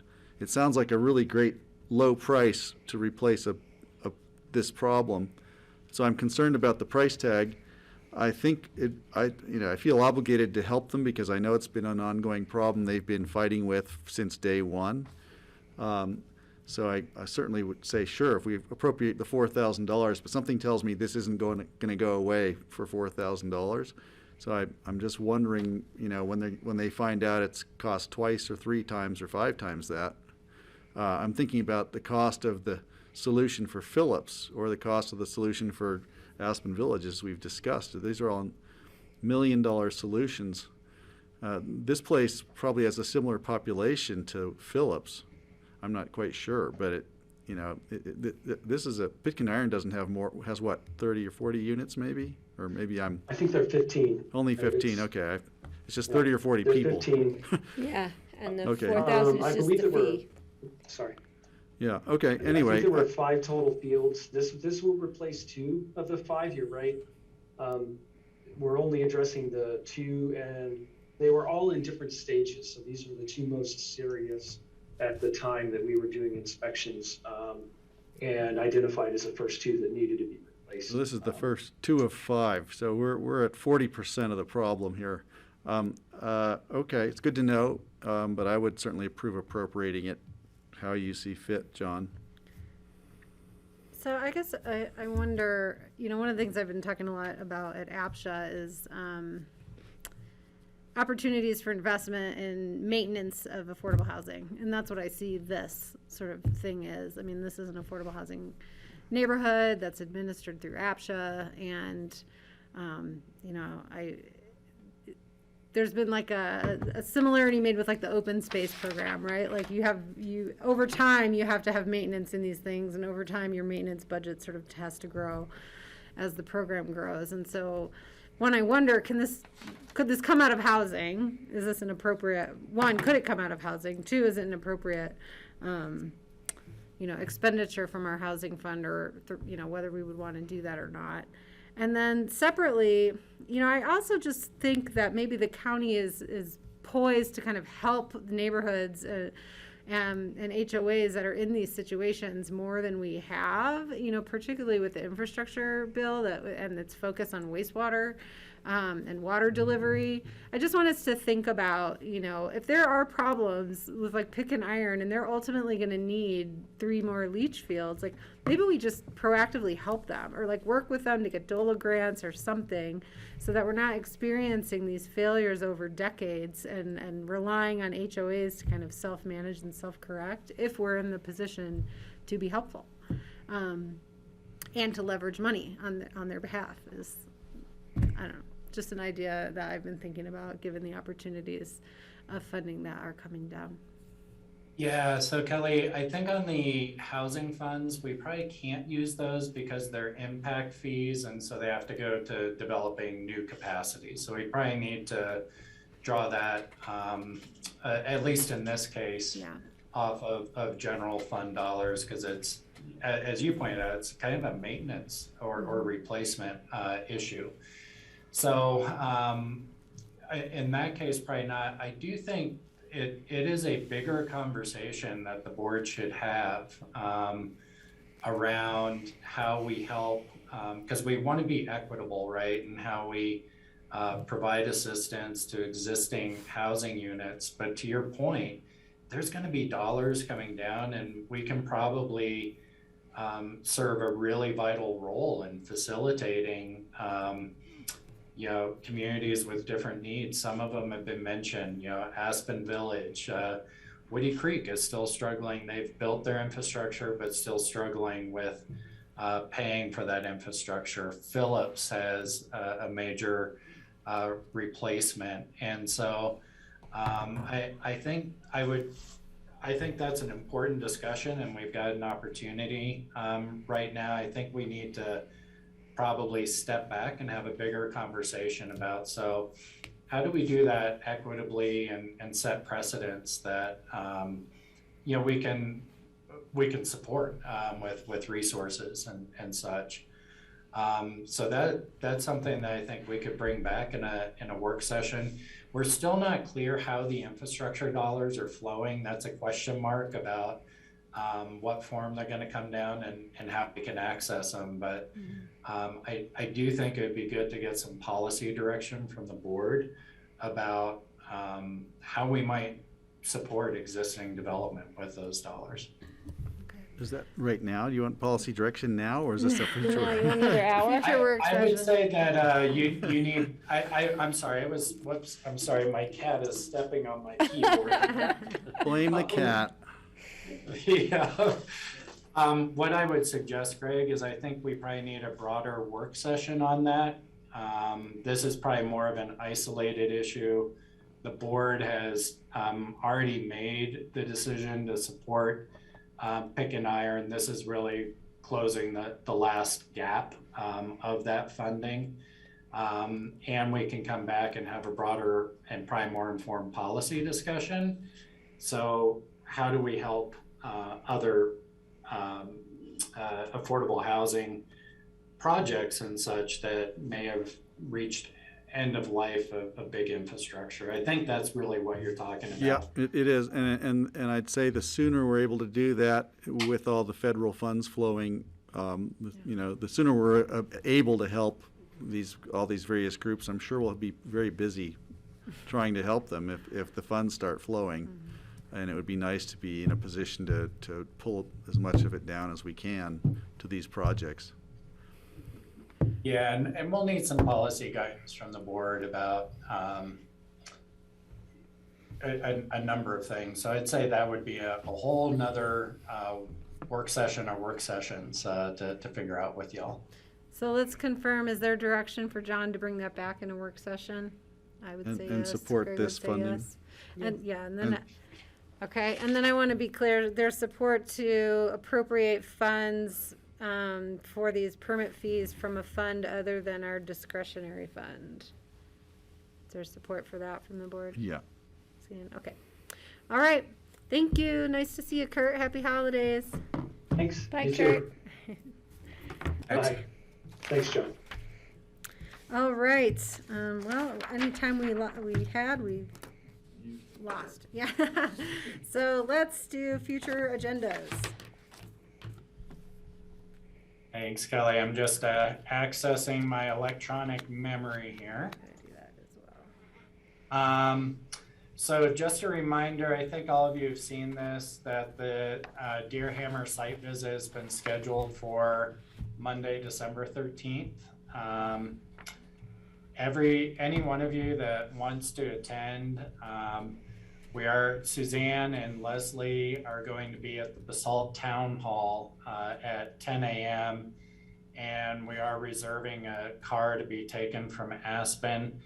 Just a reminder, we reminded all our managers this morning that when we are carpooling in a county vehicle, that does require masks, just so we have that in our heads.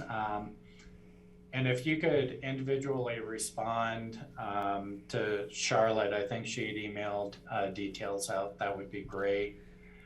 This is for Wednesday? It's for Monday the 13th. Monday. And I will be the mother hen soccer mother. I will pick up the car here, so anybody can let me know if they're going to meet here or where along the way. And then we can rally with Leslie and Suzanne in Basalt. So that would Okay, probably I'm be keeping 9 you in charge o'clock. and asking. Yeah, I need to know what time we need to leave here so I can get in and get a car. Time are we meeting at the Basalt Library? We meeting them at 10 at the Basalt Library? Or 10:30? It's Basalt Town Hall. Oh, town hall, at what time? In the email. Okay. Oh, jeez. It's They're in not the easy to email, I didn't find get either. it in the email, so. They're not easy to find. Sometimes you get emails and I don't have an email from them about it. So it's Suzanne and Leslie at Basalt Town Hall at 10 a.m. on Monday, December 13th. So I will plan to leave here at 9. So I can pick everybody up, and whoever's not there yet, we have to wait for. I've done this many times. And somebody has to bring snacks. Okay.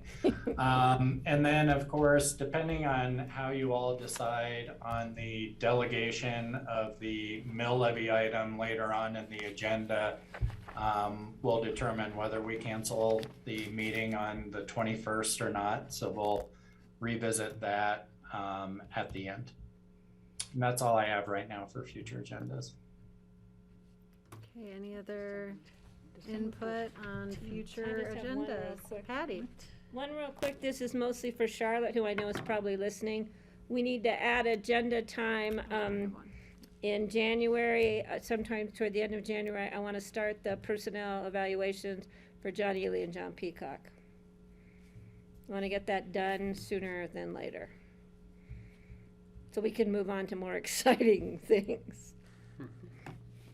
I also want to flag on the 15th, which could be our very last item of the year, is the TDR update, the annual update that ComDev provides to the board about which TDRs have been issued and extinguished. Typically, the purpose of that is not to get into the discussion of the TDR program, but I know there's a lot of energy around it, and so I wanted to maybe suggest that could be a time where board members could bring their questions or items for discussion for the future big discussion on TDRs. So identifying what are the things that our big discussion on TDRs needs to cover, so we can at least get that feedback from the board to staff as they, organize that conversation to come back to us. So I wanted to check in with board members to see if that would be okay. Patty? Yeah, when you started out, I thought you were going in the direction that I was not going to be happy with, but I'm happy with this direction. Yeah, let's give direction to staff, which will help fine tune or broad tune our discussion when we actually get to that, which we will be doing as soon as we can move forward next year. I promise. You see that look I just got? I just don't want it to be the expectation the that math we're school getting a teacher whole look. learning about the TDR program and we're getting an opportunity to discuss all the things we like and don't like about the TDR program. This is really just an accounting of it, but I do think we should tell staff, these are the things we're concerned about, so when you're prepared to come back to us, please address them. I agree. Is that okay? Very good idea. Yes, that is okay. Okay. All right. That's all I had on future agendas. Anyone else? Just a reminder, I'm not going to be here next week, and you're going to let me know. You're going to text me when you want me to zoom in. For which one? What? For short-term rentals. Okay. And I'd like to put in my vote for the budget. Okay. We can do that. All right. All right. So let's move on to our airport advisory board discussion. And no more open discussion? Well, I do have just the one item. Should I do it now or? I will do it now. Okay. Whoever holds your It's peace. related to the airport. So I wanted to check in with the board. As of now, I don't plan to be chair or vice chair of next year. However, I have sort of served in that capacity this year. I have served as representing the board on airport conversations with the FAA, with our Senate delegation, et cetera. There's an opportunity to attend a conference that would be an opportunity to further those conversations in March in Washington, D.C. And I wanted to check in with the board about my attendance to that. I think Patty was hoping to go, planning to go as the chair, as the presumptive chair. And then I'd like to also represent the board, but I want to check in with This you is all on on the that airport, first. airport meeting, is that what you said? Yeah. Mhm. I'm fine with that. I would like Kelly to come with me because of her history and the fact she's been involved with both of our Senate meetings. Well, with Senator Bennett, and on Friday, we're meeting with Hickenlooper staff, so that would be great, but do more want to come? I might want to come. I don't know yet. We'll see. Well, Charlotte has had a hard I go, time though. reserving rooms. I said, do you care if I go, though? No, it'd be great if Okay. you went. Yeah, why not? All right. And then part of that Thank you. too will be attending the airport conference thing or whatever it is. And then we will be setting up appointments to meet with our congressional staff. Some have suggested we meet with everybody in Colorado. I don't think we'll have the time or ability to do that, but so we will have to discuss who we're gonna meet with, besides Hickenlooper and Bennett's office. We'll confer with staff to see who we should be setting up meeting times with. And I'm not wearing high heels. I probably won't either. Okay. Oh, you will so. I will not. She You can. She can will. wear them Well, for I both. might be will. wearing some, just so There you you know. go. Good, good. Then you're not coming with us. Well, that brings up another thought. I wanted our political, our elected officials to do some representation at Gay Ski Week this year. To do what? Maybe drag will be the opportunity. Participate in the drag race? Yeah. Gay Ski Week. I think we should. weather's good, For future discussion. Speaking of that, are you gonna go to the APTA meeting and to the solar dinner? I'm just gonna stop by at the end of the solar dinner when APSHA's over. I might go to the solar dinner instead of APTA. Whatever you choose to do. I'm planning to be at So APSHA. you'll be at APTA. It's up to you. Yeah. Greg, did you get the invite? I did, I haven't responded to it. I will be attending. The dinner shut, it's tomorrow. Too late to notice. But it's a function, it's not a Right. meeting. All right. Is there any other open discussion? Okay, let's talk about the Airport Advisory Board. Sounds good. Appointments. Thank you, Rich. You betcha. Thank you, Kelly. Rich Engelhardt, Deputy County Manager, and in the room is Dan Bartholomew with us today. Hey, Dan. Hi, Dan. Dan, Greg, you if wanna I could come hand up? these to you to pass around. Come on up. No sitting in the Yeah. back of the room on this one. Nuh-uh. You know, as I was sitting here through the meeting, I glanced over at the historic picture on the wall there, and that kind of reminds me of where I think the board is with this process. You're almost to the top. I hope you're But gonna that start. last stretch is I a hope tough you're gonna start one. with explaining this, because I have looked at this for so long and tried to figure it out. So I hope you start with There explaining. will be yes, what we're planning on doing today is explanation of this spreadsheet that I handed out. But I think before we go there, just for the viewing audience, just to take a quick step back in history, lesson here, I guess, on what all's taken place is that early on, the board approved the resolution, which was 105, 2020, that in essence disband the ASC Visioning Committee and set up the need for an advisory board. And prior to that, the board had adopted some resolution or the bylaws. That was quite a process to do that, to be able to give at least some clarity on what this board was going to be doing. So those bylaws were adopted. Staff had sent out at the board's request applications, call for applications. There were 74 applicants that originally had submitted. The board had taken each of those resumes and applications. They reviewed them and came back with a list of those to be considered. And that list ended up being 27 members. And of that, 15 of them at least had 2 votes from you all. So you had decided that it was the top 15 that you would bring forward for interviews. And those were set up on the 10th and the 12th of November. You spent time interviewing each one of these individuals.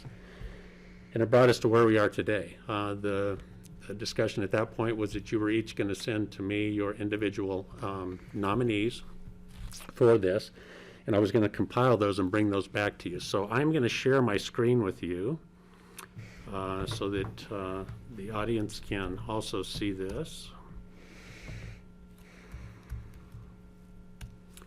And I'll try to blow that up a little bit here. Okay. That should be okay, viewing, because it's a little difficult on paper to see. But so let me walk you through how this is set up. On the left-hand side, in the first column, is a residential area in which each of these individuals reside. So, as an example, with Jackie in the first, she lives in Aspen and it's part of Pickens County. So the PC stands for Pickens County. If you look at Auden, it's in Basalt, and that's Eagle County. The difference would be like under number 4, you have Old Snowmass, but it's still in Pickens County. So, and the reason for setting this up is the bylaws do call for the majority of your members to be within the area or Pickens County. So that may help whenever you're looking at this. I think Dave Perry lives in Woody Creek. Yeah, he does. Okay, Yeah. yeah, Not Glenwood Springs. okay. Well, we'll make that correction. I believe we just pulled those off of the Yeah, his mailing application, so we address made could be, it. but his residence is in Woody Creek. Okay, good, thank you for that. So that is our attempt at showing where these individuals do reside. In the yellow are your 7 top votes. The board sent to me 7 members, and then you also sent 2 alternates that you would like to be considered. So in the yellow were all the ones that received the top 7 from you all. So, and you've got columns, so there's 5 columns here, there's 5 board members. So you can see in the top one, Jackie Francis had, in your top 7 votes, all 5 of you had listed her for consideration. Same with Andrew Doremus. He has also received 5 votes as a top 7. When you go to Auden, he's listed here in the red, indicates that he was not part of the ASC visioning process. So you've got 3 members of this that weren't included in that process in some fashion. So you can see that Auden received 3 of your votes, and then 1 of you had listed him as an alternate for this. So that explains the yellow and the green. Does that help?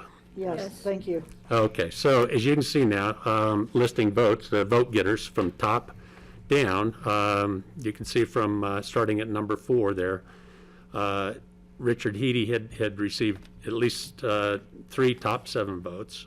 And if you go to Valerie Braun, she had received 2, but also 1 of you had listed her as an alternate. So this is probably the best way we could break this up and kind of show this without disclosing each of your votes. This is one of the things we did not want to just get out there is how each of you voted, but it's a compilation of that. So this is a process we used the last time to get to the 15. And so now it's in your platter, I guess, to be able to start talking these through and see if by the end of the day we can get to your members. And keeping in mind, you've got 3 voting members. We do have 1 ex officio that would do 3-year term, and then there's 2 voting members, 1 ex officio and 1 alternate for a 2-year term.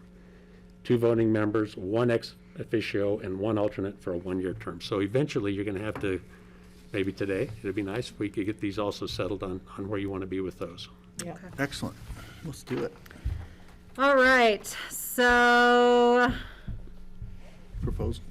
I have a proposal as well. I'm happy to hear yours first. Want to hear mine first? Yeah. Mine would be, I think the first 2 are pretty easy. We've kind of already selected them. And you could even say the first 4. We've got a majority of 3 have chosen those first 4 names.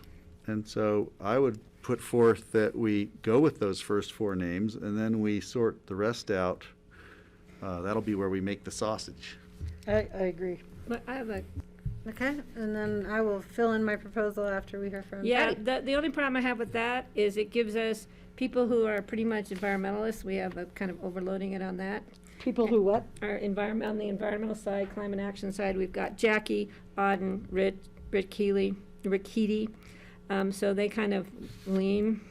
And then we've got 2 ski company employees, Auden and Rich Berkeley. I'm just pointing those things out. We're talking about a variety of representation on this board. Right. So I think the other that's thing. where I was going to come in with my Just the proposal first a little 4. bit. Oh, it's only is, 1 ski club. Got it. Can I respond to Patty just before you Yeah. do? No, Up to her, up to she's the board. chair. Up to the Well, no, chair. it's okay. I'm helping. I want to organize the conversation, I Got think. it, okay. So I think what the way maybe I'll offer to organize the conversation is to find out if this board has agreement on the overall composition of the board. Because I'm not sure we've actually articulated that to one another. So like I'm operating under the assumption that that we want a diversity of representation and geography and even age and gender in our final composition of our board. But I don't know if that's a shared view. So that's sort of what, when I organize the conversation, I want to think about, is that our ultimate goal before we start looking at individual people who might fill in those relative diversities, or not? I agree with you. That's what I agree with that. Throw that out. Okay. Do you agree with that? Mostly age, maybe not so much. Geography. Geography, do I care if 3 are from downtown Aspen? And no, I don't. As long as we fulfill the requirements that are in the how many from Pickens County and stuff. Right. Do I care if we have 3 people from Aspen Ski-Co? Yes, I do. Well, and that's another, so Yeah. are we looking to achieve a balance of industry experience and community representation and environmental representation as well? When Yes. we're looking to build the board or You're fill looking out the at me. board. Can I say something since you're looking Yeah, at me? yeah. Don't think we can have too many environmentalists. Is there such a thing in the world as too many environmentalists? That would not be a way of eliminating somebody for me. I'd agree with that. Well, I just want to clarify that. I think they're all environmentalists. I think they all that we're are. looking at expertise in climate action and how heavily that would be weighed. I think everybody's going to take That's what an I meant, environmental point of view. expertise in environmentalism. Yeah. That would not be an exclusionary item for me if we had 3 or 4 of them. But it might be perceived as the public is if we're not looking at these things on an equitable, fully based conversation. That's just a thought. So what I'm hearing is, yes, we have some agreement on certain elements of the board composition, and we don't have agreement on other elements of the board conversation, and that is probably the areas where we're going to have tension. Well, in this we can have a conversation. discussion, I think, and I may be swayed or not. And me too. Okay. Okay. Steve, you got any thoughts on that? Are you cool with us? Well, in sorting through the different scenarios, I was taking all of those different things into account, trying to come up with various combinations of, representatives from down valley, making sure that there was as much gender equality as made sense, trying to get some youth onto the board, and getting experience in, having enough people who are pilots with experience landing and taking off at the airport. And all of those things are things to consider. And I'm not weighting one more than the other of all of those different attributes that we're looking for. Okay. Could I say something? Sure, go ahead, Greg. I think geography is important. I think having somebody from, upper, mid upper, lower upper, and down valley makes a lot of sense. As somebody pointed out, people are in the flight path and affected by the airport in all parts of the county, and it'd be good to have representation from the full valley. So I think that's a worthy conversation, certainly. So I just wanted to make sure. And then also, I think the wealth of experience, we could say they're all environmentalists. We could also say they're all deeply committed to the community.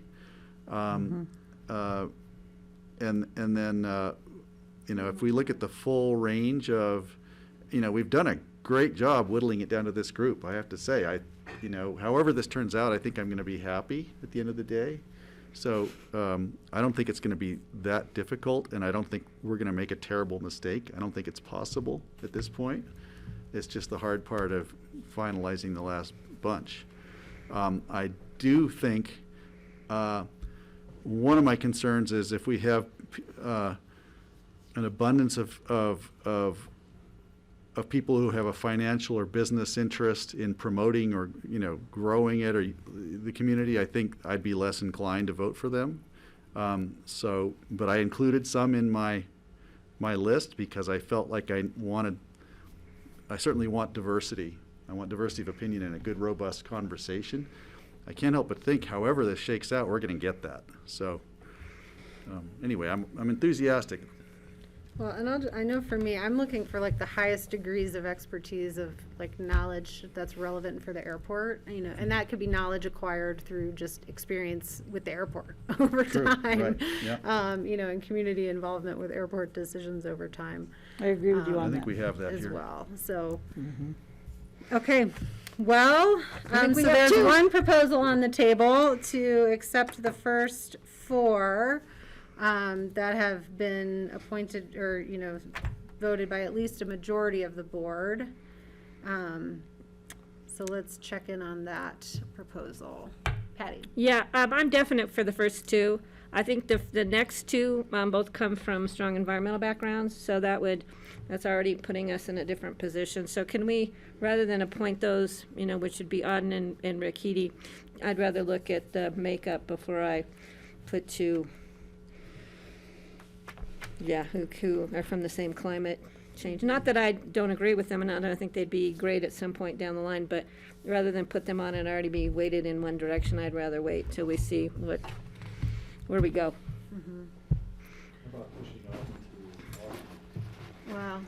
And I guess I'm wondering, is there, maybe, again, trying to think about organize the conversation, would it be helpful to sort of do a round robin of like, this one person is essential for me? You know, separate not from essential? I like that. like separate And from the maybe top this one two. person, as well as this one person I would have a hard time with. Or we Yeah. could start positively maybe and find out if there's any absolute blocks, because Yep. like your number one might be my like no way. you Right. know? Could I I don't mention know. something? Yeah, great. When I was looking at this, it's funny, but the first time I looked at this, I completely forgot the ex officio members. We have ex officio members from the city of Aspen, from Pitkin Right. County, from Snowmass Village, and Basalt. We don't have Pitkin County ex officio. No, just the three municipalities. Dan's Dan not is going to our- be sitting there with them? Yeah, it's Dan. Dan is staff to this board. Okay, so we've got three ex officio members. Correct. Basalt, okay, but I'm assuming Non-voting. Pitkin County will have an influence in this conversation. So, and I hadn't thought of that, but when I do think of it, I think, well, okay, who are those ex officio members going to be representing? Well, they're town managers representing their towns. Yeah, which also includes representing, you know, the entire, the business interests, the resort interests, Well, they're their the commercial constituents, interests. so I right? would think it's broad-based. So I think that we're already weighting this in favor of a pretty broad community conversation with business interests. You know, I think about Debbie, who I think is awesome, but she's going to be there and representing ACRA, right? I'm not certain that I need another ACRA rep because I've got an ex officio member who's town of Aspen, and I think, to me, they're too closely. Debbie would be voting, the ex officios do not vote, though, but they are part of the discussion, you're right. So the influence on the discussion is going to be there, and so I wanted to bring that into this conversation because it did help shape the way I made my list. No, and I think that's good. It helped me shape mine too. All right, so I don't know, is it okay that we go around and say like, you know, for me, this next person on the list, I'd really like it to be this person, and then we can have some dialogue. And Steve, I see your hand, go ahead. One thing I also did was take people off the bottom, because we have to eliminate 6 people somehow. So right away, the same way I would pick Jackie and Andrew, because they received 5 votes, I would eliminate Bruce Gordon and Sean DeWolf, because they only received 1 vote. Sure. And that then means we only have to figure out 4 more people who we don't pick for the board. I think that's So it's kind of works working on for it me. both ways. Well, I'm not ready to do that because I think there's some confusion for me as to Nicholas Byrne and Sean DeWolf, which was Sean the last candidate the young man who's got more flying experience. I would prefer him actually above Nicholas. So, and I also think Bruce Gordon has a lot to offer as far as local flying expertise. Are we talking about individual people now, or are we talking about process? I'm a little- Well, I'm saying he wants to trying to- eliminate two people that I don't agree with eliminating. Well, I feel the same way about Bruce. I don't really want to eliminate him because he's a pilot, so. I have a All question. right, so we won't hack from the bottom yet. Could I We'll ask a agree on the question? top and not on the bottom, just yet. I was kind of surprised to see that Bruce has only one list here, but I'm certain I've had him on my list. He was on my list. So I'm worried that this isn't quite an accurate representation, you know, He was somehow definitely on my something. list. Because if he, I don't know if he was on your list, Patty, but then that would have given him 3 votes. So I'm a little. He might have been an alternate on mine, I don't know, but having just flown with him, No, you're right. You're right. I missed that one. so we had 3 Bruce votes. Gordon was on, I've got 2 votes and an alternate, 2 maybe? votes and just 2 votes. Okay. So he would look similarly to Be a what little bit Debbie looks farther up. like. My fault. I Yeah, apologize. and- Sorry about that. No, it happens. Thank you. And the I have the one to reason offer. I agree with Patty about Bruce is just that he's a pilot who uses that airport, but he is not involved in the tourism industry. He has a specific use. He's a small private, you know, or he has a small operation. His aircraft, he probably doesn't pay a landing fee. I guess he's under the 12,000 he's- pounds, right? Plus, he also uses the Glenwood Springs Airport, so he knows Yeah. the gamut. He's been flying here forever. If we had anybody who can speak for the community of pilots who've been in, who I know and have been, you know, we all know, is local pilots who fly out of there, he's the one person on this list. Well, Andrew as well. Andrew's been a pilot Andrew, as well. yeah. But Bruce is And the one who's Michael. flying the small airplanes in and out, has been doing it forever, you know, parked at the hangars. No so commercial, that- just his own. That's why I put him in there. But he also has commercial rating, so he can fly passengers. I don't know, he must have some But sort he of didn't rating. fly for like Well, I do, United. let us Yeah. come back a little bit, because we all Okay. we have wonderful people on here that all have They all are. amazing We could merits. say that about So all of them. Right. that's why I'm just sort of saying, if we are gonna accept, so we'll accept the top 2, okay? So now we're really talking about 5 plus 2 alternates. So if we all go around as 5 and say, this is my next number 1, then maybe we have a discussion of what that board composition might look like. Or like, I can't live with your number 1 at all, you know, or something like that. So, agree. Let's do it. Okay, let's do Okay, it. so Patty did offer, she said she was ready to offer, but we'll go around to Francie, Steve, Greg, then me. How's Well, that? to be diverse, I think we should appoint Howie Mallory because of his financial background. We don't really have anybody else who comes from that industry of sorts. Plus, he also understands the community. He works well within any group, no matter how diverse. And I think he'd be a great member. All right, so that's Patty's number 1. So maybe let's just all go around and then we'll all have a discussion about like, I Vote for can't live one. with your number 1. Is that okay? So Francie and then Steve. My next one would be Auden, because he's younger than most of the people on here, except for the 2 at the bottom, and he knows a lot about the world and systems and environment, and he is a very good speaker in a group. Okay. Steve next. Steve. Well, just one thought, comparing Rick Heady and Amory Lovins, you could almost throw a rock from Rick's house and hit Amory's house. They live that close together. Right. There's nothing to Rick is a pilot, a small plane. He flies a small plane occasionally, not like all the time. Rick Heady does?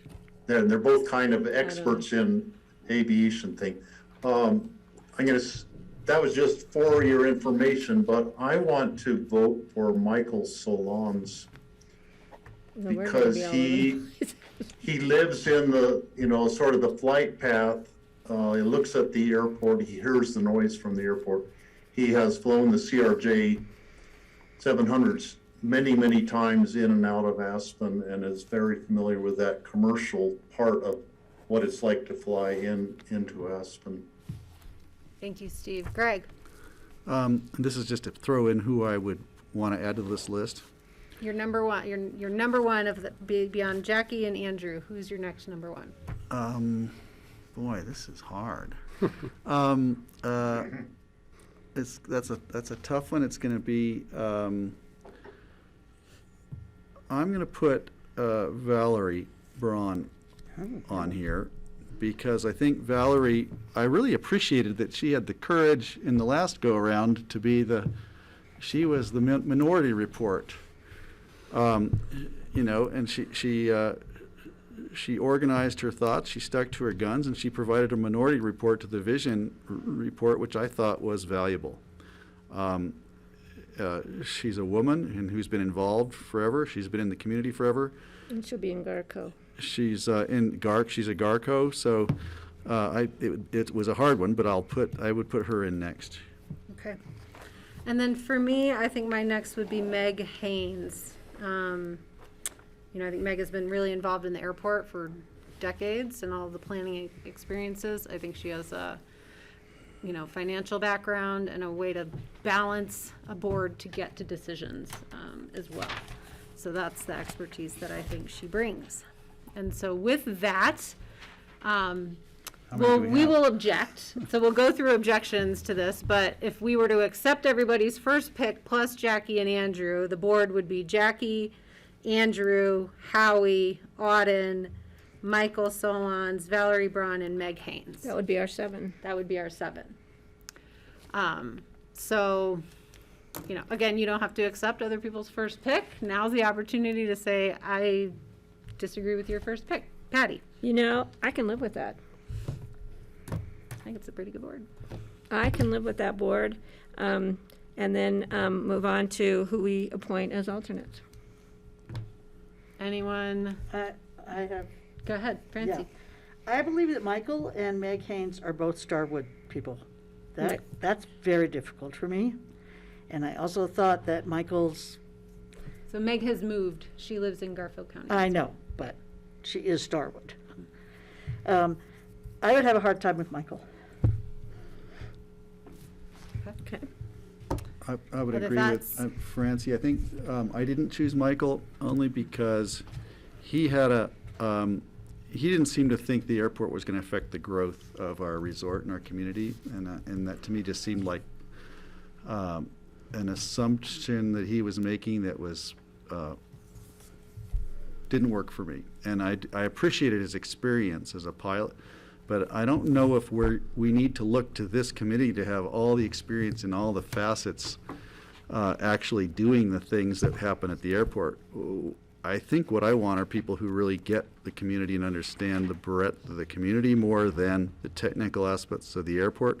So that's why I did not put him on my list. But I do appreciate all the other, you know, he'd be great as an advisor or on a committee, but I don't think I would put him on the advisory board because I didn't see him making the connections about community that I was looking for. Okay, Steve, do you want to counter? Well, one other. Michael was on my list. I just would support you in that. So go Yeah, ahead. one other level of expertise he has is in being a developer and having development experience, which I think will be important.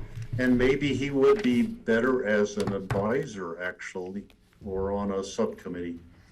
If we were following, Greg, your line of thinking of the community experience, looking down the list, I would maybe put Bruce Gordon or, well, I don't think we want 2 ski company people. I really liked Rich Berkeley, and I, in fact, would pick him before Auden, but Auden's awesome.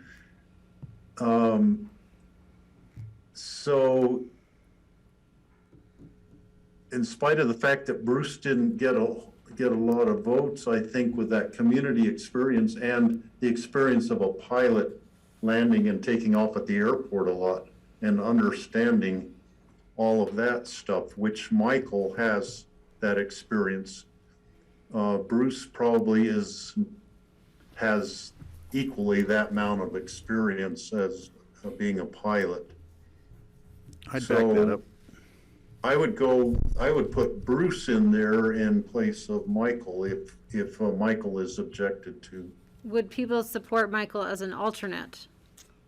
I put him on the list for alternates for now. Or a committee member. I'd keep him on a committee. For me, his extensive real estate development is a contraindication. I had a similar reaction. I'm gonna put him on alternate for discussion.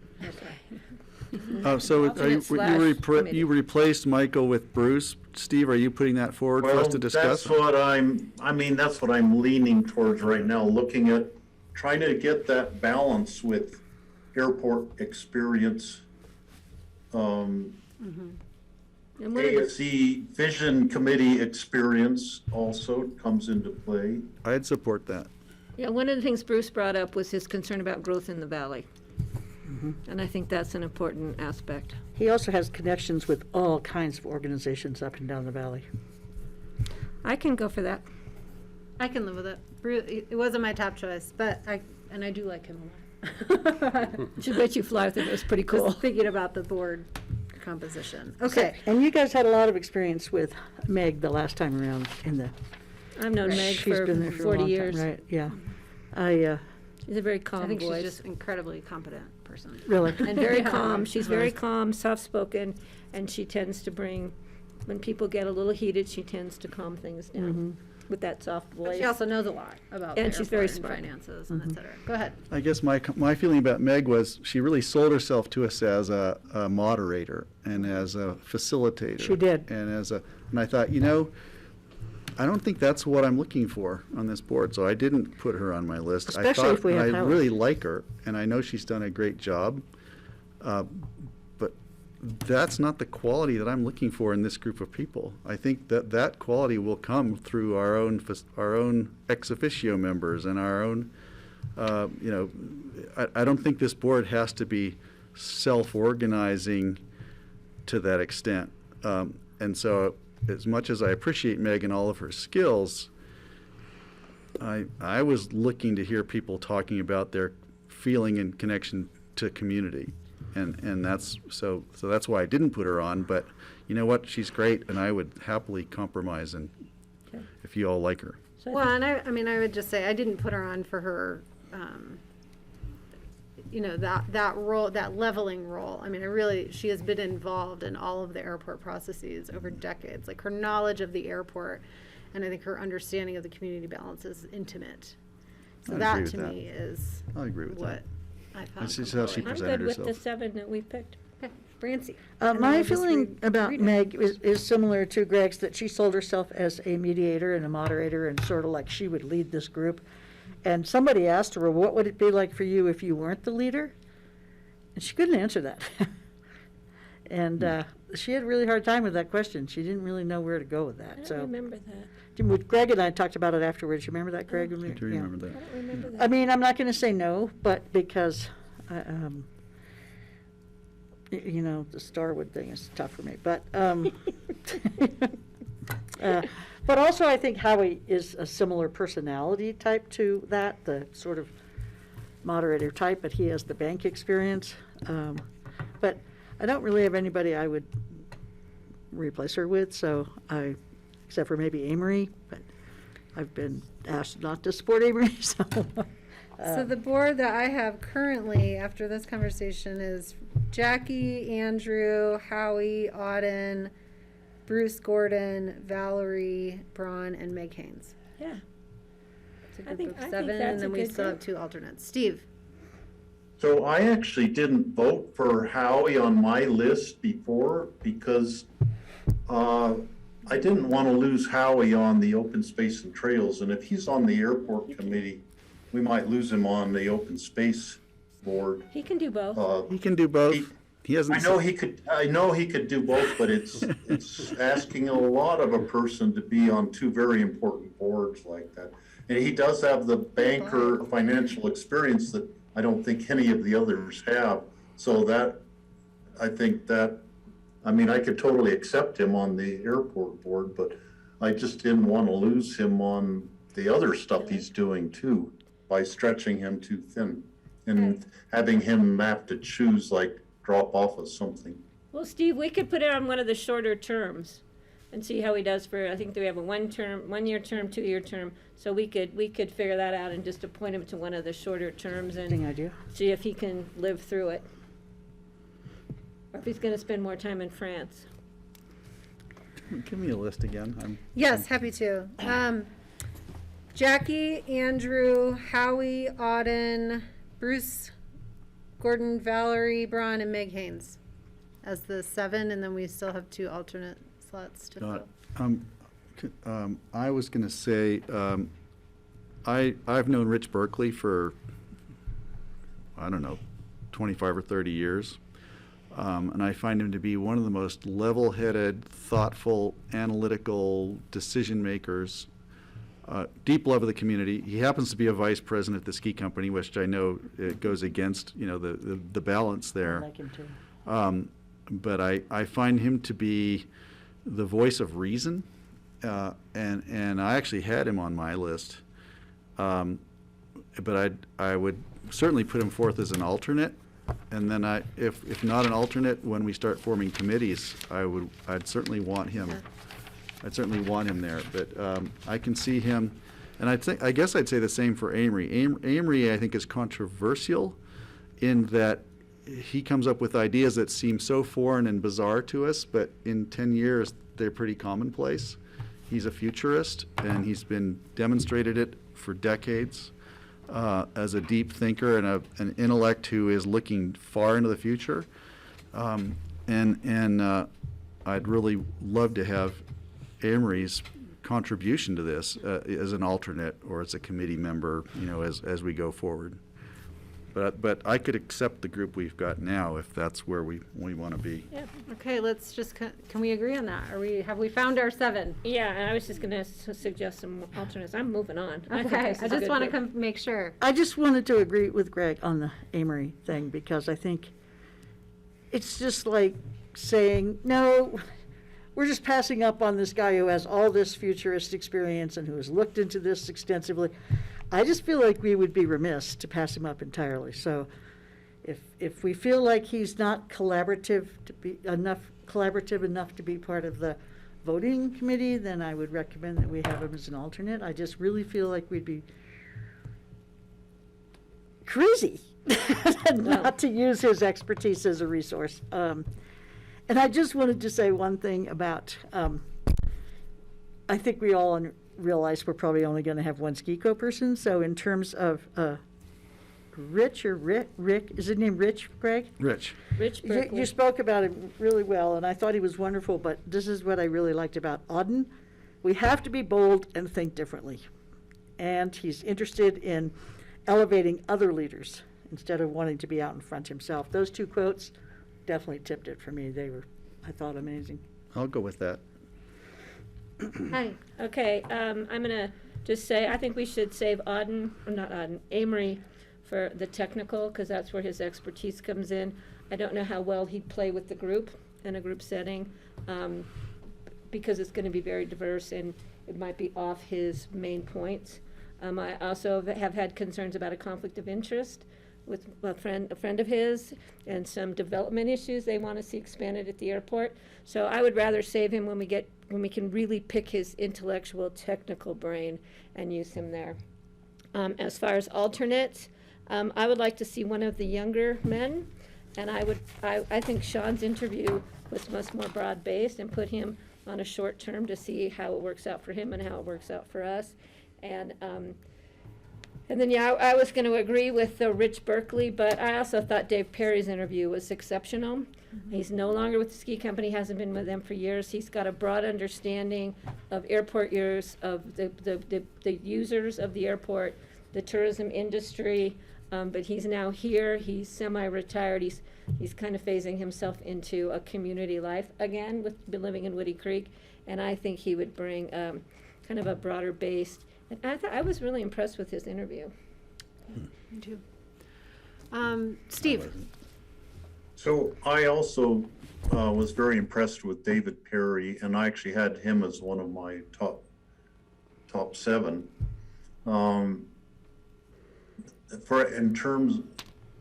In terms of, I think I would want David in these discussions I would put him as an alternate, I think. I would vote for Nicholas Byrne over Sean DeWolf for the young person. Nicholas participated in, number one, the ASC Vision Committee, which Sean didn't participate in. Sean hadn't even read he wasn't even familiar with the recommendations of the Vision Committee. Nicholas participated in earlier airport committees on environmental stuff that took place, way before we got into the ASC Vision stuff. Both of them attended the aviation school in North Dakota, so they have that similarity. But Nicholas also is on the Next Gen advisory board from the city of Aspen, which I think, they get together and he could be bouncing things off of that whole group as a way to reach out to other the millennial group for, getting ideas and input from them. So I would vote for Nicholas to be on as an alternate. And Okay. David Perry, I would go for him too.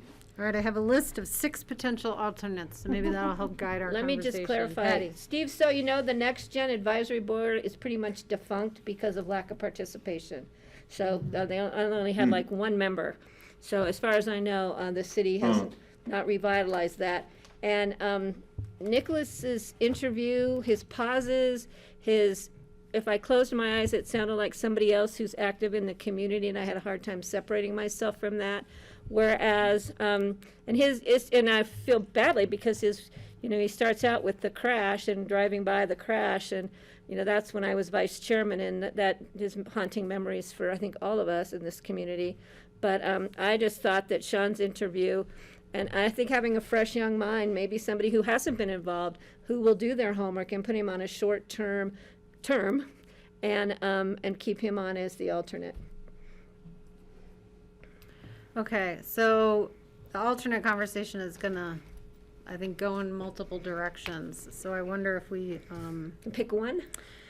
Try and pick one. Try and agree on one here. So the list I have of 6 proposed is Michael Solons, Rich Berkeley, Amory Levins, Sean DeWolf, David Perry, and Nicholas Byrne. So if there's any of those on there, maybe this is where we cut people off, right?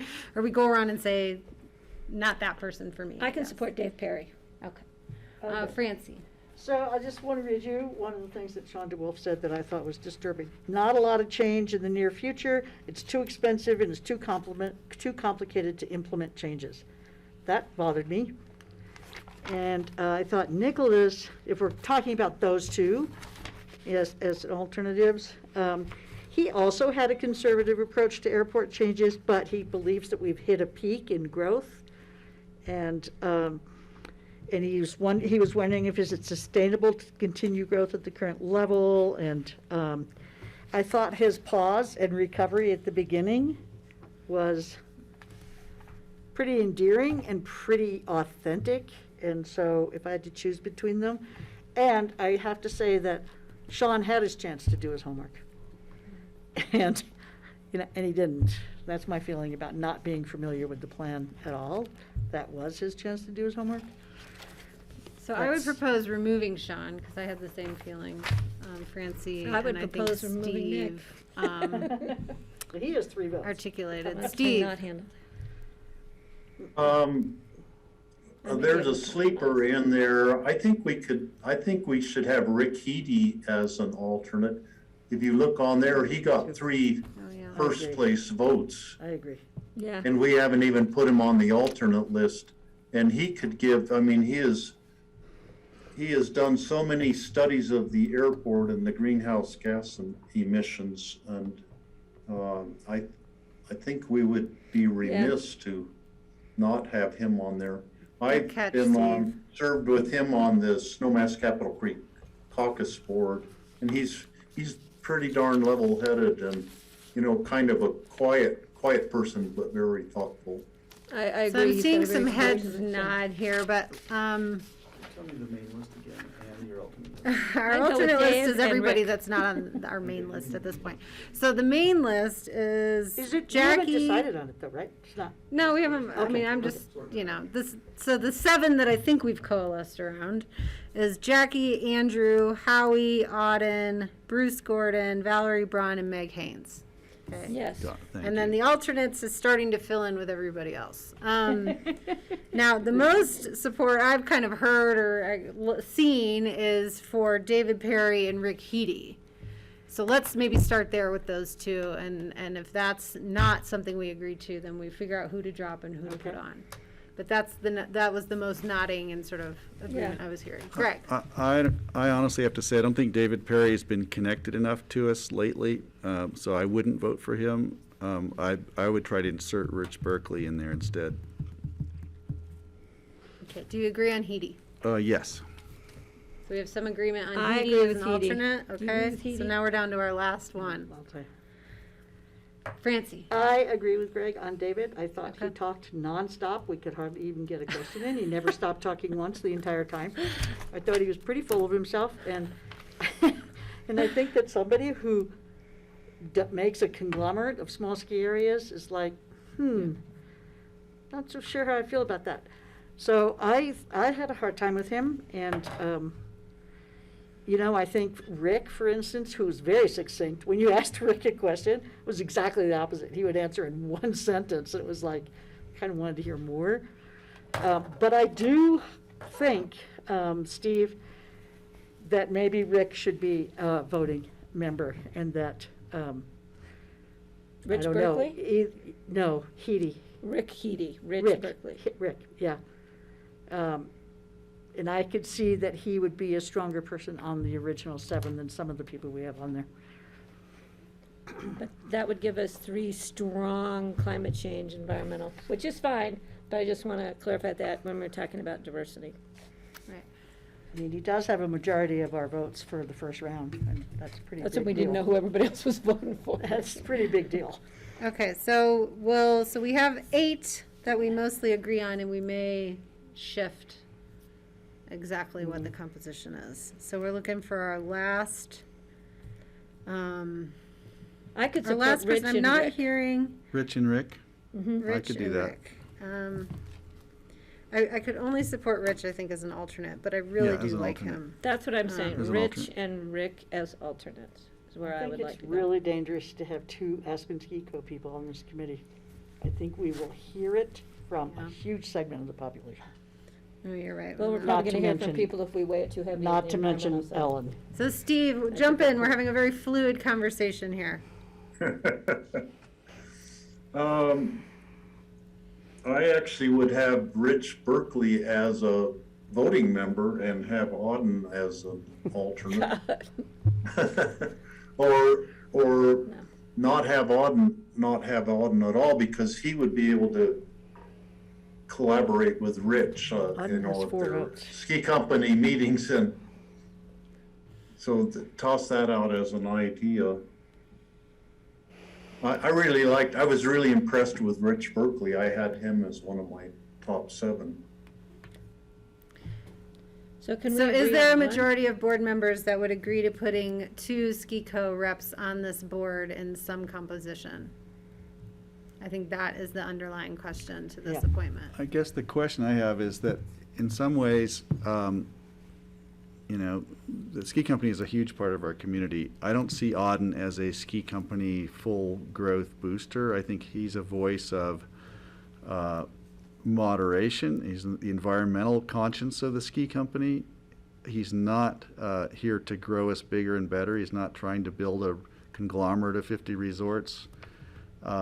So we could certainly say, yeah, but virtually everybody in town has been associated in some way or other with the ski company. Look at, Patty has a connection that influenced her decisions in the last couple of It years. used to be a joke, you could swing a dead cat by the tail You and hit a could. clapper. I used to be an employee of the Aspen Skiing Company when I was a ski instructor. My son was a ski instructor. So the thing is, I don't think there's a boogeyman here by having people who are involved deeply in the community,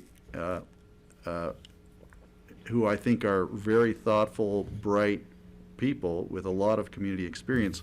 I don't want to rule them out because they're associated. I don't think Auden and Rich are going to conspire, but perhaps, they're both vice presidents at the ski company. So if we had to toss one of them out, that would be tough, but, I'll go with it either way. But I'm not afraid of them. Can we support Rick Heady? I support Rick I think Heady. he's one of our 8 Okay. in some composition here. Okay. So we're really trying to figure out who the 9th is. Again, maybe this is where we look at is the board reflecting the diversity that we had hoped it to? Is there a component of expertise that's missing We've that got we'd like Valley. to fill? We're up and down the valley, I think, pretty well. We've got the majority are in Pitkin County, so we've met that criteria. We've got 2 women who are strong, We have 3. voices. 3? Do we have 3? Jackie. Oh, Jackie's in Valley, it. Meg. We've got 3 women, which is, 2 of them were I'd not say, on my wait a list. minute, that's, for all the women who applied, that we sure have a high percentage getting into the final group. What's I this know. about? 2 of them were not on my list, so I don't. They have to overperform to make the list, Greg. Don't you know how this works? I don't want Yeah, they do, and I'm grateful that they're here. Okay, 'cause- And I would go for it the way we've got it. Can somebody throw out another name for an alternate, so what are the other? So for me, the thing that I would really like to see is just more, I think, direct airport experience, and so that, to me, leaves Michael Solons, Sean DeWolf, or Nicholas Byrne, who are, pilots with a differentiating. Now, Sean, to me, is kind of off the list. I think He's on my list, but I'll compromise. I think there's 3 of us Well, that have Rick so Heady many and Bruce are concerns. both pilots too, remember? Yeah, I would put Rick Heady and. but they're not like Nicholas. involved with the airport. I do think that, like, for me, I liked Michael Solons because I thought the commercial side of things, the ability to like really draw on like operational issues of the airport and technical flying experience and things like that were. If you're concerned about how the community will respond to 2 ski company people on there, but you put a real estate developer who doesn't see any connection between developing the airport and developing the community, I think you're going to get a much, Well, I at think least the he's same outweighed though. Like, feedback. I'm not concerned that being the compelling, any recommendation along those lines, coming to us along those lines. I feel the same way Because of about the 2 rest of the Starwood people. composition I think of he the develops board. outside the community. He develops Mostly. elsewhere in the So world. those are, so I'm okay to take him off. I was okay to take him off. So Rick and one of So the. that and- leaves Byrne for me as another kind of user. I will do him but if he's a you don't like short-term I have term. an idea. Yeah, Francie. I think I would put Rick Heady on as a voting member and put Meg as an alternate, and then she can be the voice of reason as an alternate, and he could Or the be moderator. more of a STEM kind of guy. I'd go with that. Okay, that doesn't get us to our 9. No, it doesn't, but in terms of, It uses her Do you skills. support Nikki? not over Amory, but if I had to, I would. I'm going to agree with Francie on that. I think, I wasn't impressed with Nick or Sean. Or Sean's off the list, but so I'll leave him out of it. I don't want to torture him anymore. I think I want wisdom and experience on there, and I didn't get that from those guys. I'm sorry, often you see it in younger people, but I didn't see it, and I would rather have somebody with the wealth of experience of an Amory or who else do we have on here? But I'm just thinking this is an opportunity to put the people with the most experience in the community, in their field, and a high level of wisdom on this board, and that's what I'm looking for. So that's why I didn't select either of them. Well, I can say right now, very strongly, that I'm not going to support it if Amory is on this board. I'd rather use him for technical committee I support Patty participation. not to. Okay, I get it.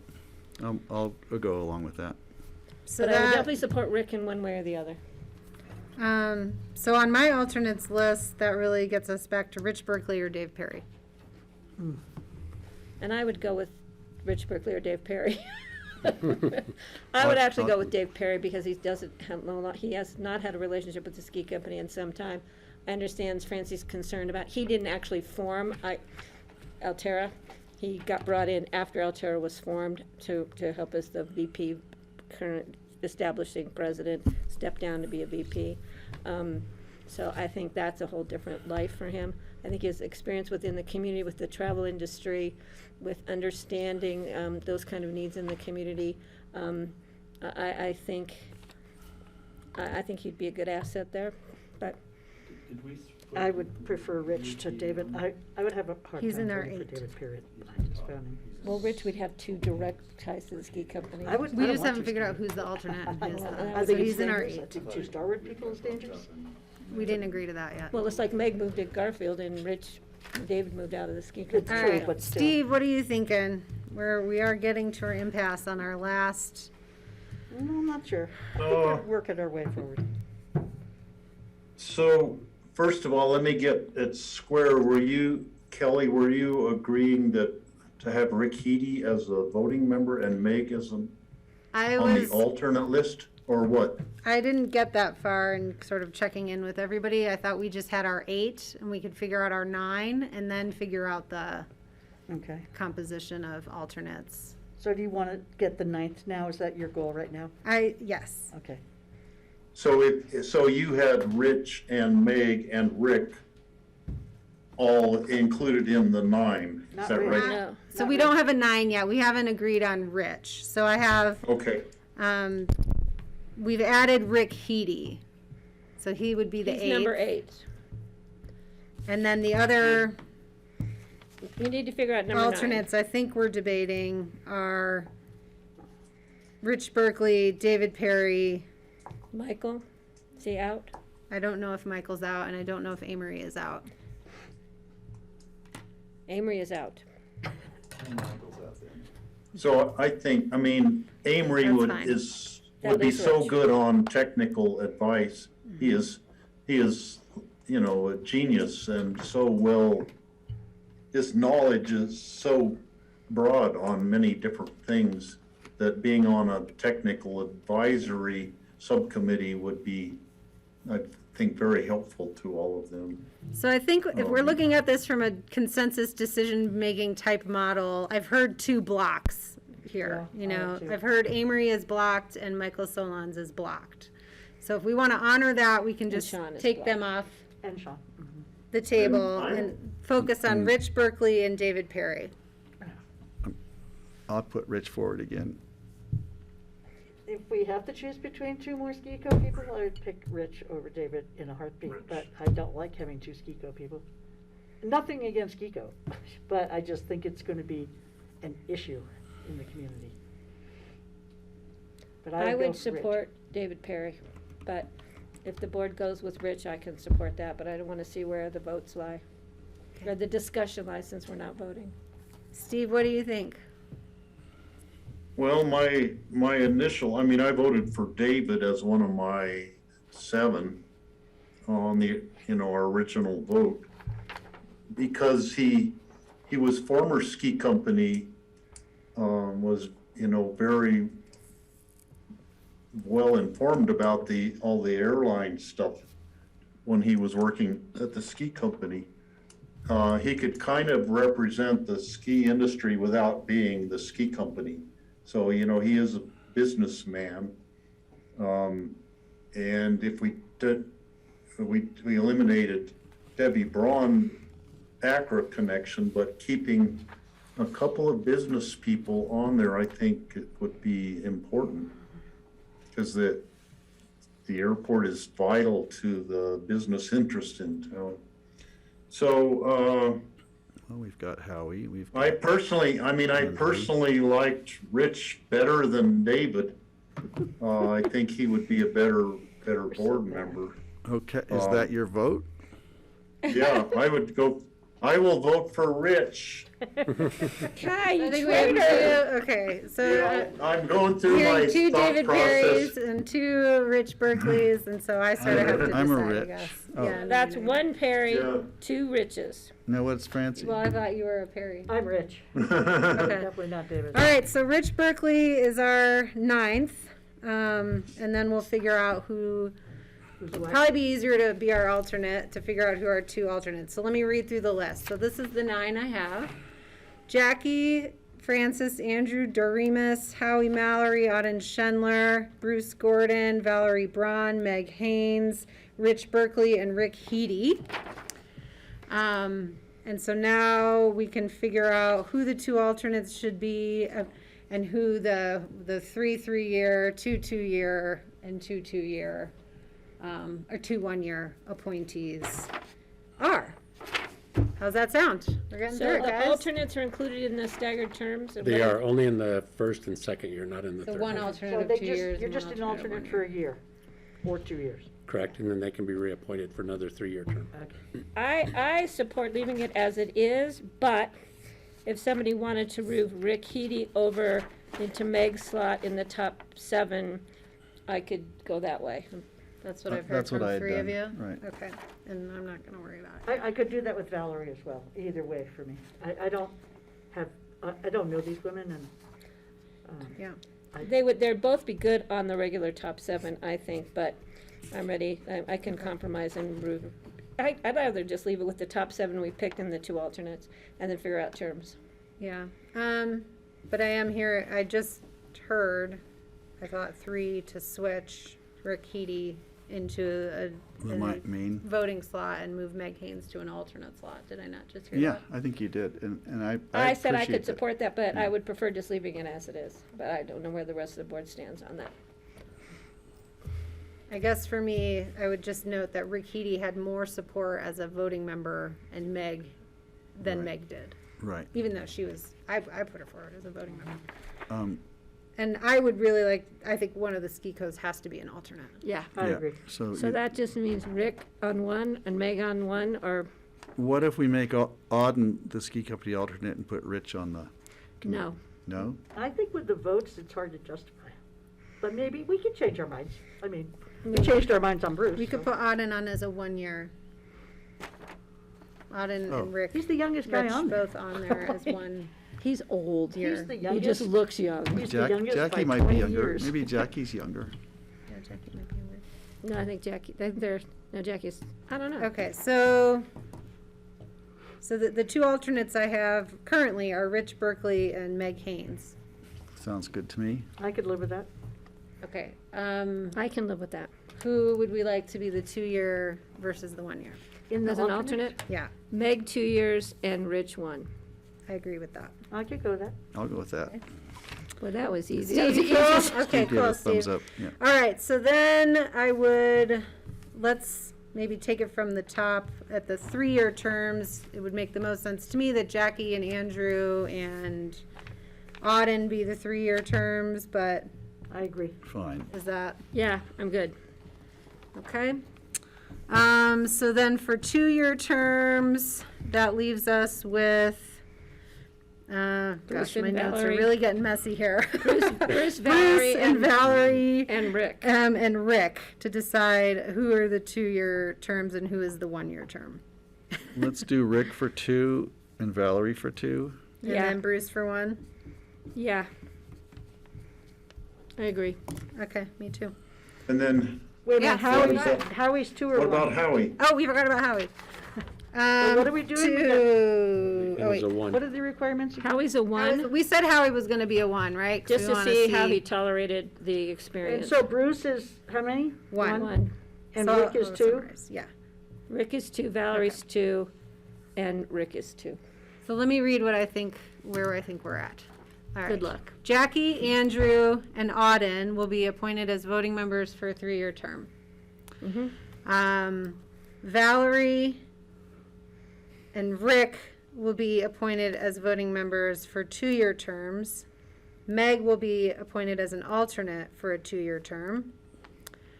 Howie and Bruce will be appointed as voting members for a 1-year term. And Rich Berkeley will be appointed as an alternate for a 1-year term. You got I it, have down 2. I support that. people. Okay, the only other consideration, No. oh, right, are your ex officios. Would you rather appoint those for their terms, or do you want Oh, like 3, 2, Oh, 1. we have to appoint 1-year them for their terms? term? How are they split up? just 1 for each? So it would be 1 What- for a 3-year, 1 for a 2, and 1 for a 1, just to put them in a rotation. Or you could do it any way you want. Oh, okay. Those are really just your. Well, we your don't aren't they- appoint ex officio them, they're members, so- appointed by their own boards. Aren't they, do we leave that open-ended? Yeah, Isn't you that- can isn't that- actually, because they really aren't voting Terms. members, never mind. Yeah. That's up to They their- can stay on See, I until. said no to begin with. When are you gonna listen to me? Well, you know, Listen to Patty, Rich. we're just trying to throw more complexity into this thing, so. Well, it worked for a Yeah, moment. those ex officios, you're right, those are appointed by those. Let's let their board council councils meeting figure to- out who should stay or who should go, right? You bet. They can serve as long as their Yes. entity wants them to serve, Yep. in my estimation. What's their Or until the entity? BSCC I was tires thinking them, there. or until we So- tire oh, them. yeah. Ex officio, yeah. All right, so this will come back to us in a formal resolution next week? Yeah, if we can get it in next week, I think we should be able to. We can do it. always add Can a I, late. can I, Pat, Kelly, can I just say? Go ahead, Greg. I want to thank everybody for this. This isn't very easy. It feels awkward and Yeah. weird, and it just has to be done. And I have to say, virtually everybody on this list was, I'm grateful to all of them for applying. No kidding. And I hope that, you know, We have I one hope more. they all like the decisions as well, but I think we've got a great group. Well, they Thank you. won't I all agree. like the decision. Thank you all. Well, and they will all have continued opportunity to be involved. We We still have have one more committees, item. we still have Yes. committees that will be brought in for their expertise. And this is it's an evolving thing, but we're off to a great start, and we've got an incredible brain trust. We have a network of great community-connected minds working on this, and that's the important thing. And I have another meeting to go to, so if we Yes, can let's get to this next. last one. Oh, sorry. No There's- worries. What, there's more? Yes, we have to, I'm going to call a special meeting of the BOCC for action. And I have to say, I don't have this resolution in front of me, so let me didn't find get it. Regarding the delegation of the mill levy certification resolution, we are told that the packet material will be distributed at this meeting.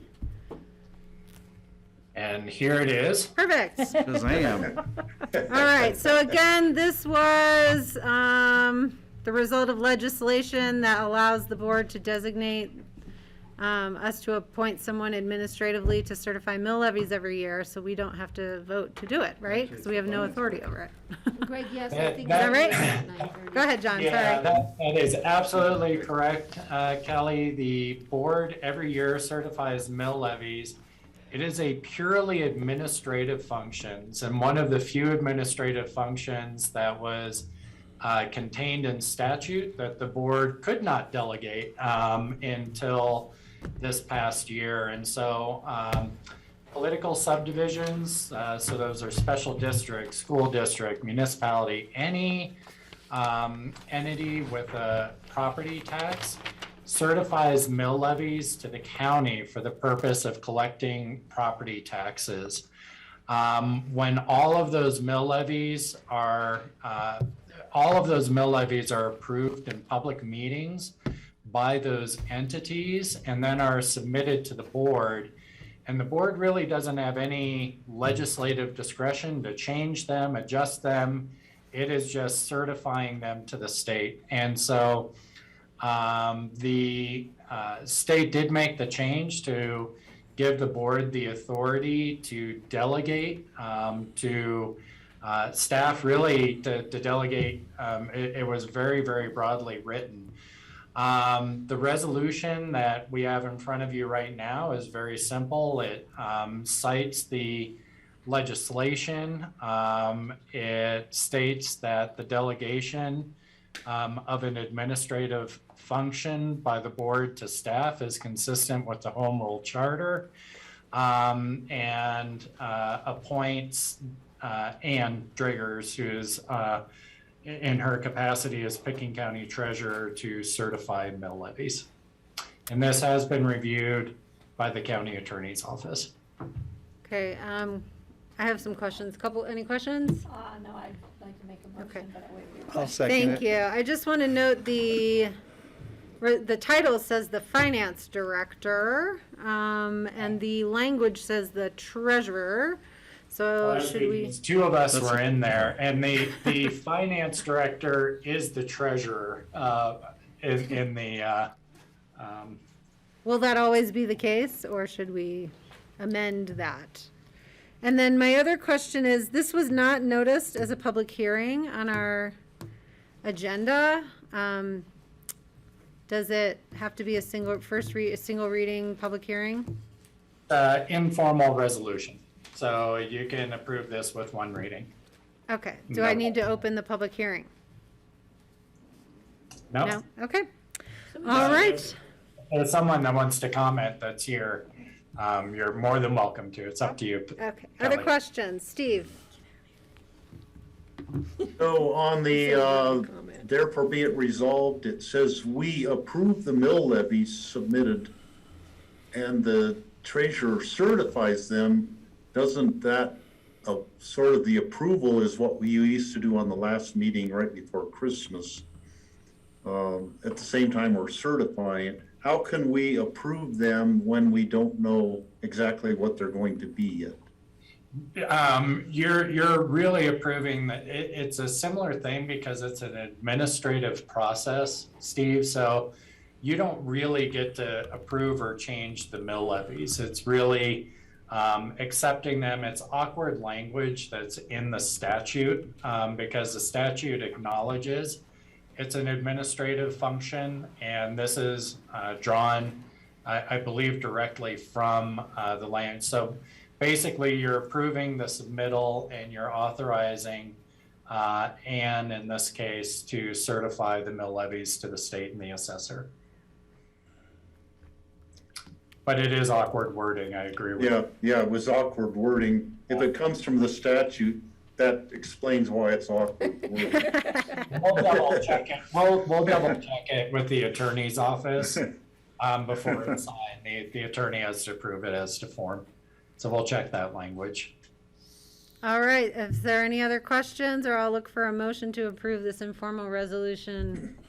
So Patty? I will make a seconded. motion with clarification as to director and treasurer in the final document, or if it's okay to have finance director here and treasurer there, we should be consistent, so.